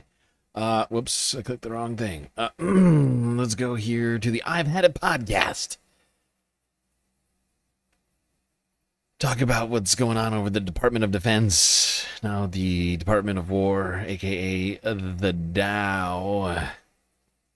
All right, according to Jamie Raskin, Donald Trump is in the Epstein files over 1 million times. Also not talked about enough is that Benjamin Netanyahu is mentioned in the Epstein files about 6,000 times. And so as the Epstein files were just mushroom clouding, really, Benjamin Netanyahu had to wag the dog and say the real mushroom cloud here are the non-existent nukes that Iran has. Benjamin Netanyahu has been compulsively lying for 40 years. We have it all on tape. You've seen the video. You've seen the hypercut. 40 years that Iran is going to have nukes. They don't have them. And so both of these men that are intimately listed in these Epstein files needed a distraction. Benjamin Netanyahu needed a Make-A-Wish favor from Donald Trump with an assist from Miriam Adelson, who loves Israel more than she loves the United States. Let's go bomb Iran, because no other president was stupid enough or compromised enough like Donald Trump is to do it. And it turns out right before all of this, there are credible accusations that the president of the United States assaulted a 13-year-old girl, sexually assaulted. And these allegations have legs and credibility to them. Pop this up. Julie K. Brown, who everybody knows is the main journalist on this story and has been from the get-go. Using archived government records and new accounts, the Post and Courier found that the woman provided verifiable details to agents about her family background and its legal entanglements. She offered the name of an Epstein business associate on Hilton Head Island who became a central figure in the drama, with specifics that are reflected in public records.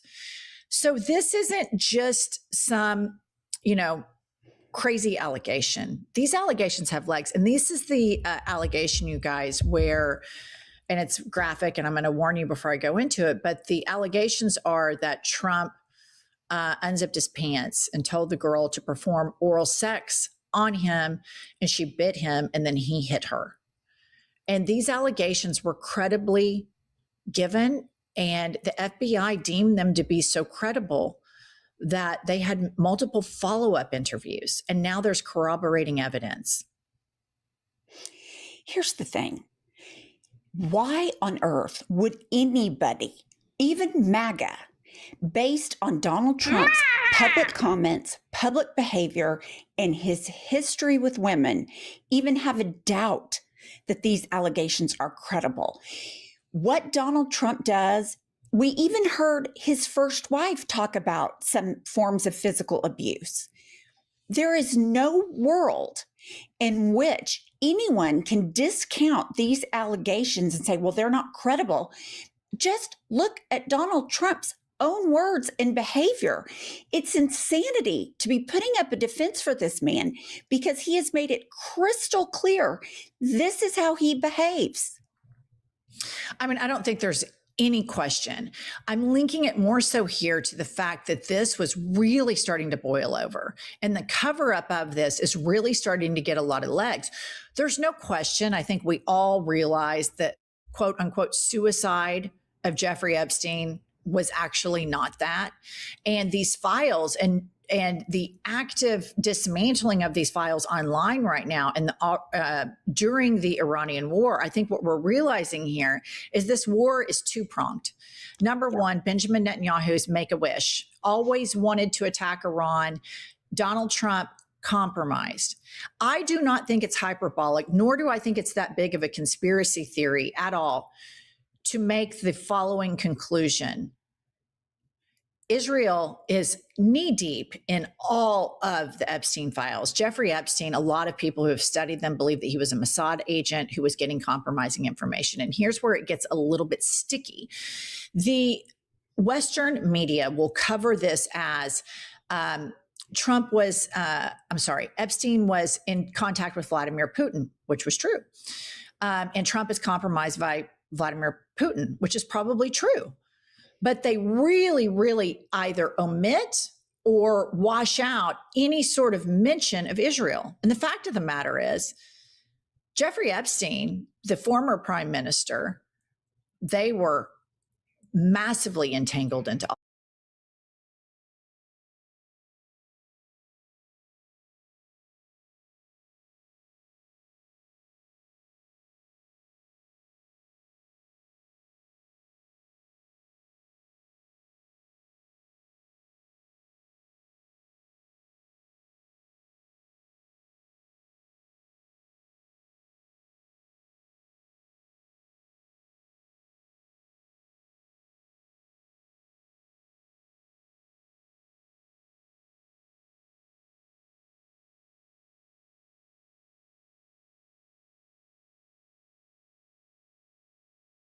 Iranian drones and missiles continue to target countries across the Gulf region. In Bahrain, one woman was killed in an attack targeting a residential building in the capital, Manama. No. Ministry of the No, I was muted that whole time. God damn it.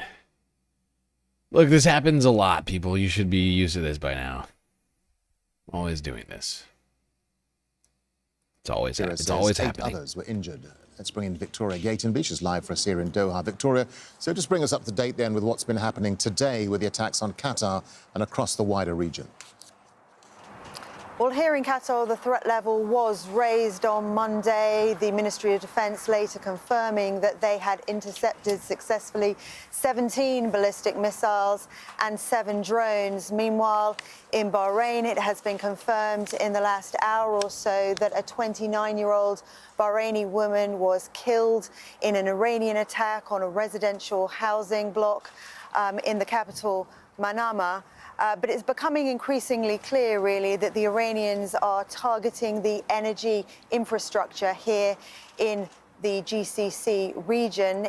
Staying in Bahrain, Bapco, one of the largest oil refineries in that country, it was targeted by a drone on Monday, and you could see pictures of huge plumes of black smoke coming from that facility. Later, Bapco Energies, which runs that facility, said that they had declared a force majeure because they essentially cannot supply their customers with the energy and the oil that they are contractually obliged to do so. But they did say that the domestic energy supplies were secure. Meanwhile, in Saudi Arabia, the Ministry of Defense there said that they had intercepted 9 drones that were trying to target the Sheba oil fields in the empty quarter in the southeast of the country, very close to the border with the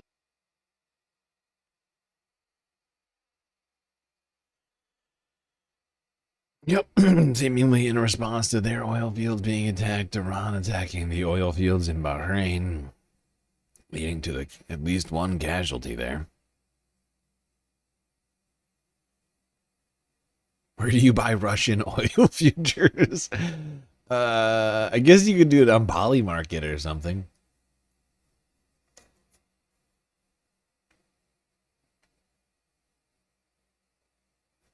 Like, in a way, you could, like, create your own. All right, to the president. Let's see what that guy had to say. This is at a press conference he did. I think it was like a press conference slash, like, what do you, like, like a pep rally. I think he called in all of the Republican Congress people, only Republicans, down to Florida or something like that. It was weird.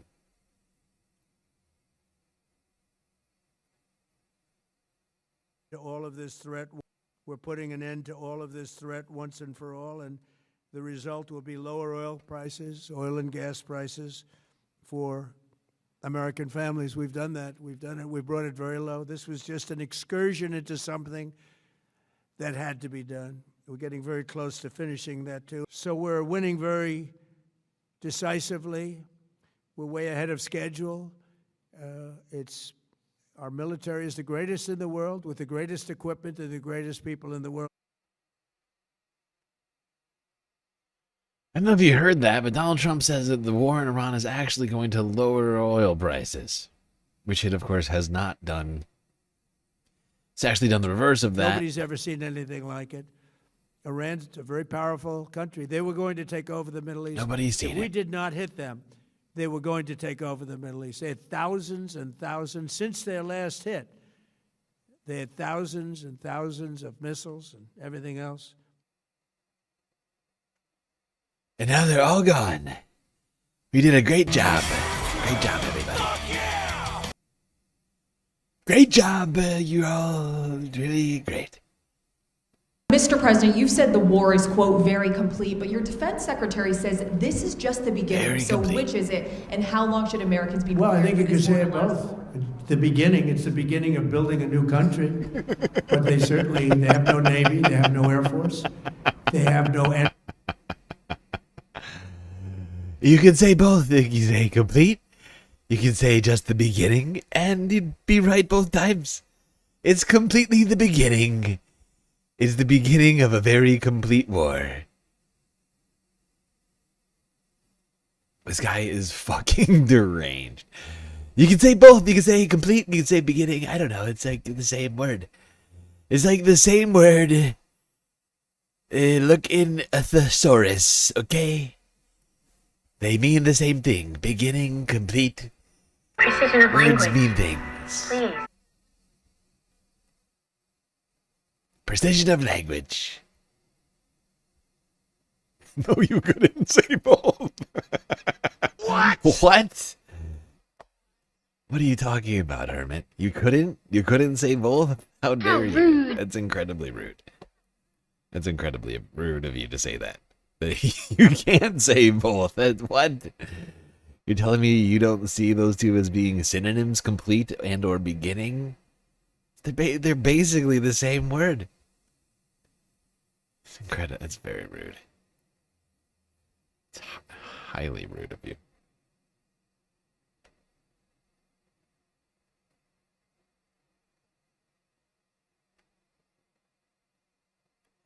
It's like you're just trying to be a dick. By the way, we gotta watch this next one. Just because of this. This is a new thing, I think. I've never heard of it before. I feel like Trump made it up.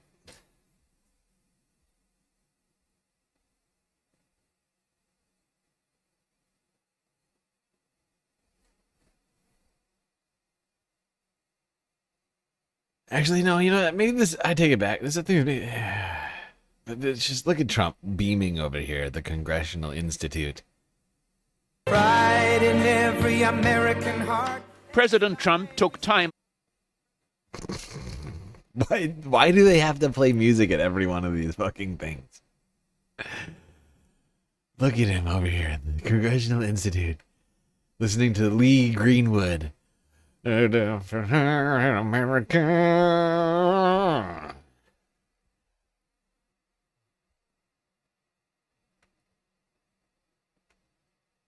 What is his love? Why do those people love Lee Greenwood so much? The song sucks. Okay? Just hands down. If you weren't a weird nationalist, you'd hate that song. It's all about the lyrics for people with that song. Because it's arguably one of the worst songs that's ever been written. At least in the 21st century.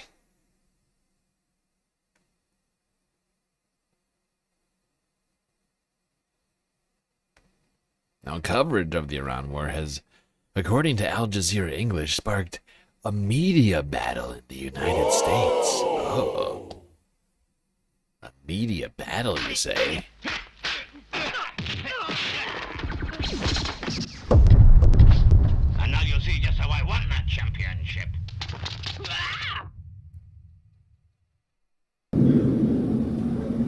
War is raging in Iran and on the US airwaves too. The media reporting it in different ways, something President Trump is always laser focused on. But all we have really over here is the fake news. Fake news. They are the enemy of the people. He's not a fan. He doesn't like the big free-to-air networks. You're with who? ABC News, sir. Fake news. ABC fake news. One of the worst in the business. But it's the cable channels with their looser restrictions and their enormous viewerships that he often raves or rages about. And they are giving very different perspectives on the story. To the left, the likes of MS Now, highly critical of him and his policies. Maybe it's for oil, as the president daydreams himself into another 19th century war fantasy of conquering some foreign land he doesn't understand or care about, but he would like to rob them of their natural resources. To the right, Newsmax and his favourite Fox News, which he often calls into. Mr. Trump, good morning to you. Good morning. Generally offering full-throated support. He's dealing with it head on, whereas other presidents, other administrations, they would prefer to kick the can down the road, let somebody else deal with it. This president is not that kind of guy. He's going to deal with it now. And how the audience feels on Iran, well, that largely depends on how they vote. Just look at this poll from the Washington Post. 81% of Republicans.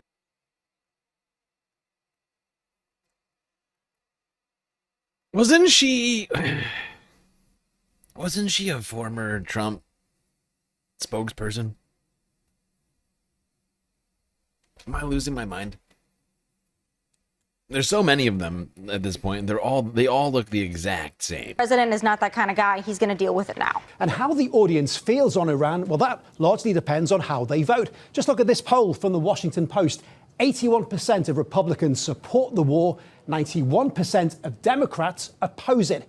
Now, the administration has long decried the way stories are being told in the media. The press does only want to make the president look bad. That's a fact, especially you. Defense Secretary Pete Hegseth has gone from being a Fox News host to running the military with little time for his former colleagues. Jennifer, you've been about the worst. The one who misrepresents the most intentionally what the president says. Even bringing in tough new restrictions for journalists at the Pentagon, deemed so severe that many gave their press credentials back rather than agree to them. And now those spaces taken by pro-Trump networks. And trust in the media, only 28% among younger Americans. They are being targeted by a social media savvy, meme-ready White House. Just take a look at this video posted on X. The war in Iran mixed with a video game, something similar to Call of Duty. One war, many stories, and it...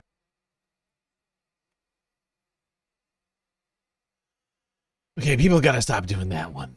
It's ridiculous.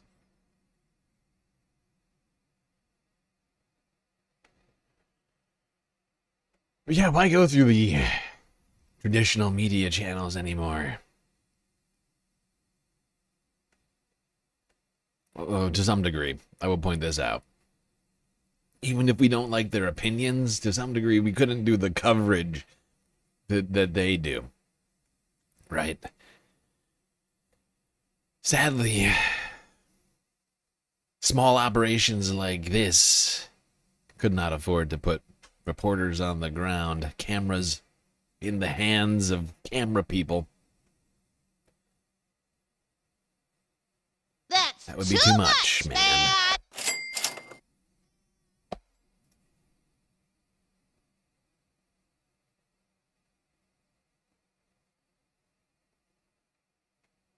All right, let's go to here. Hassan clip from yesterday. And you need to shut the fuck up. An area where a girls' school was hit in Iran. We've analysed the footage, and we think it might shed light on who was responsible for the attack. Here is why. No one disputes that the deadly strike took place. More than 165 people, including children, were killed in the blast. More than 165 people, including children. It was mostly children. That's crazy. Overwhelming majority were children, little girls. During school hours at the elementary school, according to Iranian state media. Both sides have blamed each other.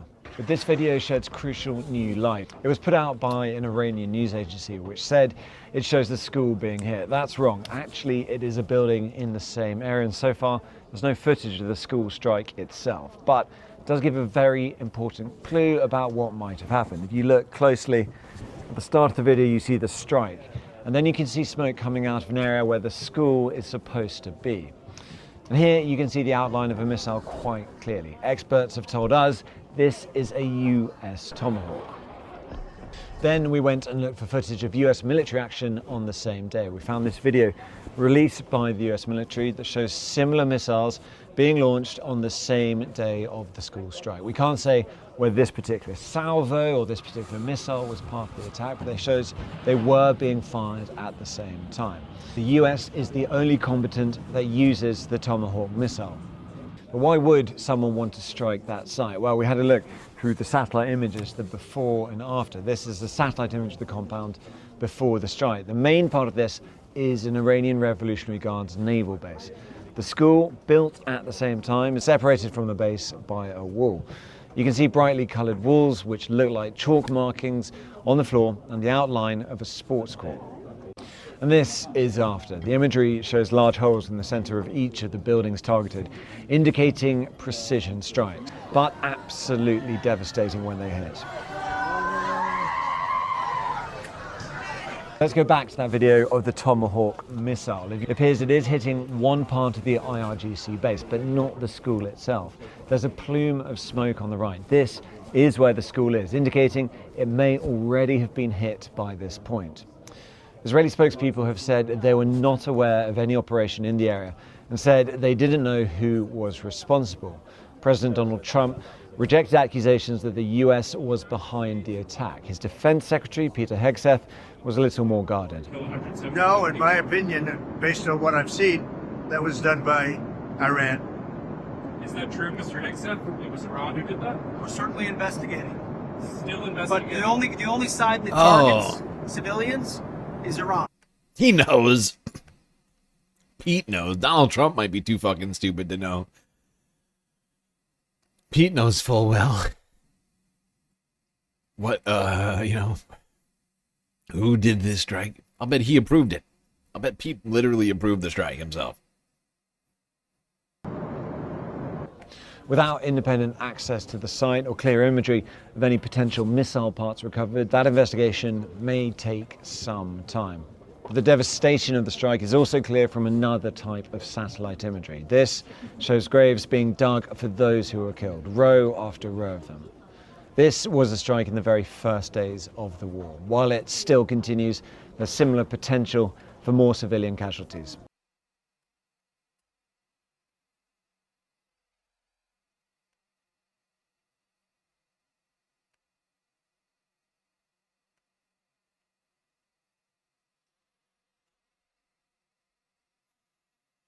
Okay.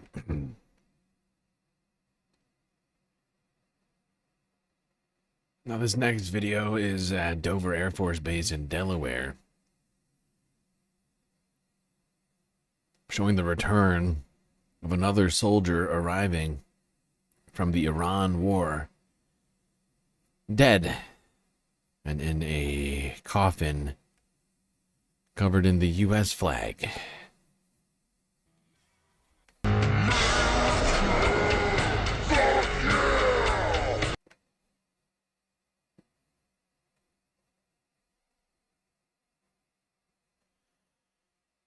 JD Vance was there. No president this time. I see Pete Hegseth there. I guess the president couldn't be bothered to get there for this one. If I can't wear the hat, I'm not coming, okay? Look, it's a perfect branding opportunity, and I don't know why I'm not allowed to wear it. It's very annoying.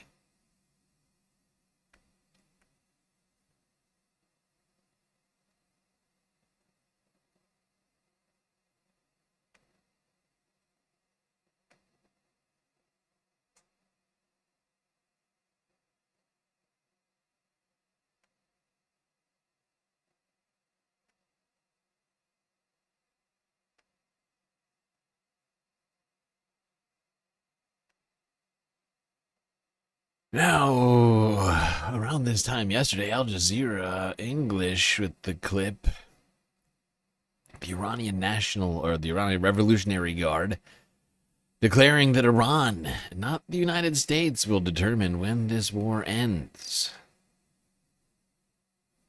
Let's take a closer look at the comments issued by Iran's Revolutionary Guard to President Trump's comments on the war ending soon. The statement says our hands are open to expanding the war. Security will be for all and insecurity for all. We are the ones who will determine the end of the war. The statement goes on to say the regional equations and the future situation of the region are now in the hands of the Islamic Republic's armed forces, and that the American forces will not be the ones to end the war. For more on this, let's bring in Tauhid Asadi in Tehran. So Iran remaining very defiant there, Tauhid.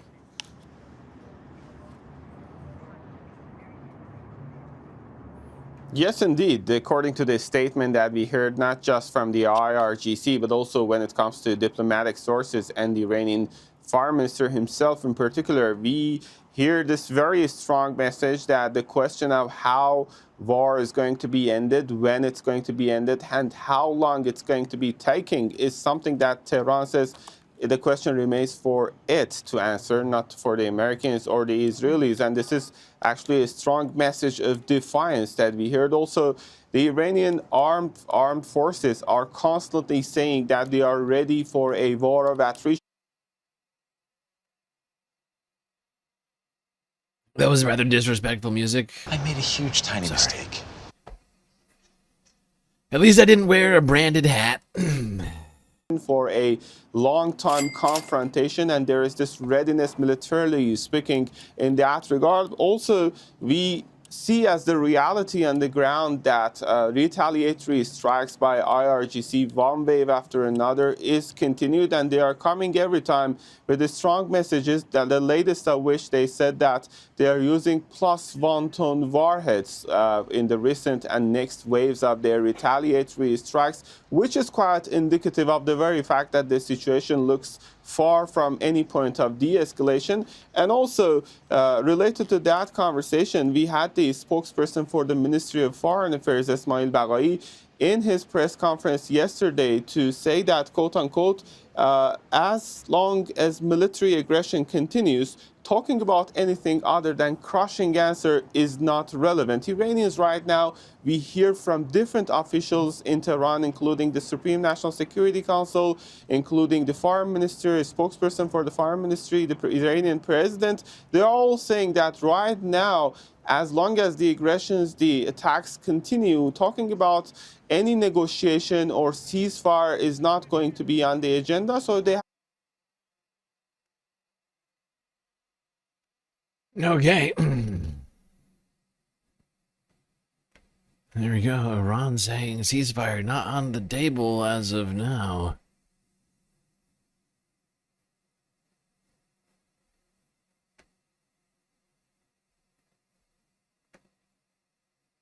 Which is honestly not shocking. It really isn't. I've been saying it since the beginning of this second war with Iran in the last year. Isn't that why would Iran now go back to the negotiating table after everything it's experienced with regard to the United States? This is two different supposed what do you call it? Like diplomatic talks. The United States has used as a guise to put Iran on the back foot. I mean, that's what it seems like. Is that the United States has literally used diplomatic talks as a way to obfuscate its own intentions to invade Iran. Pretending to be interested in talking about diplomacy and all these other things. Meanwhile, in the background, literally planning an invasion and then executing that invasion, completely scuttling those talks. That's 2 times in 1 year. Why would Iran be like, yeah, let's get back to talking about peace? Okay.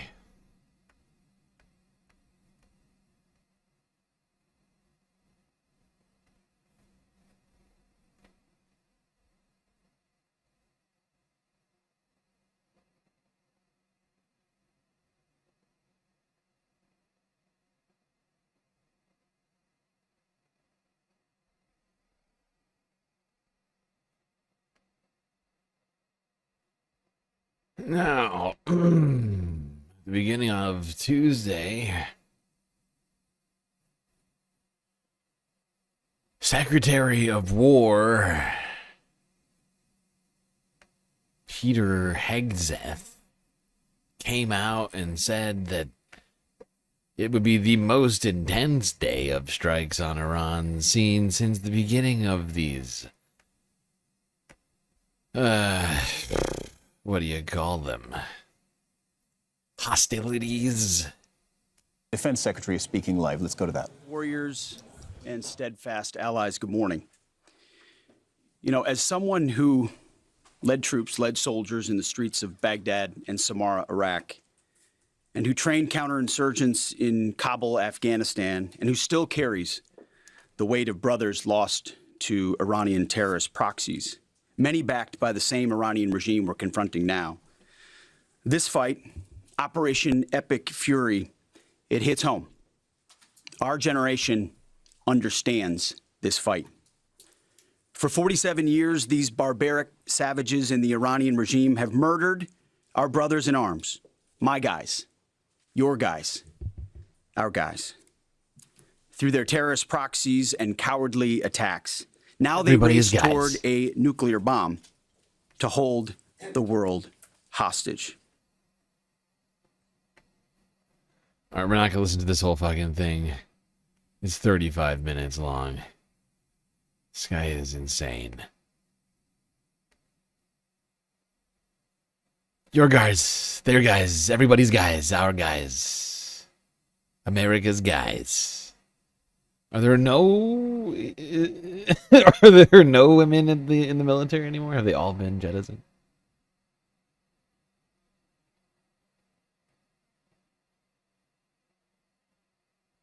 I guess guys could be gender neutral if that's where we're that's where we're going now. Oh yes, let's do this.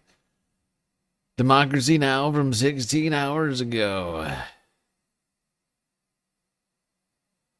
Retired Colonel Lawrence Wilkerson, who could turn to nuclear bombs if Iran war escalates.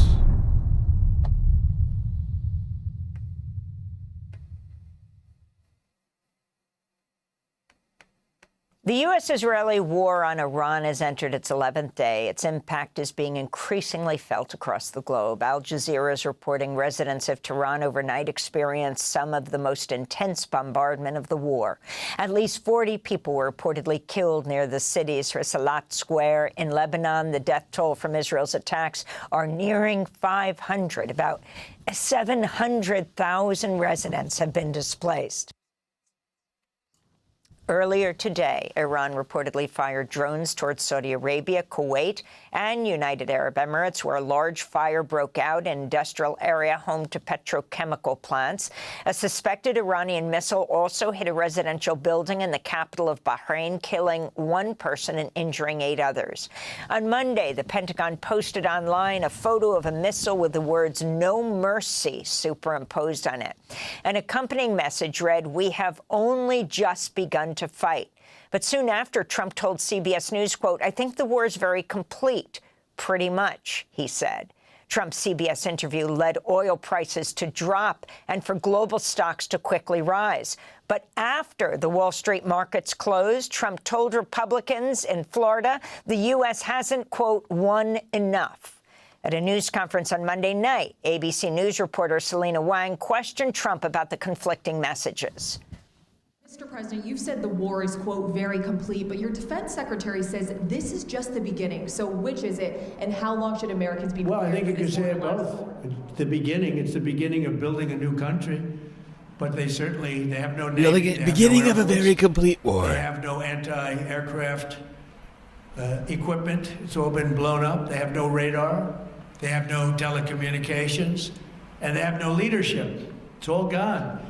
So, you know, you could look at that statement. We could call it a tremendous success right now as we leave here. I could call it, or we could go further, and we're going to go further. But the big risk on that war has been over for 3 days. We wiped them out in the first 2 days.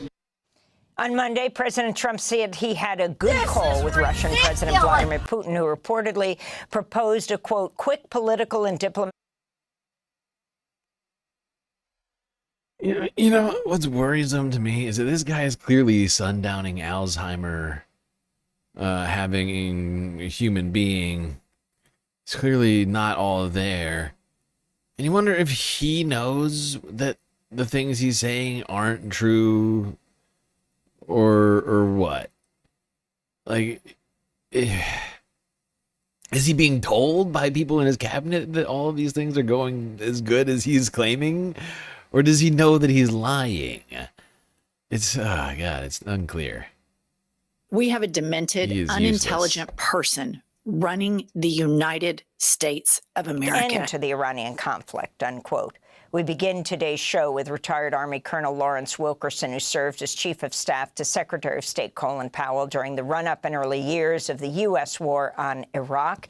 He's taught national security affairs at both George Washington University and the College of William and Mary.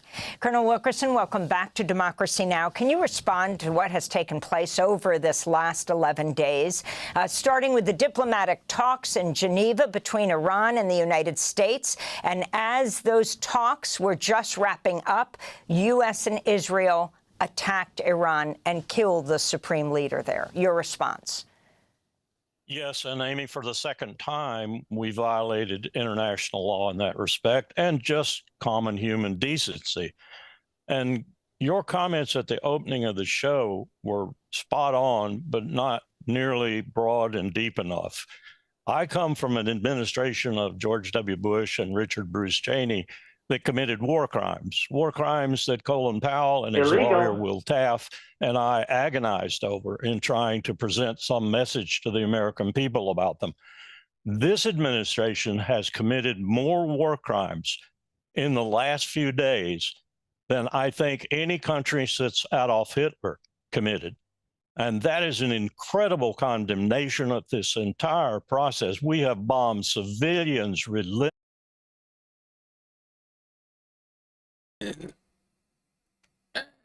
I don't know this guy's super good, but I think that's a little bit of an exaggeration considering what we've seen in Palestine. That's clearly the most blatant example of what he's talking about right now, but I get what he's not wrong that we've committed a bunch of war crimes, but I don't think it amounts to what Israel's done in it's genocide in Palestine. We have bombed a school. We have bombed a hospital. We have struck facilities in the nature of Iran's oil capacity. Exactly. All these things could be said about Palestine, but it could be said like 1,000 times about practically every single example. And of course, the United States has been funding that as well. I get the sense Lawrence is fine with that. For whatever reason, I don't know. That is now putting black poison all over 10+ million people. And we are essentially not bombing ballistic missile sites and bombing war materiel. We're bombing people. We took a lesson from the IDF, if you will. We are bombing people, as incidentally they are still doing in Gaza and doing now in Lebanon to a fare thee well. These are all war crimes. And one wishes with fond hope that someday we might be called before the bar of justice and have to account for these war crimes. And what you just talked about is a crime also in the eyes of international relations and people who want to keep decent international relations ongoing in the world. We're destroying that. And on top of all of that, and this is the real serious problem here for America, Trump and Hegseth and Rubio and the other entourage of their national security complex have completely misjudged the nature of this war, as has to a certain extent Bibi Netanyahu. This is a country as big as Western Europe with 93 million people, probably 90 million of whom will fight us to the bitter death, who live in terrain that almost killed Alexander the Great. It is entirely inhospitable to military operations, and Trump is actually talking about putting ground forces there. And the only way he will be able to claim any nature of victory is to do that. Only that will be the end of the empire's presence in the Levant and the Middle East in general. because we will not be able to sustain that economically, physically. We do not have the soldiers or Marines to do that. But that's what he's talking about. This is pure nonsense. There was a column in Haaretz yesterday, and the title of the column essentially was Trump will chicken out in this war too. I'm sorry, he's not going to chicken out necessarily. That might be the tone intent he puts to it. He's going to be defeated, as are we.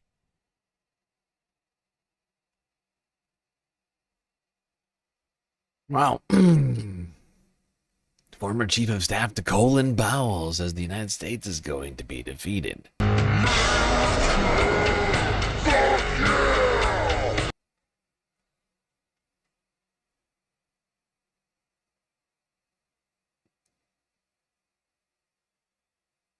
This administration has committed the same number of war crimes Wilkerson's administration committed under Bush. Yeah, that sounds about right. But Bush had a lot longer to do it. There's an old saying in Tennessee, I know it's in Texas, probably in Tennessee, that says, fool me once, shame on you. If fool me, we can't get fooled again.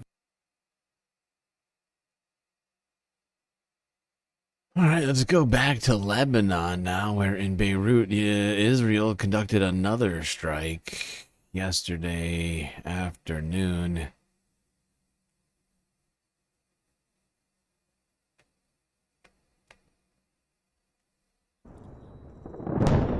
Look up the word equivalence.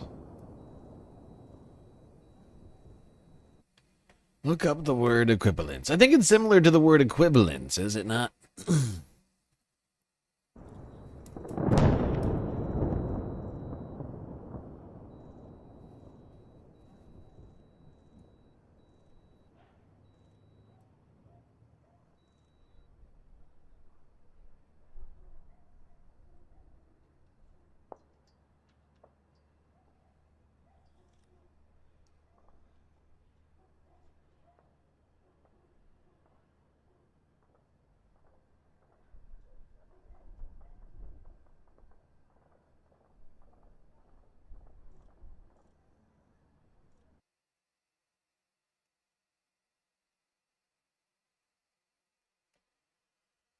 There you go. What more strikes on what appeared to be a residential neighborhood in the capital city of Lebanon, Beirut. Smoke rising up. I think that was actually earlier. I think that was earlier in the morning. Israel waking up Lebanon with bombs.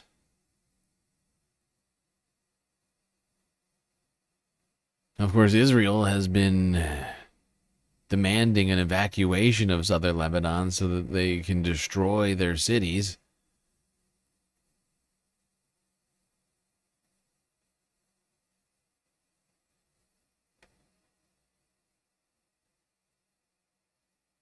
Let's go back to talking about this horrible thing, this strike on this oil field.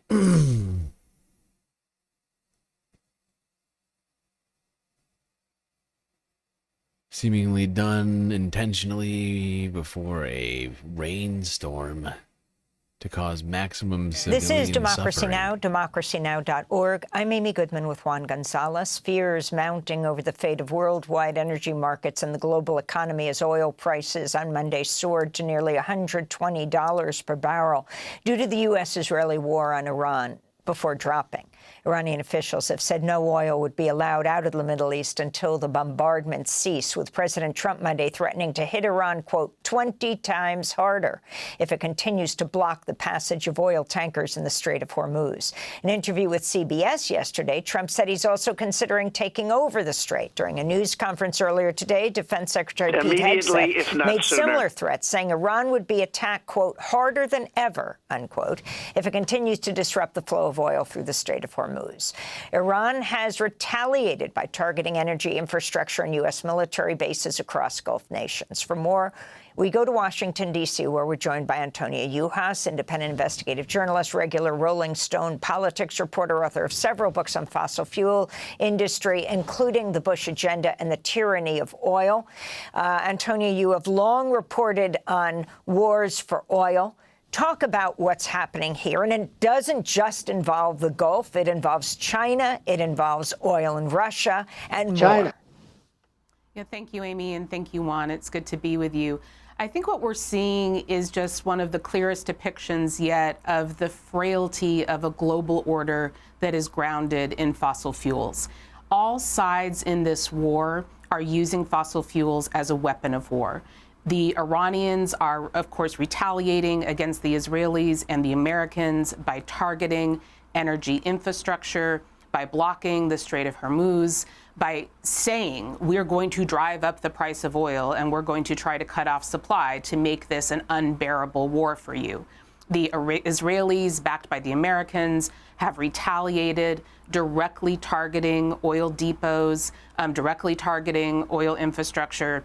It was the bombing of the oil depots in Tehran, with millions of residents, that has led to this, sort of horrific, apocalyptic reality of the bombing of the oil infrastructure, releasing plumes of toxic smoke, rain coming down through the smoke, and then carrying those toxins onto people, onto the environment, into soil, into water.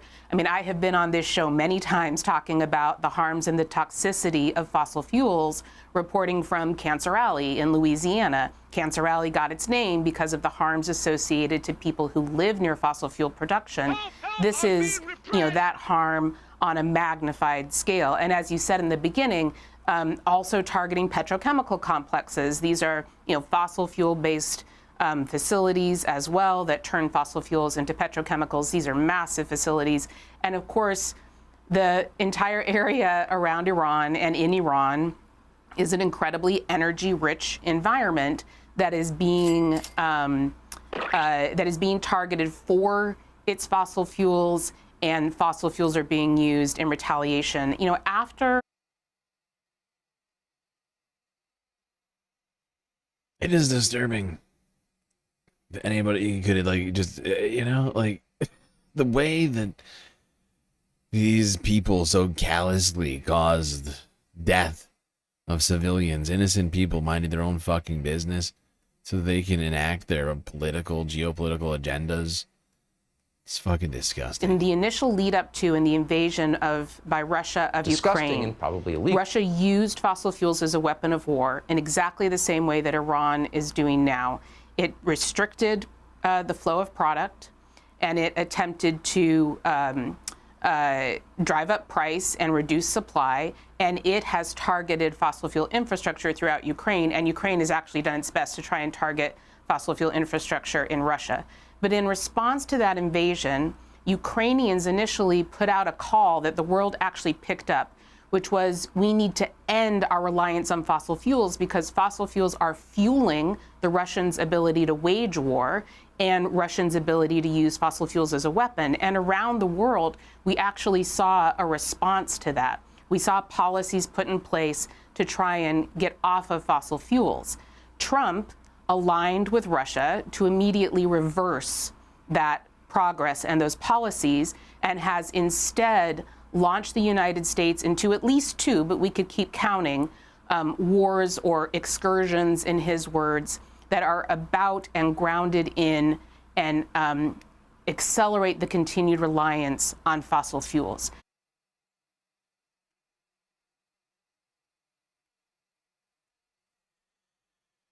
Yeah, it's rather disturbing at a moment when we need to be getting off of fossil fuels most, and not for geopolitical reasons. I mean it because of fucking climate change. Because even though most people aren't paying attention to it, we have been paying attention to it, and actually things are getting much worse, very fast.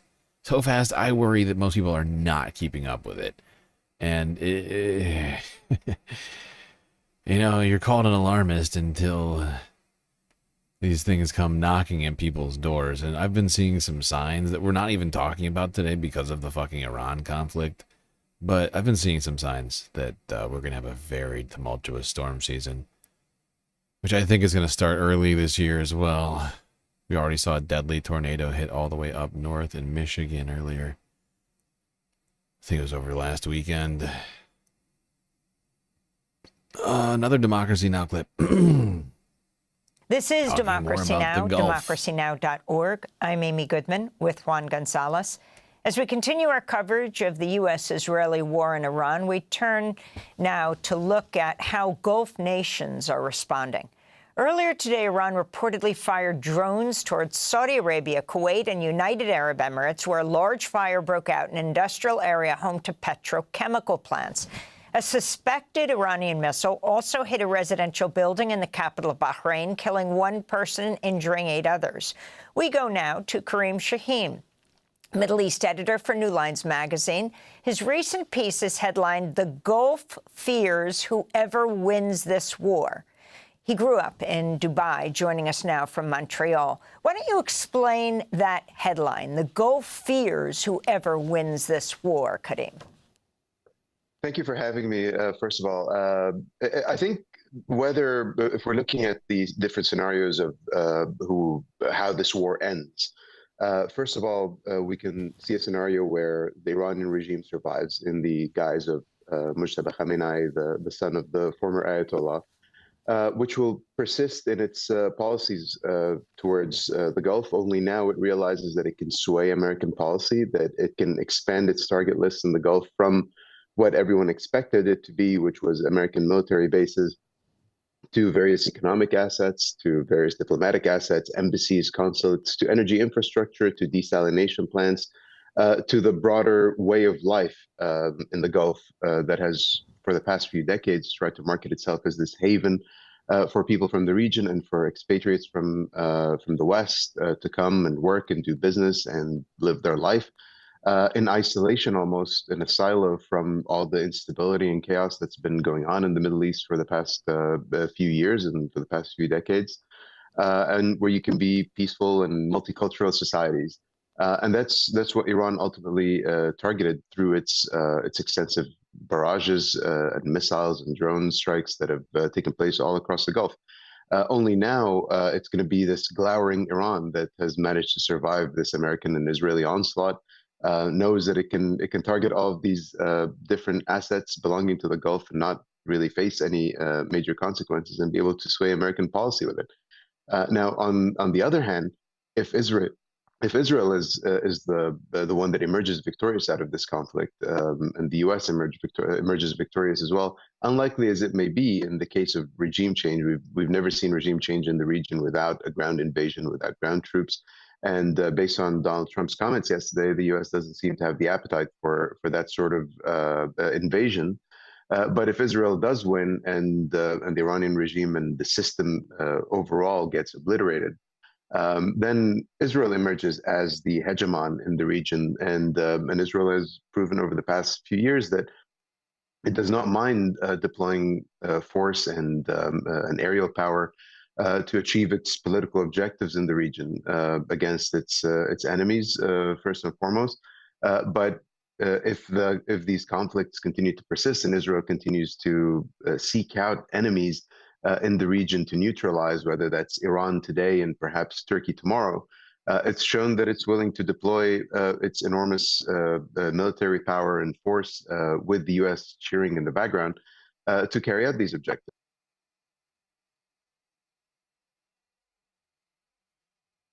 Yeah. What this has done is effectively, create this geopolitical clusterfuck right now, where you have 3 different, fairly large powers all fighting it out, all with. I mean, the United States and Israel don't seem to have the exact same objectives. First off. So I would say different objectives, although the United States and Israel are, of course, joined at the hip and doing all of this together.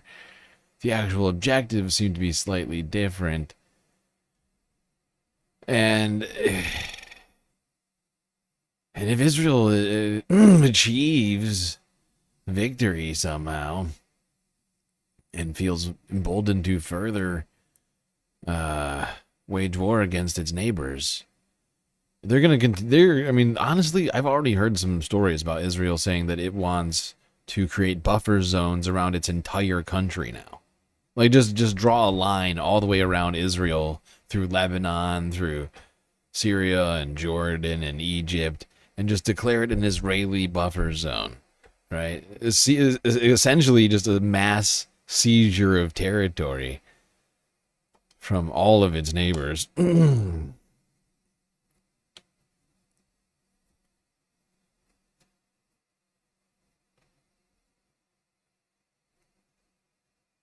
if they feel that they feel emboldened, they're going to go right ahead and do exactly that sort of thing.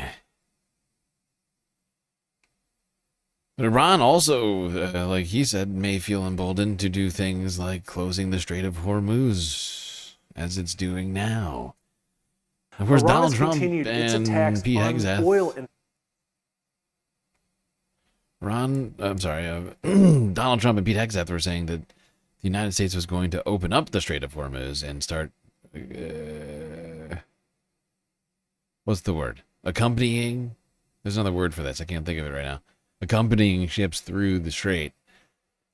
Doesn't seem like that's yet happened, and Iran continues to do strikes and essentially, effectively, block the Strait of Hormuz.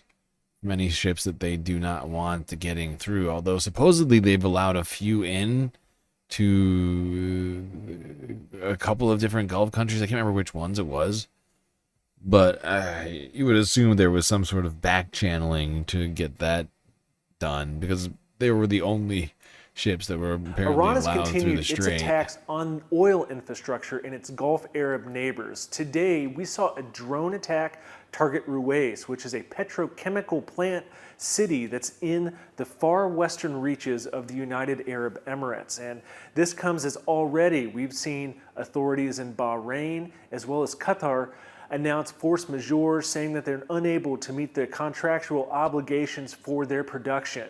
This is all part of this growing pressure on oil production that we're seeing because the Iranians have attacked ships around the Strait of Hormuz, the narrow mouth of the Persian Gulf through which about a fifth of all oil and natural gas passes.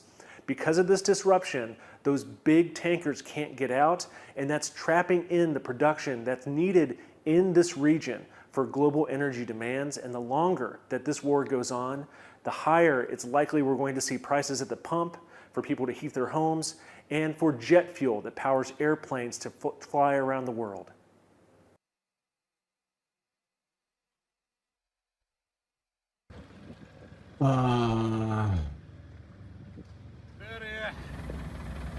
So this is a video from on the ground of Israel's strikes in Beirut.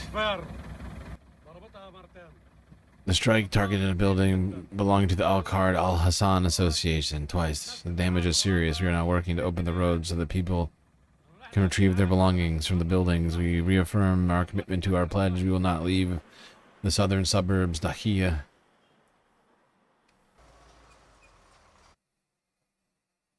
Jesus Christ. Yeah. Israel clearly conducting some very intense bombing operations in Lebanon. The destruction is quite vast, as you can see there.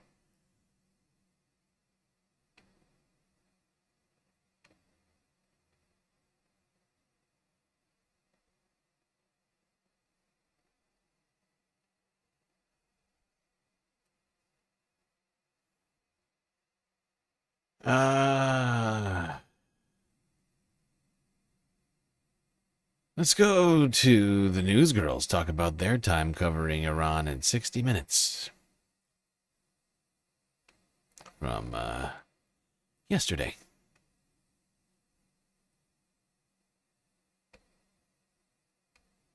The first one was in 2022, and 60 Minutes was the first Western media to get an interview with the new president, Raisi. It was this big interview, and my correspondent, Leslie Stahl, went to Iran and like sat down with him at the presidential palace and all of this. So weirdly, like that interview happened to be right after Mahsa Amini had died. And so she's the woman that like sparked all the anti-hijab protests across Iran. But at that time, we didn't know what her influence was. We just knew that this woman died at the hands of Iran's morality police, and the morality police arrest women who aren't covered up properly or aren't wearing hijabs properly. And we just knew she had a heart attack at basically the police station, fell into a coma, and like was in the hospital for a long time and then died. Then later it comes out like eyewitnesses saw her being like aggressively beaten by these morality police. Her like medical scans were leaked, and it turned out she did have a stroke that was likely due to the head trauma that she like suffered. So obviously that sparked so many protests. So then a year later,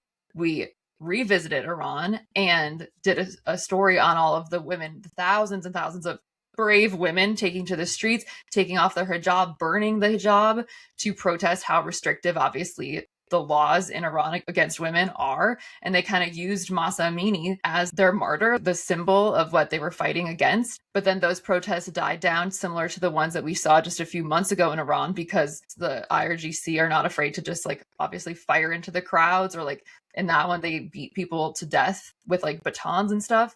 So it's just too dangerous to like, you know, keep protesting. Coming from like American grade schools, and like I just had such a limited understanding, I think, of like Iran and like the current situation until I did those stories, and it was haunting. I still like think about those stories all the time, just because it was so like hard to hear about. But then I felt really honored to, as you know, like play like a small part in like getting to broadcast these stories to everybody.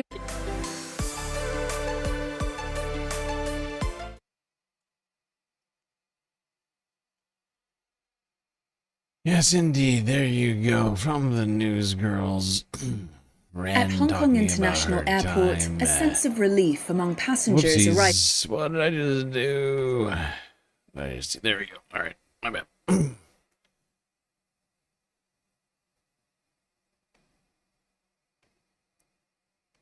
Anyway, yeah. I mean, we can't deny the fact that Iran is an oppressive regime.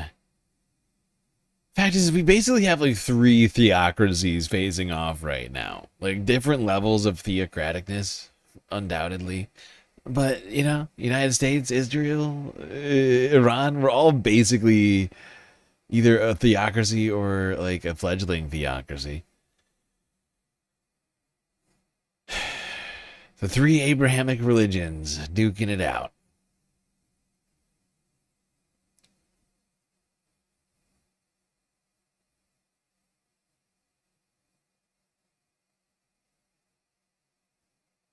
You put some videos of Israel's fire in the meme channel of the Discord. Is there a fire? Is there a fire in Israel?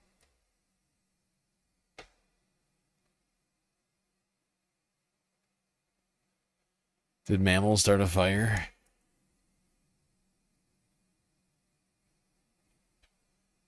All right, let's go here now. Al Jazeera English from 16 hours ago talking about the disruptions to travel that are going on with all of this.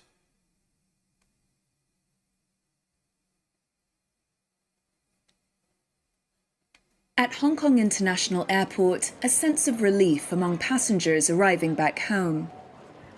For the beginning, yes, it's scary. And a few days later, okay. Thousands of flights have been cancelled since Israel and the United States attacked Iran at the end of last month.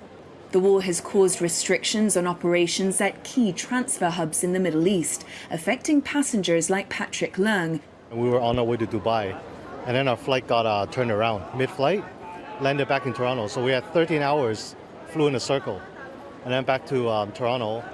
And Air Canada rebooked us to our final destination, which was Bangkok. And now we're here. Yeah. The conflict in the Middle East is affecting airlines around the world. There are fewer seats available after major Gulf carriers suspended flights, and that's contributing to ticket prices going up between Asia and Europe.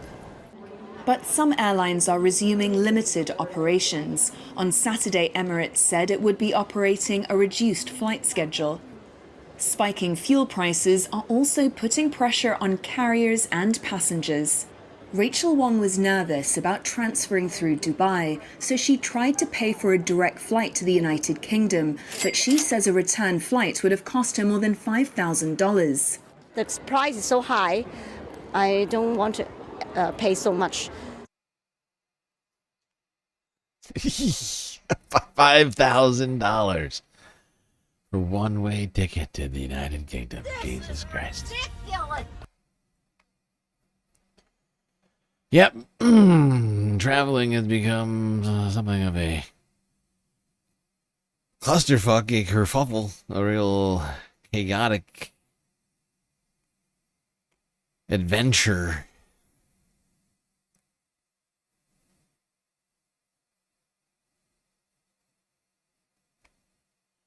Some people, though, are quite upset about people being upset. So, just remember that. If you're thinking about being upset about travel, think about how other people are probably upset at you for being upset about your situation. So, write that down. It makes perfect sense. If you're going to live somewhere, you need to be prepared to get the hell out of there, just in case the president starts to bomb. Okay? I mean, come on. I'm sure these nations love him saying this. Bring a go bag. Exactly. Here is Fox and Friends. This was last Friday, incidentally. Daddy can do no wrong. Responding to reports that tons of Americans, and I would imagine European, tons of people got stuck in these countries that were getting bombed because they got no advance warning that America and Israel were going to start bombing Iran and turn the entire region into a hellscape. That's on them. Do so much because you don't want to give away that we're going to attack Iran. The surprise was key, obviously. Number two is, where were you? Did you notice this unparalleled buildup of a armada at sea? The news that was everywhere in every language. So you do have to take some responsibility. And for Democrats that are outraged that the State Department hasn't done more, are you the same Democrats that watched the fall of Kabul and didn't care that we left thousands behind, our citizens and our allies, and the only will? I do love this take from, what's his face? I'm always forgetting this guy's name. I don't know why. He's just so very forgettable. But I do love this take. Look, you gotta take some responsibility for living in the Gulf, okay? Look, that's on you for living there. Come on. You want to blame the president for dropping the bombs, but what about you and your decision to live where you do? Or to take a vacation to Dubai or whatever. Think about that, okay? You could, sure, you could blame the president, but are you taking enough blame right now in the situation? Ask not whether or not you can blame the president, but whether or not you can blame yourself, okay, America? We left thousands behind, our citizens and our allies, and the only we're left behind there. Okay, pause it for 1 second. Let's get a drop in on we basically started to send back Afghani refugees that came here under the auspices of having worked with us there. So, disgusting. Yeah. Just completely disgusting. And hey, wait, why didn't those folks leave Kabul? We had already said we were going to be exiting, right? Don't you have the PJ on call? It's you're kind of a loser. If you see this armada building up, guys, that's the key that the attack is coming, even though we have to keep it quiet. We don't want the Iranians to know. We don't want the Iranian military is not going to figure out that armada is there, but you as a citizen or a business person, you should figure it out. Mm-hmm. Are you the same Democrats that watched the fall of Kabul and didn't care that we left thousands behind, our citizens and our allies, and the only we're left behind there to die? And allies is a fancy word for asylum seekers. Took Green Beret and Special Forces to combine on their money, cashing in their 401ks to get him out. And you're critical of Marco Rubio for not getting all these people out of the Middle East. You do have personal responsibility to a degree. Some people had to travel for work reasons, or they're contract employees in other countries, and they're stuck and they just want to get home and get to safety. So they're still Americans, no matter what. We'll do whatever it takes to get them home. And yes, it might take some time. And Marco Rubio, to his credit, you normally have to pay for your way home, and he said, no, we'll pay to get you home. Yeah. I did all that work laying that groundwork there, and you just shot me back. Even in their like defense. I can't believe Ainsley Earhart would do that. So rude to Brian. It's Brian Kilmeade. That's his name. I can't believe that Ainsley Earhart would come in there. She would step Brian Kilmeade and run cover for his incredibly insensitive statement, and try and make the network look slightly better in that moment, rather than to get on board the crazy train. I'm taking crazy pill. How dare she not get on the crazy train? That's incredibly rude of her. That's incredibly rude. This woman is dangerous, ladies and gentlemen. I'm pretty sure Brian, he's got to be upset. He's got to be pretty upset about that. Wait, what? Oh, I'm missing something. Go ahead. No, go ahead. He's doing the kill me. Fuck it. That's great by decoding Fox News. That's... Yeah, but Brian, he came in there and he was like, he was hoping. He was coming in, he was thinking to himself, okay. Where my unstable girlies at? He was thinking, where my unstable girlies at right now? Ainsley? And Ainsley looked at Brian and said... So let me explain something to you. So let me explain something to you, Brian. You said something stupid. You said something dumb. And I'm going to have to correct you. Yeah, she zoomed right in. That was very funny. Even in their like defense of this action, they're like the Yo, you gotta go. You gotta keep talking. Come on, Ainsley. I'm Oh, sorry. you're a little I guess I'm baby. slow. All right. Not so easy to be a Fox. I forget what I was saying.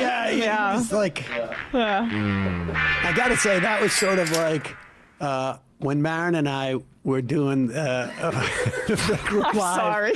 When Marin and I were doing a Break Room Live in the end, he was so mad at me. That I could just hear him going.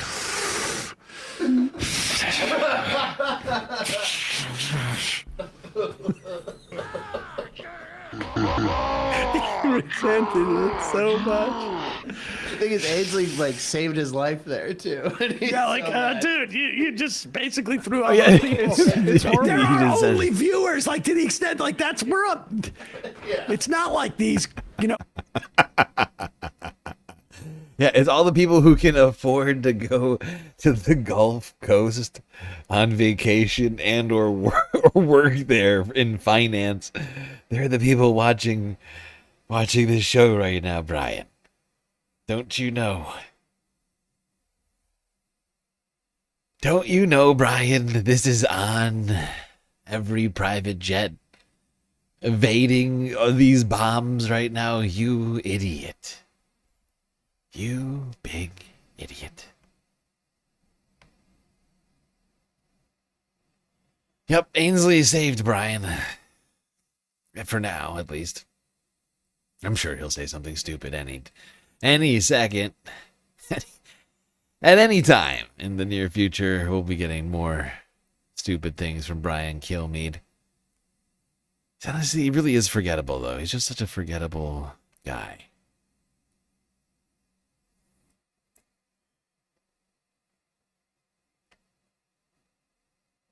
So while all this has been going on, you would think that Democrats would have a strong message for the president. But you'd be wrong.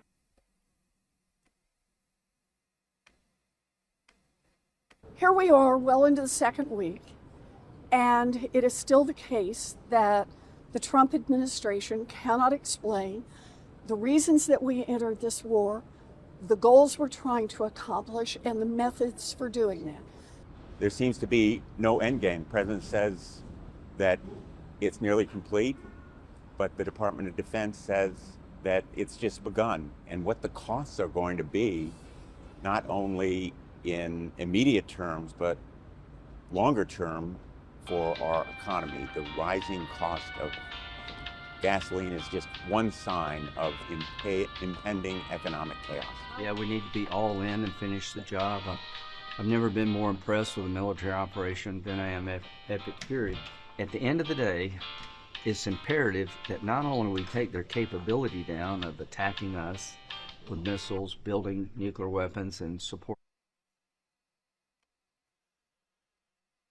There you go, Democrats and Republicans. I mean, they sound slightly different, but really, all sort of the same note of boring and old.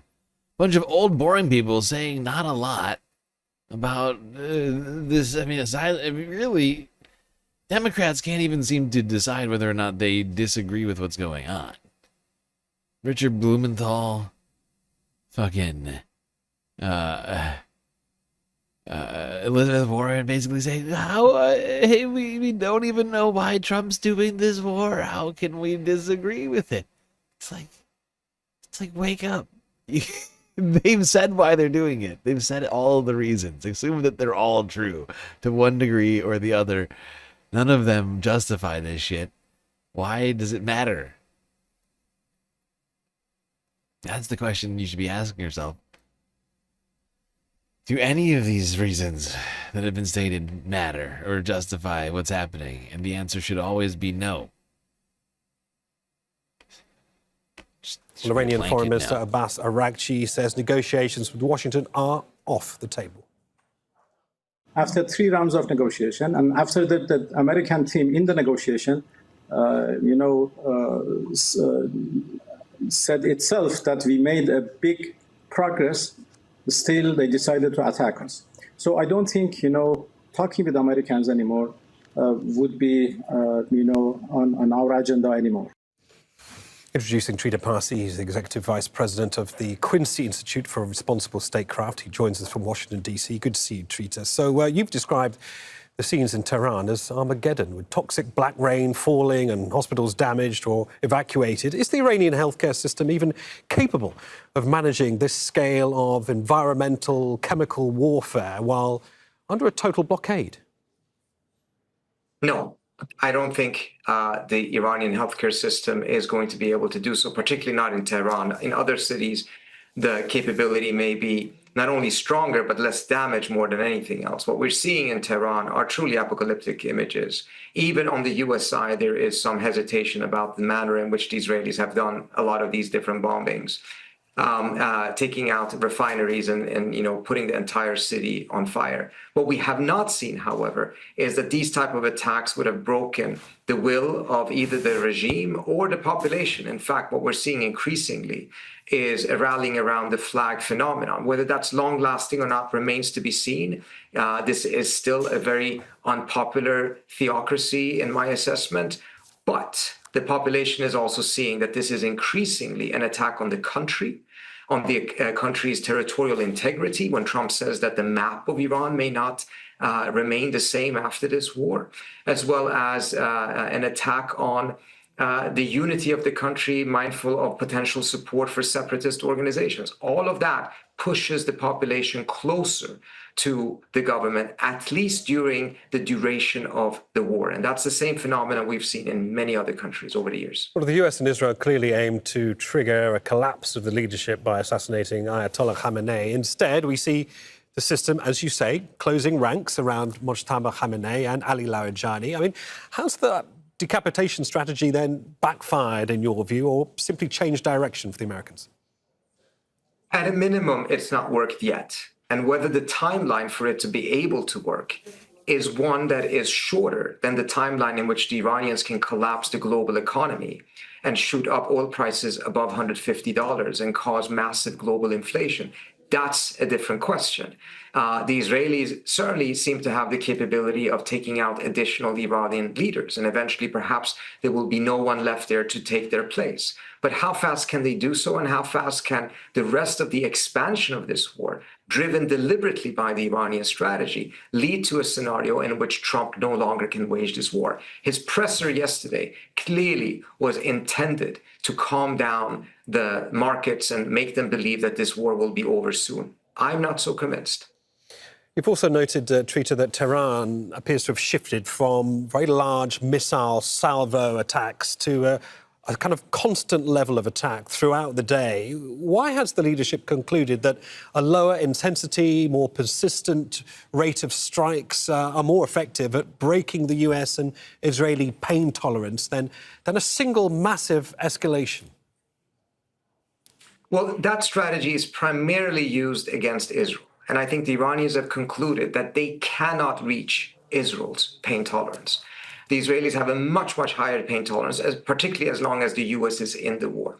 Even the US's pain tolerance may be higher than what the Iranians had calculated, or at a minimum, it's much more difficult for them to kill American soldiers because so many of America's bases have been emptied, and much of its navy is at a distance in which the Iranians cannot reach them. So the most accessible pain tolerance is actually the global economy, and that's where I think they're putting most of their focus. On the Israeli side, they're just trying to make sure that they keep the Israeli. Indeed, Iran does seem to be putting pressure on the global economy. Shutting off the Strait of Hormuz is a huge choke point for that economy. China! Especially for China. But also for some other Gulf countries as well. UAE, Bahrain come to mind. Speaking of the global economy, I'm going to remind everybody, since we're now like 6 hours into the stream, if you count the original failed fledgling stream that we started earlier. Just a reminder, if you haven't already, hit the follow button on Twitch and the subscribe button on YouTube. And while you're at it, do consider contributing to the Galactic News Network, as we are completely funded by individuals like you. Super chats, super stickers, memberships, gifted memberships on YouTube, bits, power-ups, subs, gifted subs, prime subs on Twitch, Cash App and PayPal, as well as Throne. But of course, the very best way to get the most space benefits for your Earth dollars is, as always, Patreon. $3 a month. Unprecedented number of space benefits await. All right, moving on from Twitter Parsi to the Mediterranean. Associated Press from 15 hours ago. At least I think this is the Mediterranean. Yeah. UK warship departed yesterday morning for the Middle East. Well, actually, really for the Mediterranean, for Cyprus. An island between Greece and Turkey.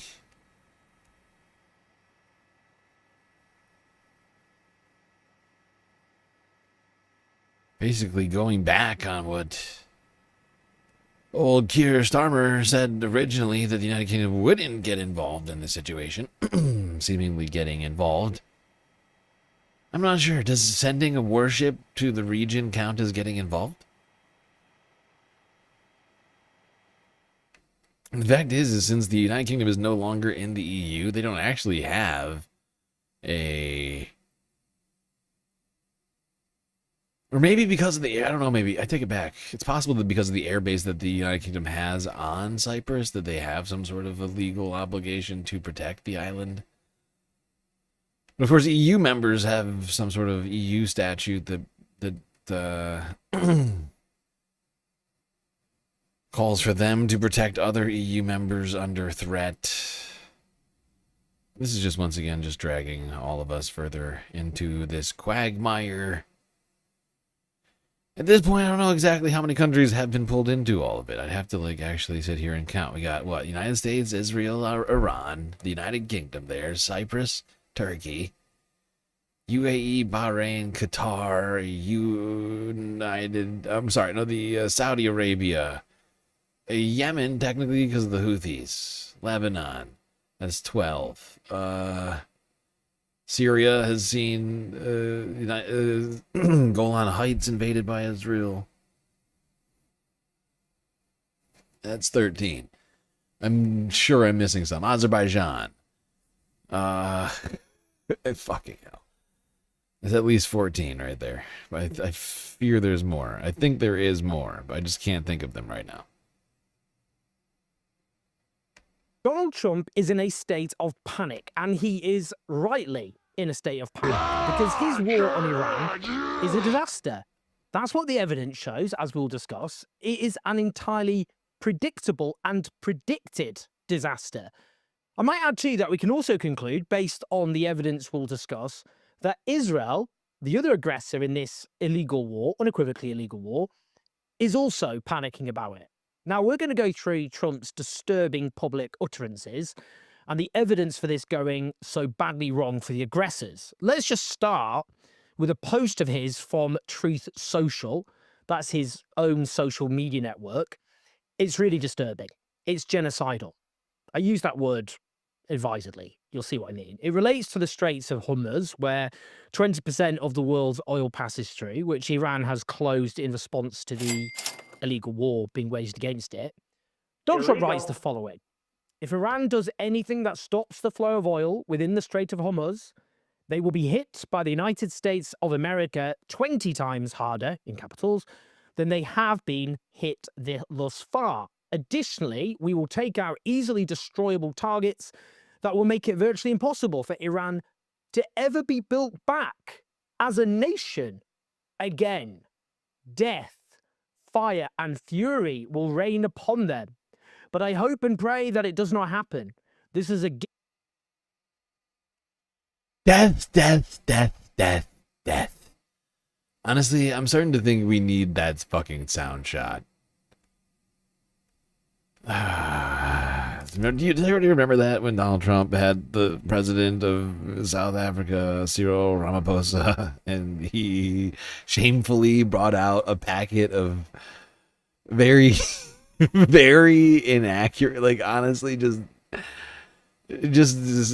Stephen Miller's just racist research, and he just went one by one, going death, death, death, death, death, death, death, death.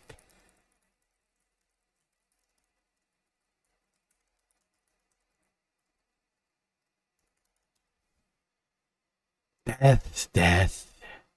This is more death right here. Look at it. I haven't read it, but I've been told this is death. From America to China, and all of those nations that heavily use the Hormuz Strait. Hopefully, it is a gesture that will be greatly appreciated. Thank you for your attention to this matter, President Donald J. Trump. A few things here. Just in case there's any doubt that he meant this genocidal threat, the White House official account also shared it. So much for the claims that this war was about liberating the Iranian people, about riding to their rescue with missiles and bombs. He's threatening Donald Trump, the President of the United States, to destroy unspecified targets in Iran that will, to repeat, make it virtually impossible for Iran to ever be built back, as a nation again. Death, fire, and fury will rain upon them.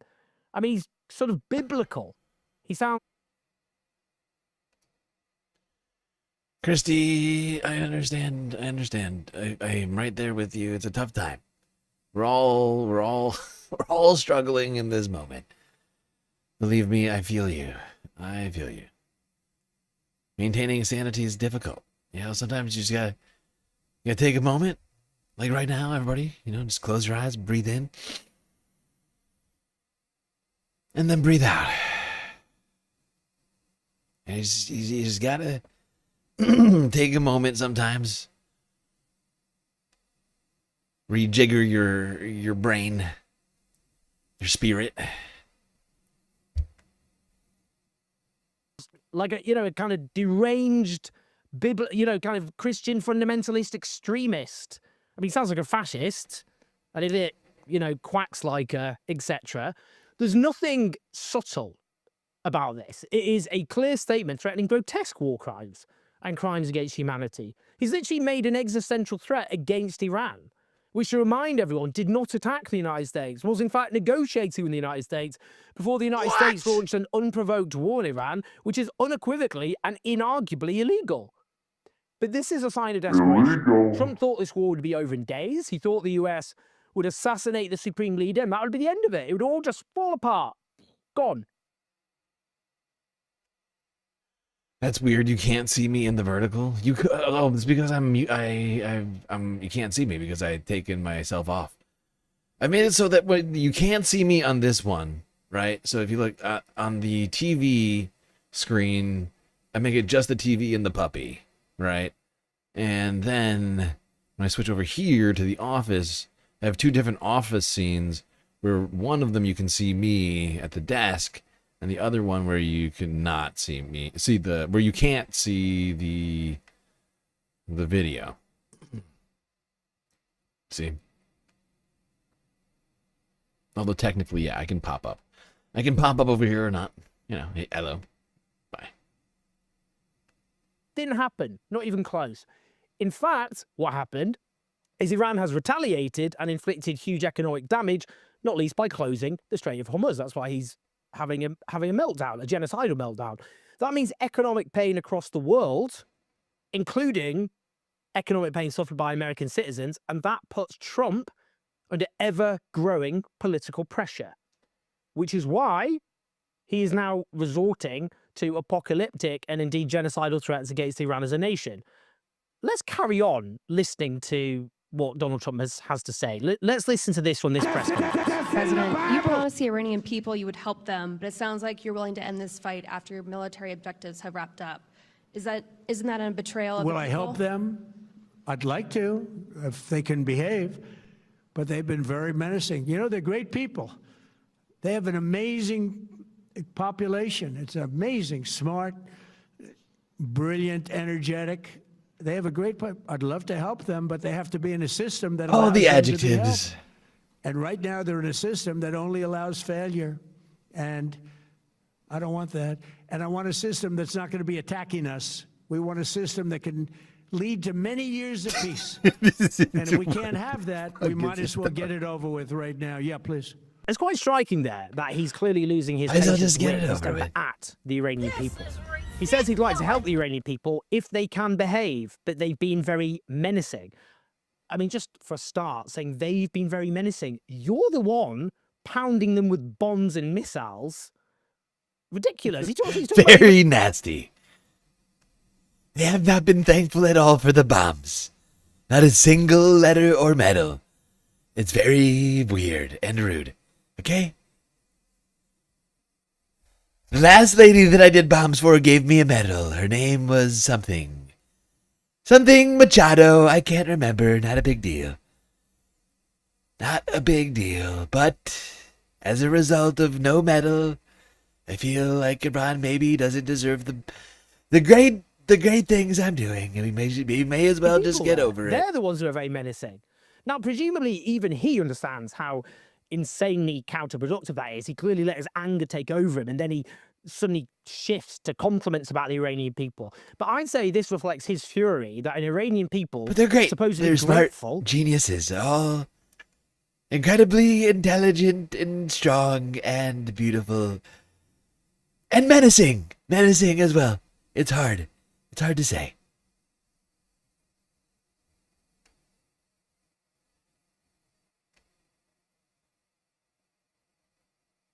Donald Trump is a fucking deranged lunatic. He really is. Like, every single day, it just gets worse. Somehow it just gets worse. Somehow he makes less sense every day. Every day I'm like, this guy, we're like the entire, I feel like I'm losing my sanity. Christie's right. And it's because where the world is now being run by an insane dictator. An insane billionaire dictator is now in charge of the entire world. Or at least he's trying to be. He's at least in charge of our country. And the largest military on the planet. And the largest economy on the planet.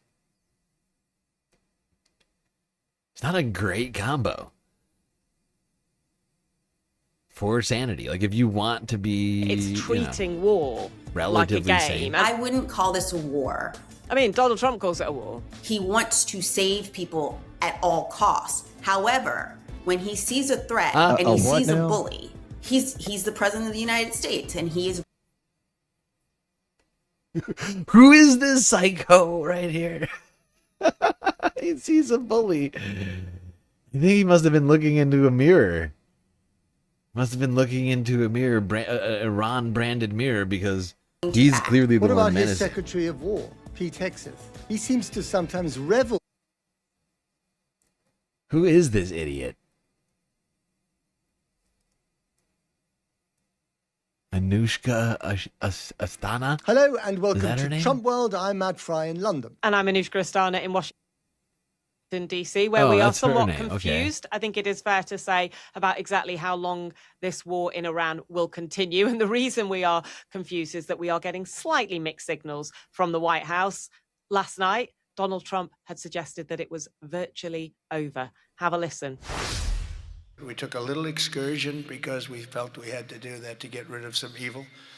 And I think you'll see it's going to be a short-term. Get rid of a little bit of evil. A short-term excursion to get rid of a little bit of evil. Very normal. Quick military adventure. A little bit of Middle East adventurism. And evil gone. That's in the Bible. That's in the Bible.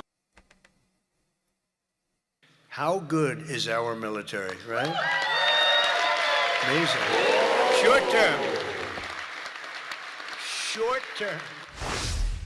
So he suggested it was a short-term excursion. I think part of the reason that he came out to say that is that he was panicking somewhat about rising oil prices.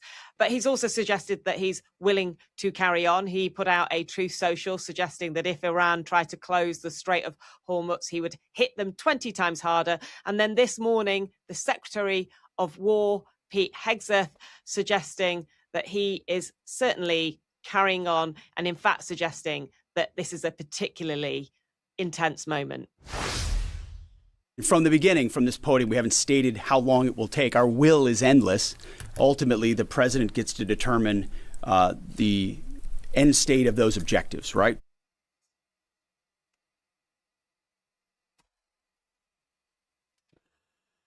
Oh my God.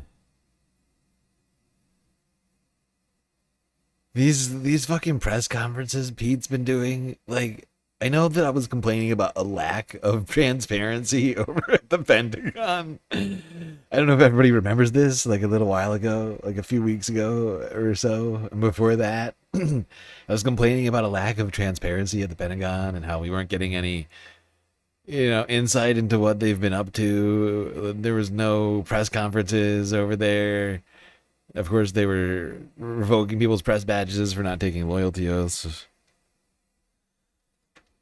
But now that we finally are getting the press conferences, somehow it's worse. Somehow it's not better. I don't know. I think it's got something to do with Pete Keg's breath over here. But what he's said continually, Pete. and I want the American people to understand, is this is not endless. It's not protracted. We're not allowing mission creep. The president has set a very specific mission to accomplish. And our job is to unrelentingly deliver that. Matt, what do you think the president and the secretary? Okay, that's all we're going to do here. Keep this puppy moving.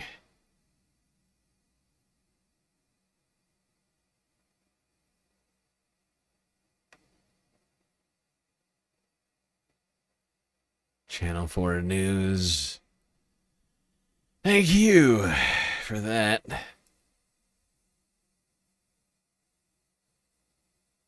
It will end once they erect a golden Trump statue.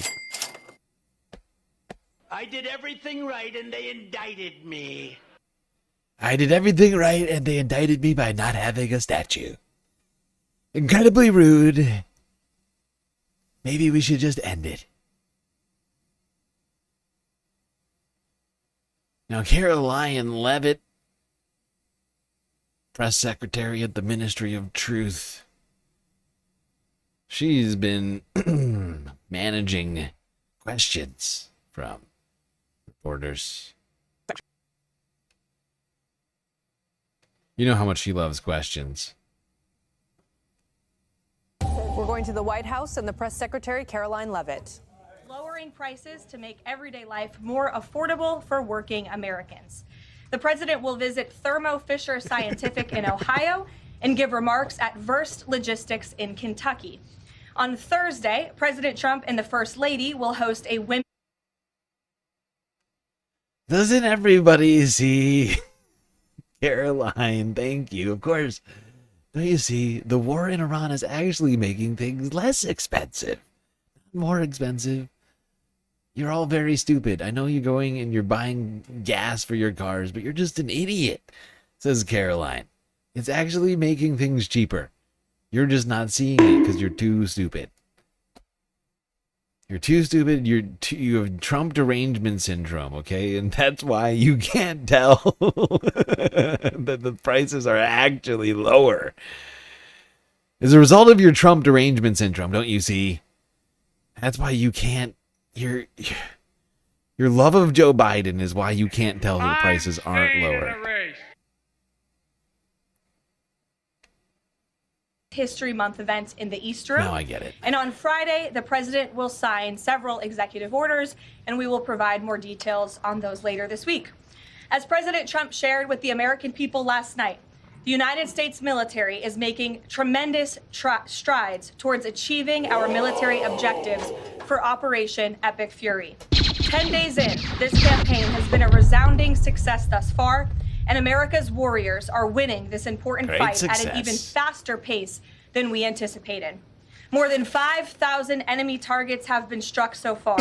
Iran's ballistic missile attacks are down more than 90%, and their drone attacks are down by approximately 85% since the start of Operation Epic Fury.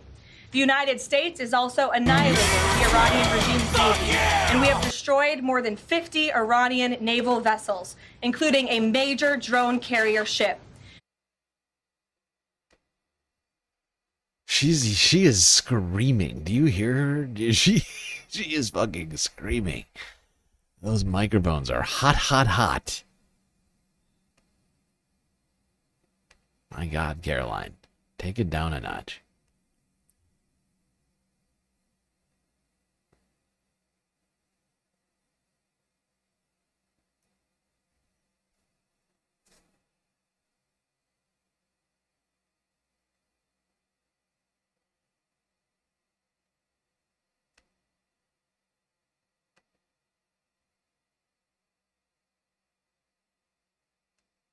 Can you explain All right, why more from the Energy Caroline. Secretary posted and then appeared to have deleted a post on X saying that the U.S. Navy escorted an oil tanker through the Strait of Hormuz?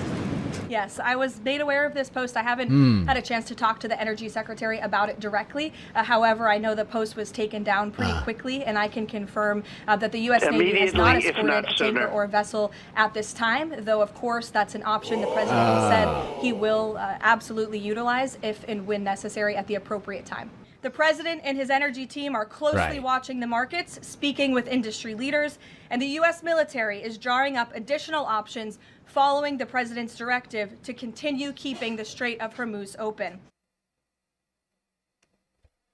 Right. They're going to weigh all the options on keeping the Strait of Hormuz open. But they're not taking any options, but they're thinking about it. They're thinking about taking options that exist with regards to the Strait of Hormuz, but haven't yet, even though the State Department dropped that tweet. That was a lie. That was, in fact, a lie, so they deleted it. Thank you, Caroline. What would we do without Caroline?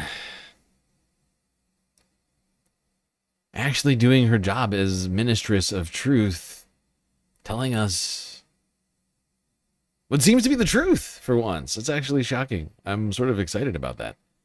This is fascinating.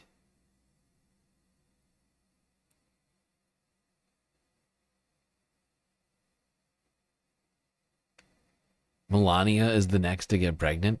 Who's going to impregnate her? That's my question.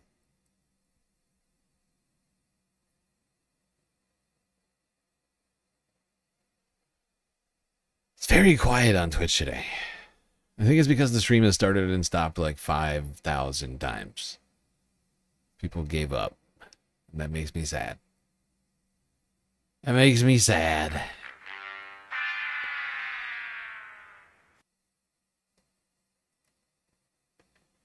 Now, the UN ambassador for Iran appeared at the UNSC, United Nations Security Council, yesterday. Said some stuff. Here's Al Jazeera from 13 hours ago. Day of this brutal war against the people of Iran, which began on 28 February. During this time, the United States and Israeli regime continue their massive attack against Iran and the Iranian people without pause, day and night. They are deliberately and discriminately targeting civilians and civilian infrastructure across my country. They show no respect for international law and no restraint in committing these crimes. Densely populated residential area and critical civilian infrastructure are deliberately targeted. So far, these horrific crimes have resulted in the martyrdom of more than 1,300 civilians. They have also destroyed 9,669 civilian sites, including 7,943 residential homes, 1,617 commercial and service centers, 32 medical and pharmaceutical. 7,900 residential homes struck by the United States and Israel. That sounds like a bunch of war crimes. 7,900. Unbelievable.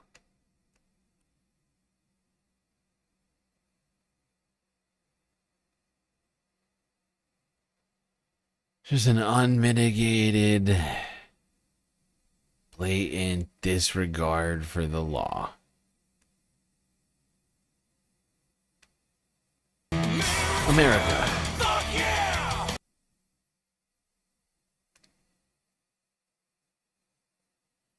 Well, shit.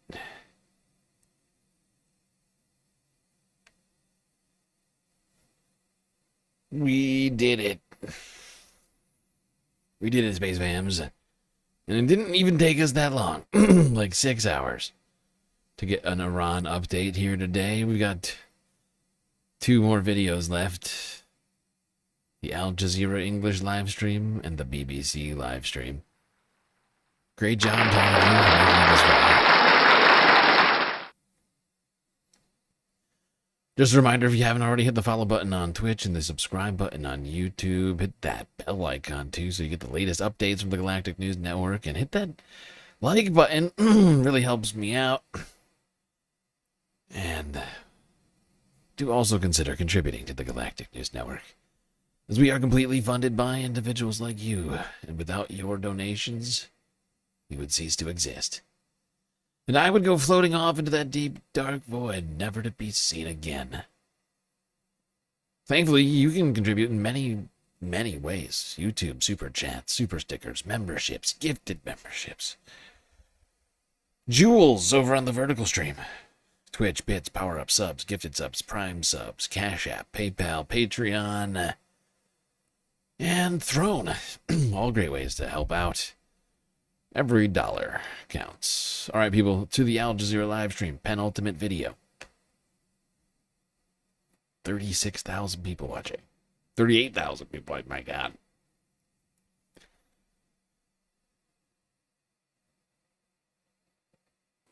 So what energy resources does Iran have, and how important are they? Iran is the 9th largest oil producer in the world, responsible for around 4.5% of global supplies.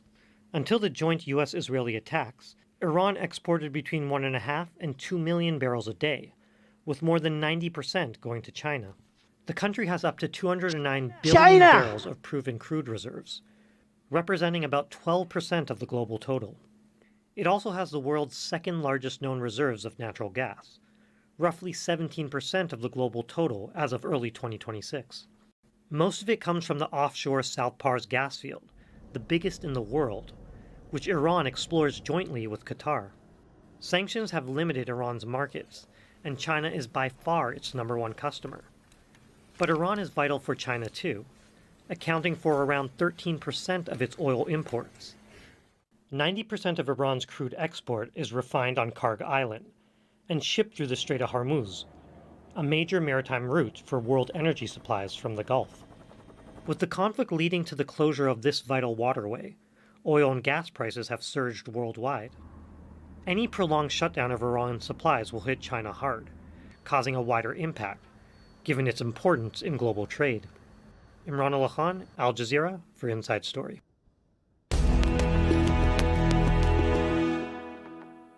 Now let's bring in our guests. From Tehran, we're joined by Fouad Izzadi, a professor in the Faculty of World Studies at the University of Tehran. In Hamburg, Mohammad Reza Farzanagan, a professor of Middle East economics at Marburg University. And in Washington, D.C., it's Paolo Van Schirach, president of the Global Policy Institute, an independent think tank. A warm welcome to you all. I want to start in Tehran with Fouad Izzadi.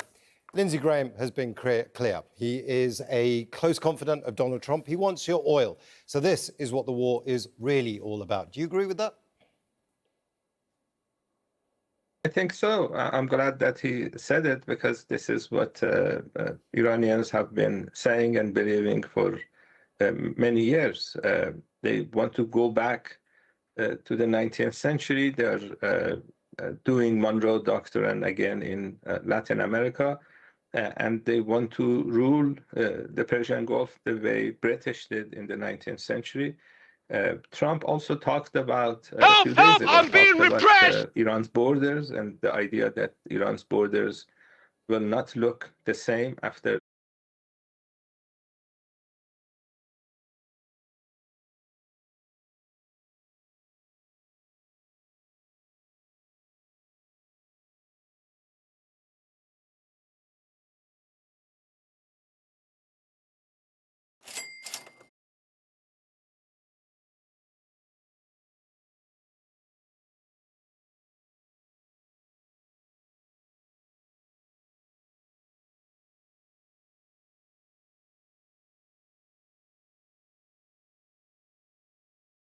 He is done with Iran. The idea that a lot of Iranians have here is that he wants to take out the oil-rich southern part of Iran, disintegrate Iran, basically balkanize Iran, and he would use his influence in the southern part and create a new. Oh, God damn it. I was muted. Rizla, thank you for the super chat on YouTube. Consider contributing to the Galactic News Network. Thanks, GSL. Too bad I just got here and gotta leave soon. Totally fine. Glad to have you here, and I appreciate your super chat.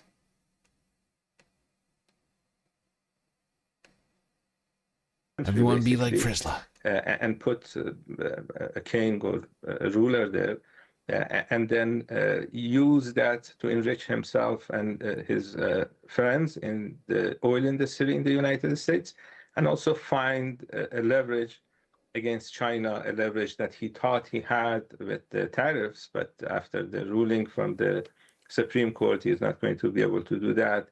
So this is beyond Iran, and also create a hegemony for Israel, so Israel could push around the Persian Gulf. Won't this make things in China more expensive? Potentially. Potentially. It depends. There's some factors involved with China, right? China's economy doesn't operate the same way as the United States economy. China may actually find a way to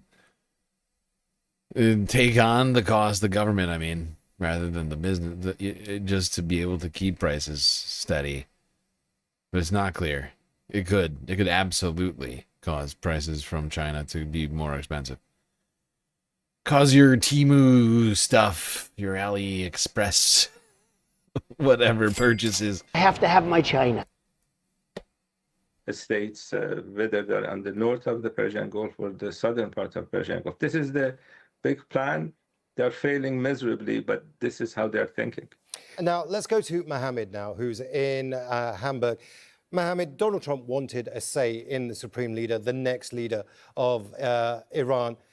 It's clear that he wants the Delcy Rodriguez model, someone he can do business with, someone he can control. Is that going to happen, do you think? Well, there is a possibility for this scenario. There might be some faction within the Iranian political system which are supporting a more active diplomacy with the West, negotiations.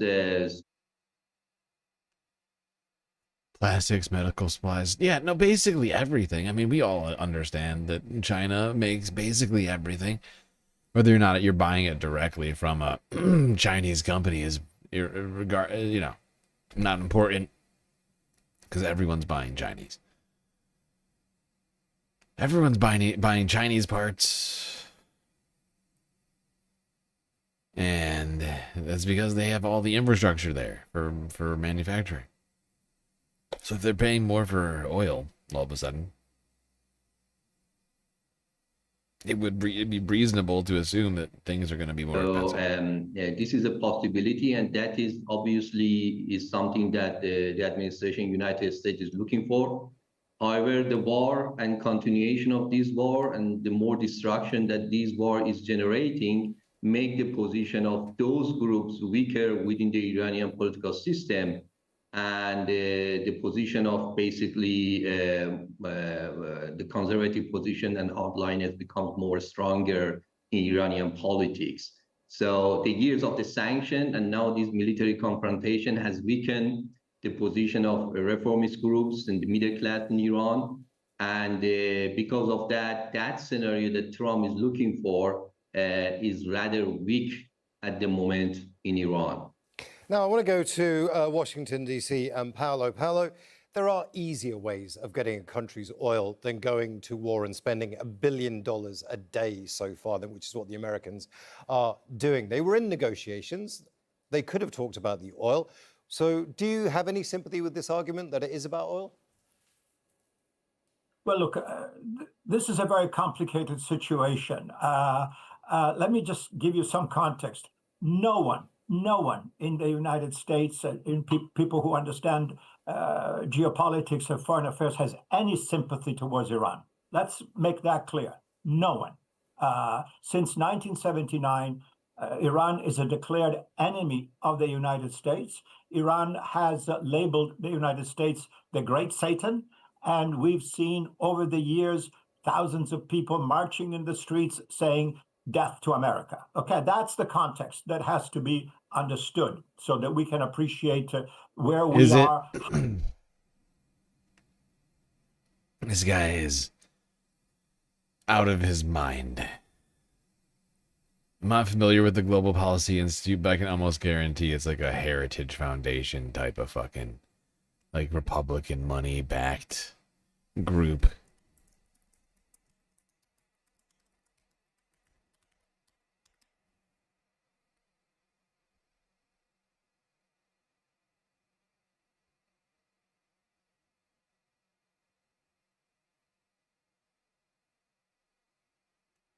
Wow, they don't even have a Wikipedia page.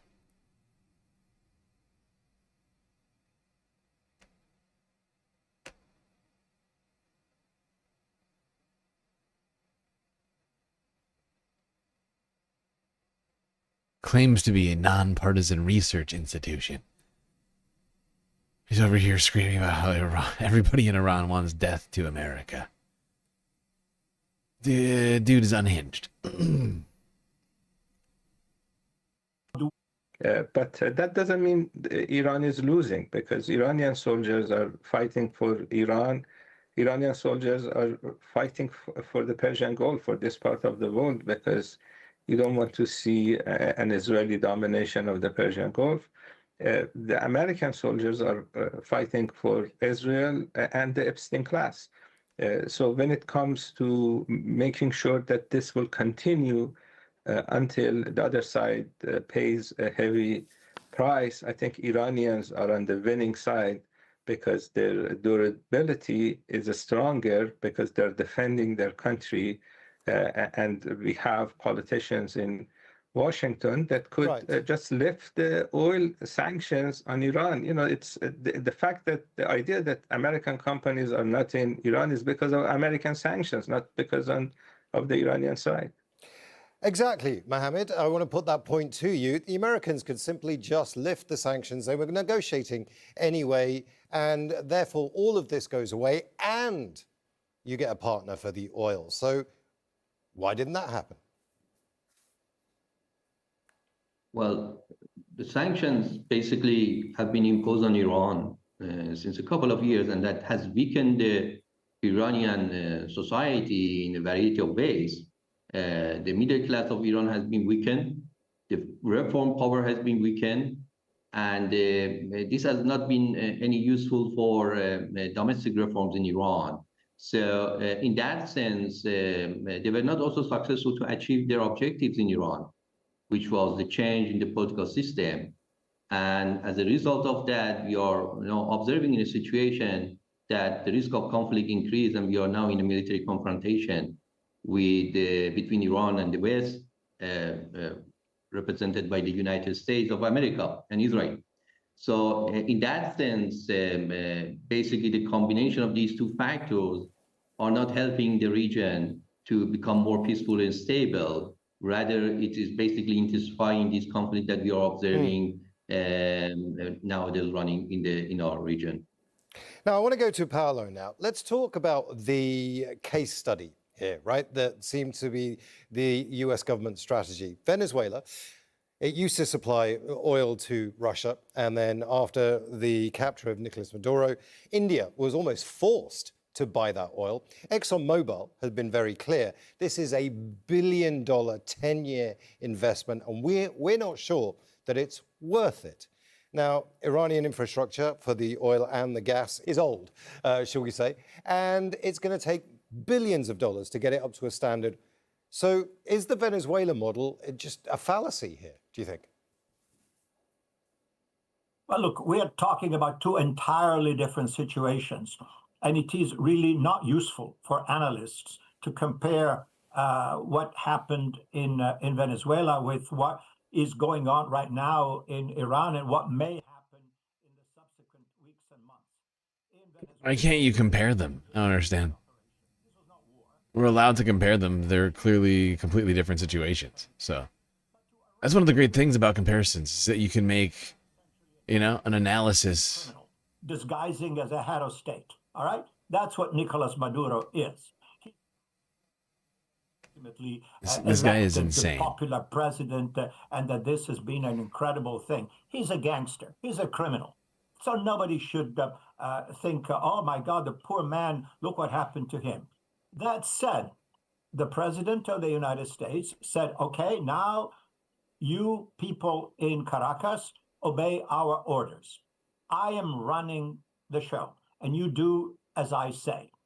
Whether that is true or not on the ground is very difficult to say.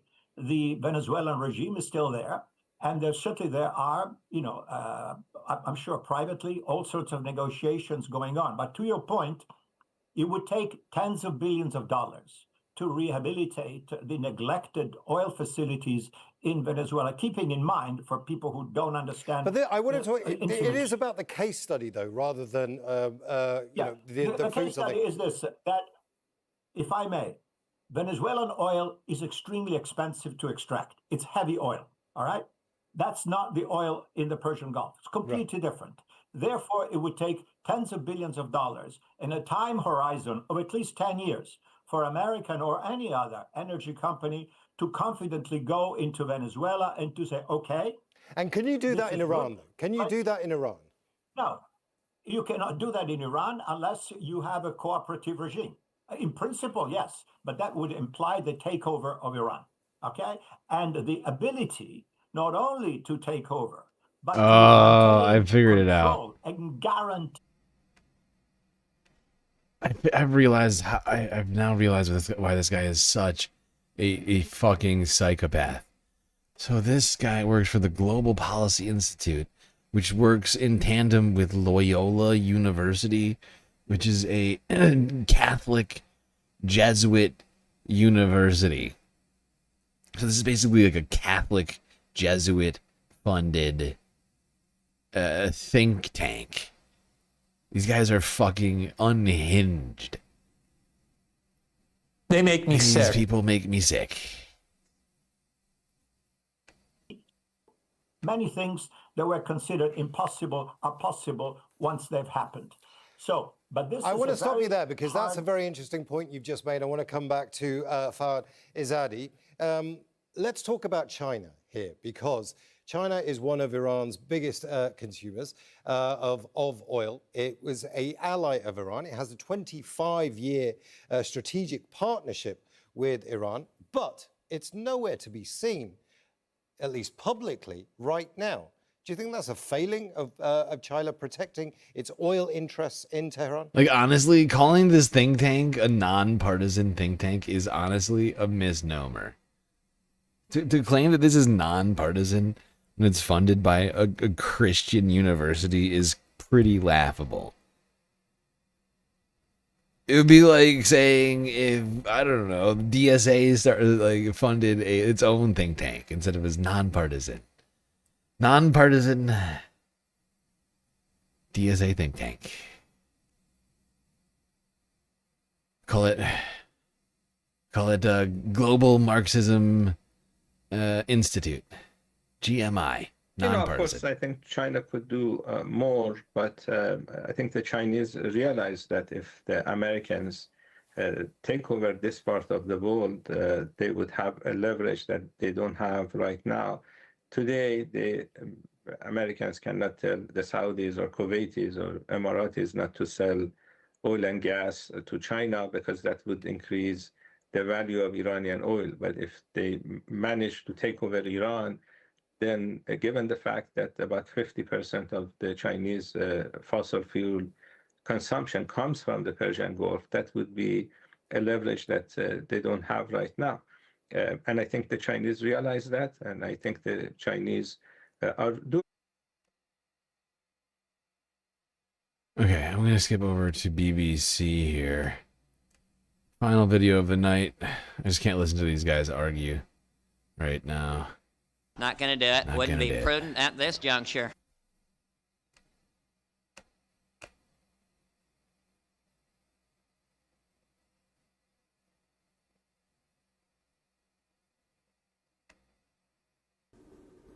So currently Oxfam is working with those that are placed in collective shelters that were opened up by the government of Lebanon. We're providing them with the most basic of needs, whether it's mattresses, bottled water, food, just anything to help them get by, because many people, when they received their evacuation orders and had to flee their homes, basically whatever was on their back is all they were able to take with them. So it's the very, very basic needs that we're currently providing for people throughout the country that are fleeing the violence. Hopefully this will not be a prolonged conflict, but if it is, we'll also be prepared to support them if that becomes the case. You can stay across the latest developments with the Iran war today. The BBC's 10-minute daily briefing live at 6:30 p.m. here on the BBC News channel on iPlayer, Sounds, YouTube and TikTok. You're watching BBC News.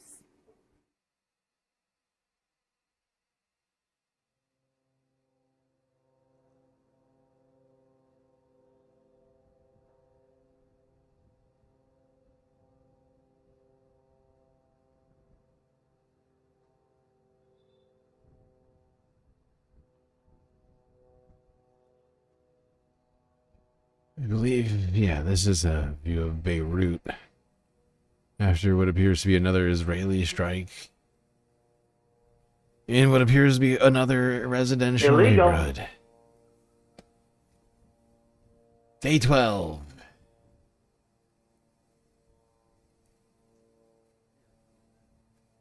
How much longer will it go on?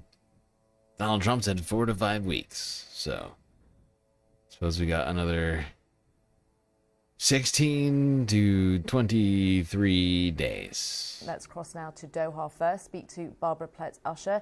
Barbara, bring us up to date on the latest from there.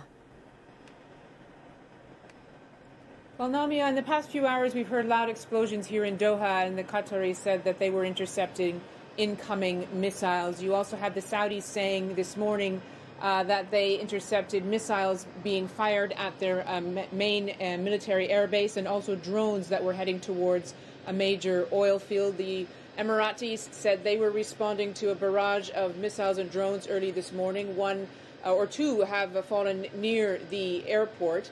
In Bahrain, you also had the Bahrainis urging citizens to take cover because of incoming fire. We don't have details about what happened there, but the Iranians have said that they targeted military installations there. They said they also targeted a U.S. military base in Kuwait. Neither of those two countries has confirmed those strikes. There was also a drone strike in Iraq, Namia. A major U.S. diplomatic facility in Baghdad was hit. No injuries. This is the Baghdad Diplomatic Support Center. And apparently 6 drones were fired at it. 5 of them were shot down. And then in northern Iraq, at least 3 drones were intercepted on the outskirts of Erbil. And Barbara, we're seeing what's happening in the Strait. That blockage continues. Can you just give a sense for our audience what is happening there? What can you tell us?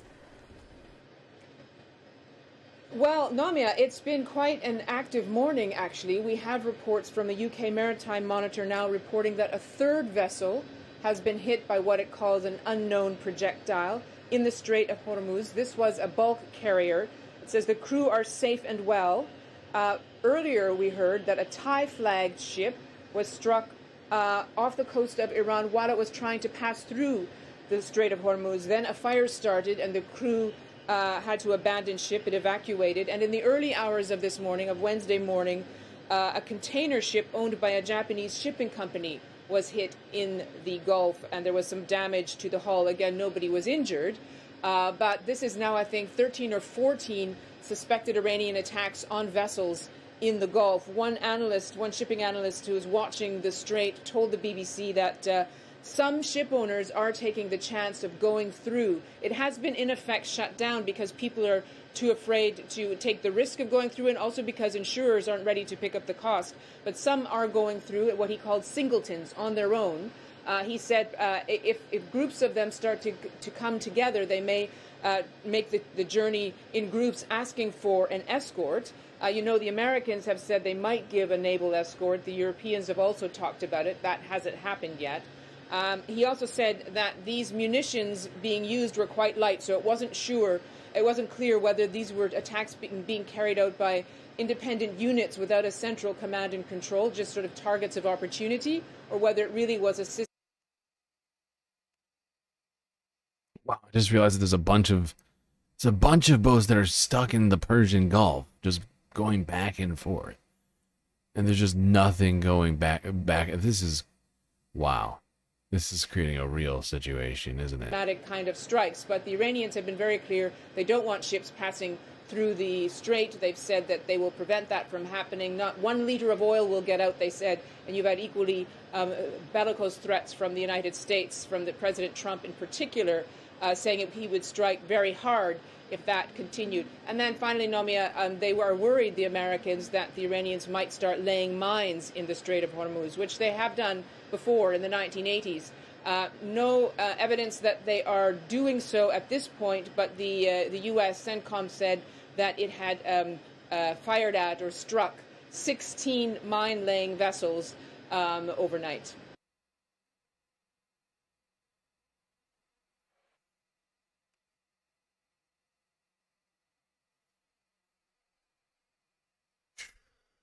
How are y'all holding up?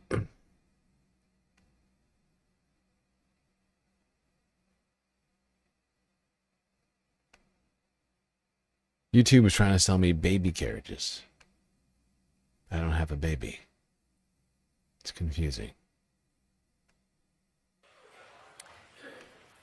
And you're with BBC News and continuing coverage of the war in the Middle East. And you can see on your screens 3 locations playing significant roles in the events of this last 12 days. There on the left, Beirut, the Lebanese capital, and the smoke rising after a series of attacks on Beirut and across southern Lebanon by Israel. Just in the last few minutes, we've been hearing from our BBC correspondent colleague Karine Torbeh in Beirut, talking about the shock there is after an apartment building was struck right in the centre of Beirut in the early hours this morning. And there have been more strikes throughout the morning on southern Beirut. And we've watched those continue. We've heard announcements from Israel of what they were doing. They say targeting Hezbollah strongholds. And just going back to what our correspondent is telling us, the central Beirut strike during the early hours of the morning caused a lot of surprise, a lot of shock, because residents there did not think that that part of Beirut would be a target. But it is the second time, she reports, that this has happened in less than a week.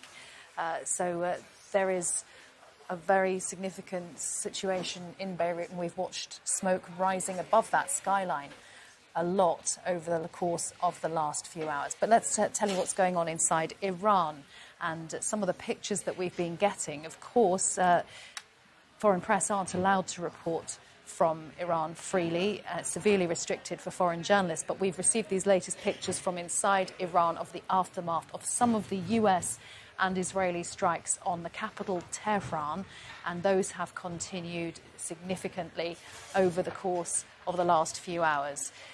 Iranian officials say that more than 1,300 people have been killed in the airstrikes since the war began, and we've got no way of verifying those figures, but these are some of the pictures that are able to get out in the circumstances. There is a complete internet shutdown in Iran. But of course, so much of this situation causing concern for humanitarian groups working in the region, observing the region. One of them is the Norwegian Refugee Council, and Jan Egeland is its Secretary General. He's been talking about how not only the people are being affected, but the staff themselves trying to help are also having to leave. We have 110 aid workers on the ground in Iran. Many of them have fled themselves now, but we put up 8 relief centers in as many provinces. What our people on the ground tell us is that the bombing is intense. It's around the clock, and it's all over this vast country, so millions are fleeing. You cannot have this kind of an intense air campaign on heavily populated urban areas without vast consequences for ordinary people. And the same thing is happening in Lebanon, where well over 500,000 is fleeing in that small place. So I find this to be not well portrayed when it is in the West seen as some kind of a military strategic chess game. Who's running out of missiles first?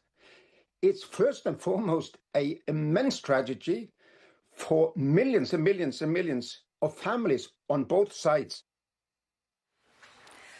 Jan Egeland there talking about his concerns about what's going on in Iran. Let's just show you some of the other live shots from the region. One of them, Lebanon, the capital Beirut. You can see the smoke that continues to rise above the scene of various Israeli strikes. Plenty more to come here on BBC News. Live from London, this is BBC News. Does anybody know who the cops are looking for in BK all night and not all morning? I don't know. I do not know. Night of heavy bombing over Iran. Officials in Tehran say more than 1,300 people have been killed since the war began.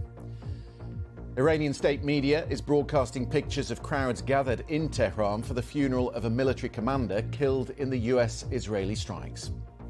The United States says it's destroyed 16 Iranian mine-laying ships near the Strait of Hormuz as it tries to eliminate the threat to international shipping.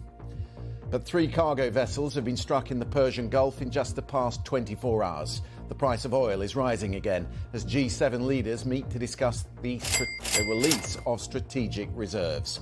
And Australia says one member of the Iranian women's football team who'd claimed asylum has now changed her mind and has contacted the Iranian embassy.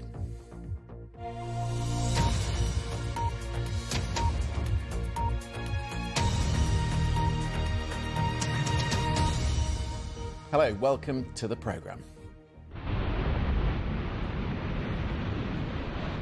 3 American B-1 bombers left RAF Fairford yesterday to join what the Pentagon described as the most intense bombardment of Iran so far. The US military says it has eliminated 16 Iranian mine-laying ships that were threatening the Strait of Hormuz, and more bombs fell in central Tehran overnight. Regime targets continue to be identified and systematically destroyed.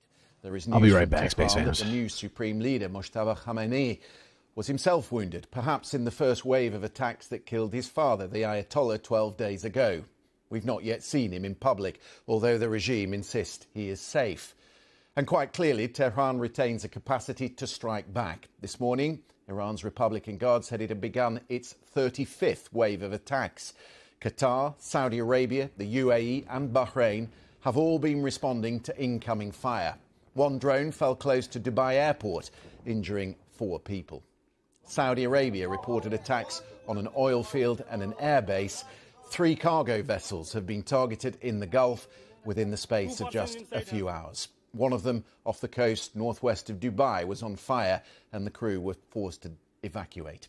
It's a reminder that Washington does not entirely control the pace and trajectory of the conflict and will not easily stop the attacks on the shipping in the Gulf. The price of oil was rising again this morning to reflect just that. With me in the studio is Parham Gabodi from the BBC Persian service, which is used by 24 million people around the world, the majority in Iran, despite being blocked and routinely jammed by the Iranian authorities. Welcome. Thank you. Can we talk first about Mojtaba Khamenei, because he's not been seen. We've seen photographs of him. We've seen archive footage of him. We've not seen him address people in public. Why? He has been a mystery to many Iranians for decades. From 2009 protests, when I was there, people were chanting that we hope you'll die and you will never see the leadership. So his name was there, but there were not many footages of him. There's only one video of him saying that he's canceling one of his religious classes.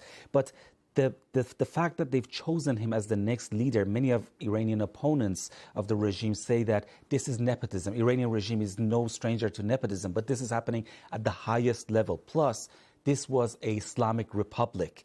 But this has changed. They're saying that the Islamic Republic has changed into a kind of dynastic system, has changed into a hereditary succession, because his father was at least used to be, held some major public offices. He used to be he was involved in the revolution, and he was president before becoming a leader, and then he was chosen a leader.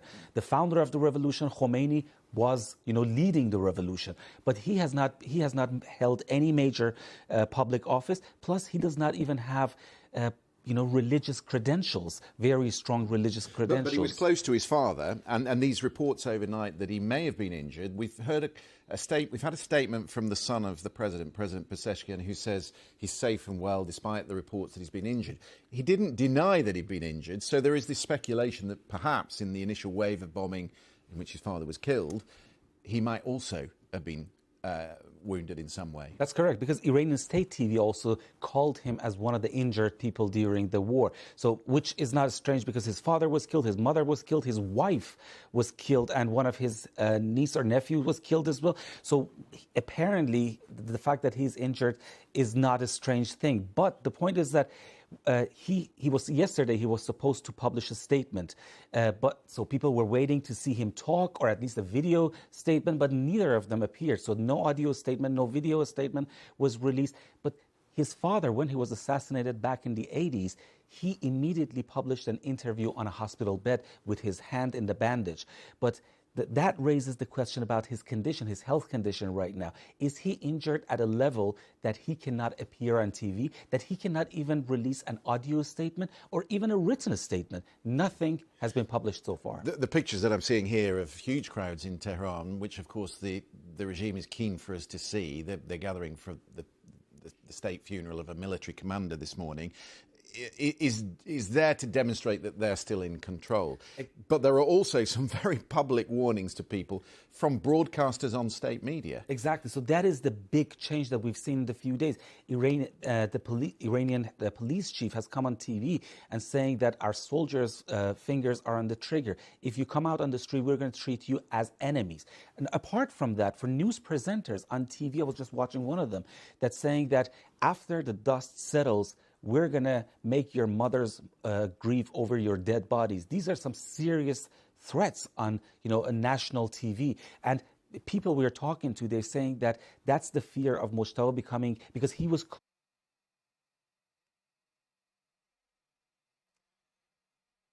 Okay. Well, I think that's good enough for tonight, this morning. Got about 7 hours of stream in here, this Iran update. Hopefully you feel more updated on the Iran war, as it doesn't appear to be ending anytime soon, even though Donald Trump said it would.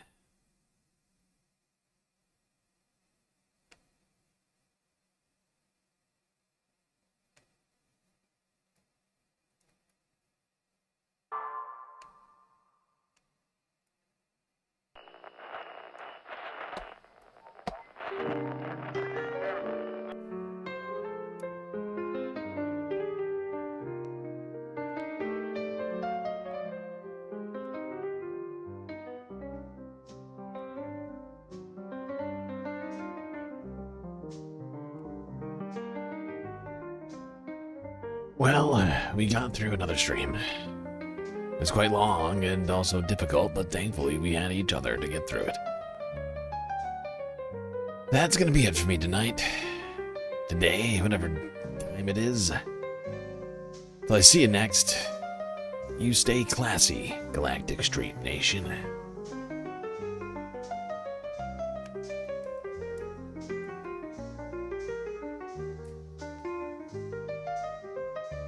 Can't forget this.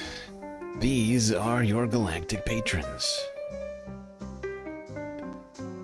Gabby, Goth Dogs, Aaron W, Schmegley, PB, Mitty, Afroponics, Narwhal by Nature, Interplanet Janet, Godcat, Robot Cat, Disco Wolf, Callie Braiding, Sammy, Geodragon, Anti-Corporatist, Obsessive Audio, Moenoap, Nadia, Choki, Skelts, Selena, Omegastar, Sasha G, Pitchforks Dragon, Vincent Morales, Donald James X, Evan from Portland, Lovely Pariah, Mish, Becky, D Cypher, Icebreaker, Columbia Rica, New York, Will in Detroit, Sisyphean Task, BC, Free Palestine, Hermit, Horologist, HBX, Manda, Lori Lunchmeat, Carl, Gaslight, Duckersy, Paige Larson, Frizzla, Benny Honda 99, Dark Sparkle, CJ from the 6, The Reference Frame, Glitchmaster, Social Butterfly, and The Anarchist.